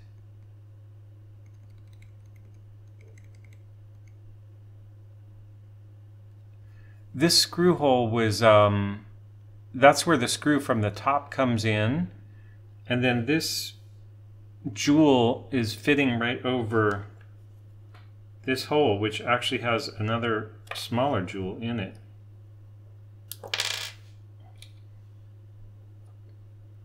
I can see there's a jewel in there right now, even without this other thing. So there are two jewels there stacked on top of each other. Who knows why? And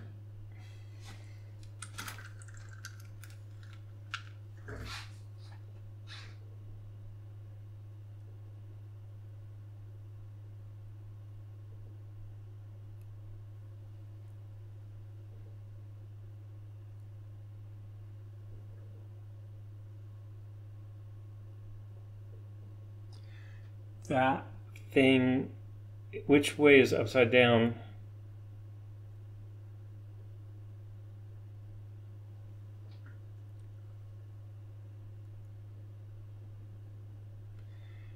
I would say, judging by this dot on this thing, this thing has a dot right here. And that dot is not visible here. So I would say that that is the downside. So this guy gets flipped over.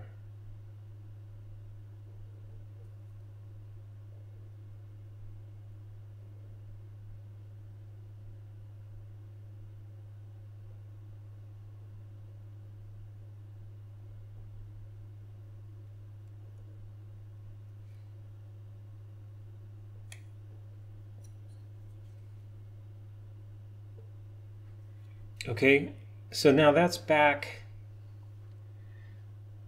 the way it is in the picture, and it's just kind of press fit. It's not going to fall out again without the vibration of the cleaner, ultrasonic. Oh, God. And I know that the screw hole, the only screw hole here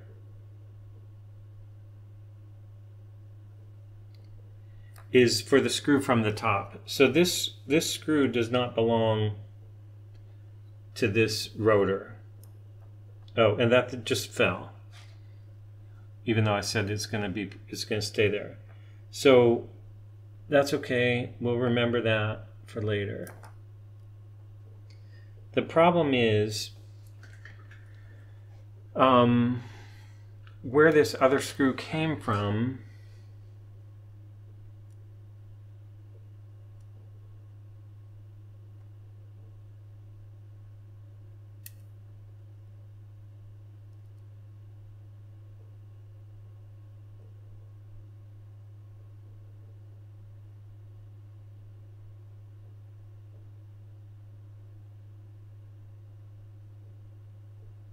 Sorry.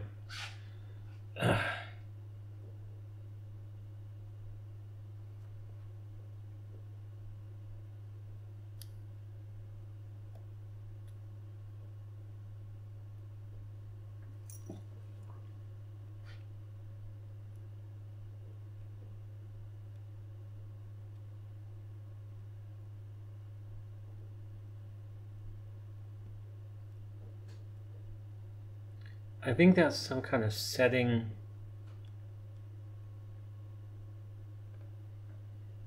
These gears are for setting or something like that. So if it didn't come from that,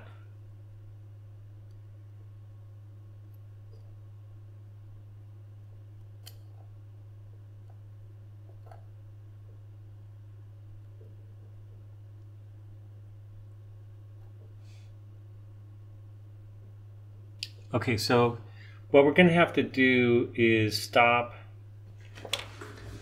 I have to stop the recording and look at the video of the ultrasonic recording from the top camera's point of view in order to see where that screw came from. And then the good news is after I do that, I'm ready to reassemble everything. Let's just look at one thing here though.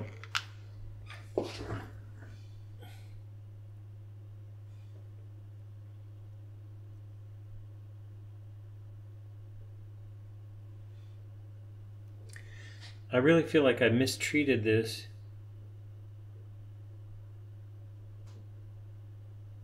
But it seems fine.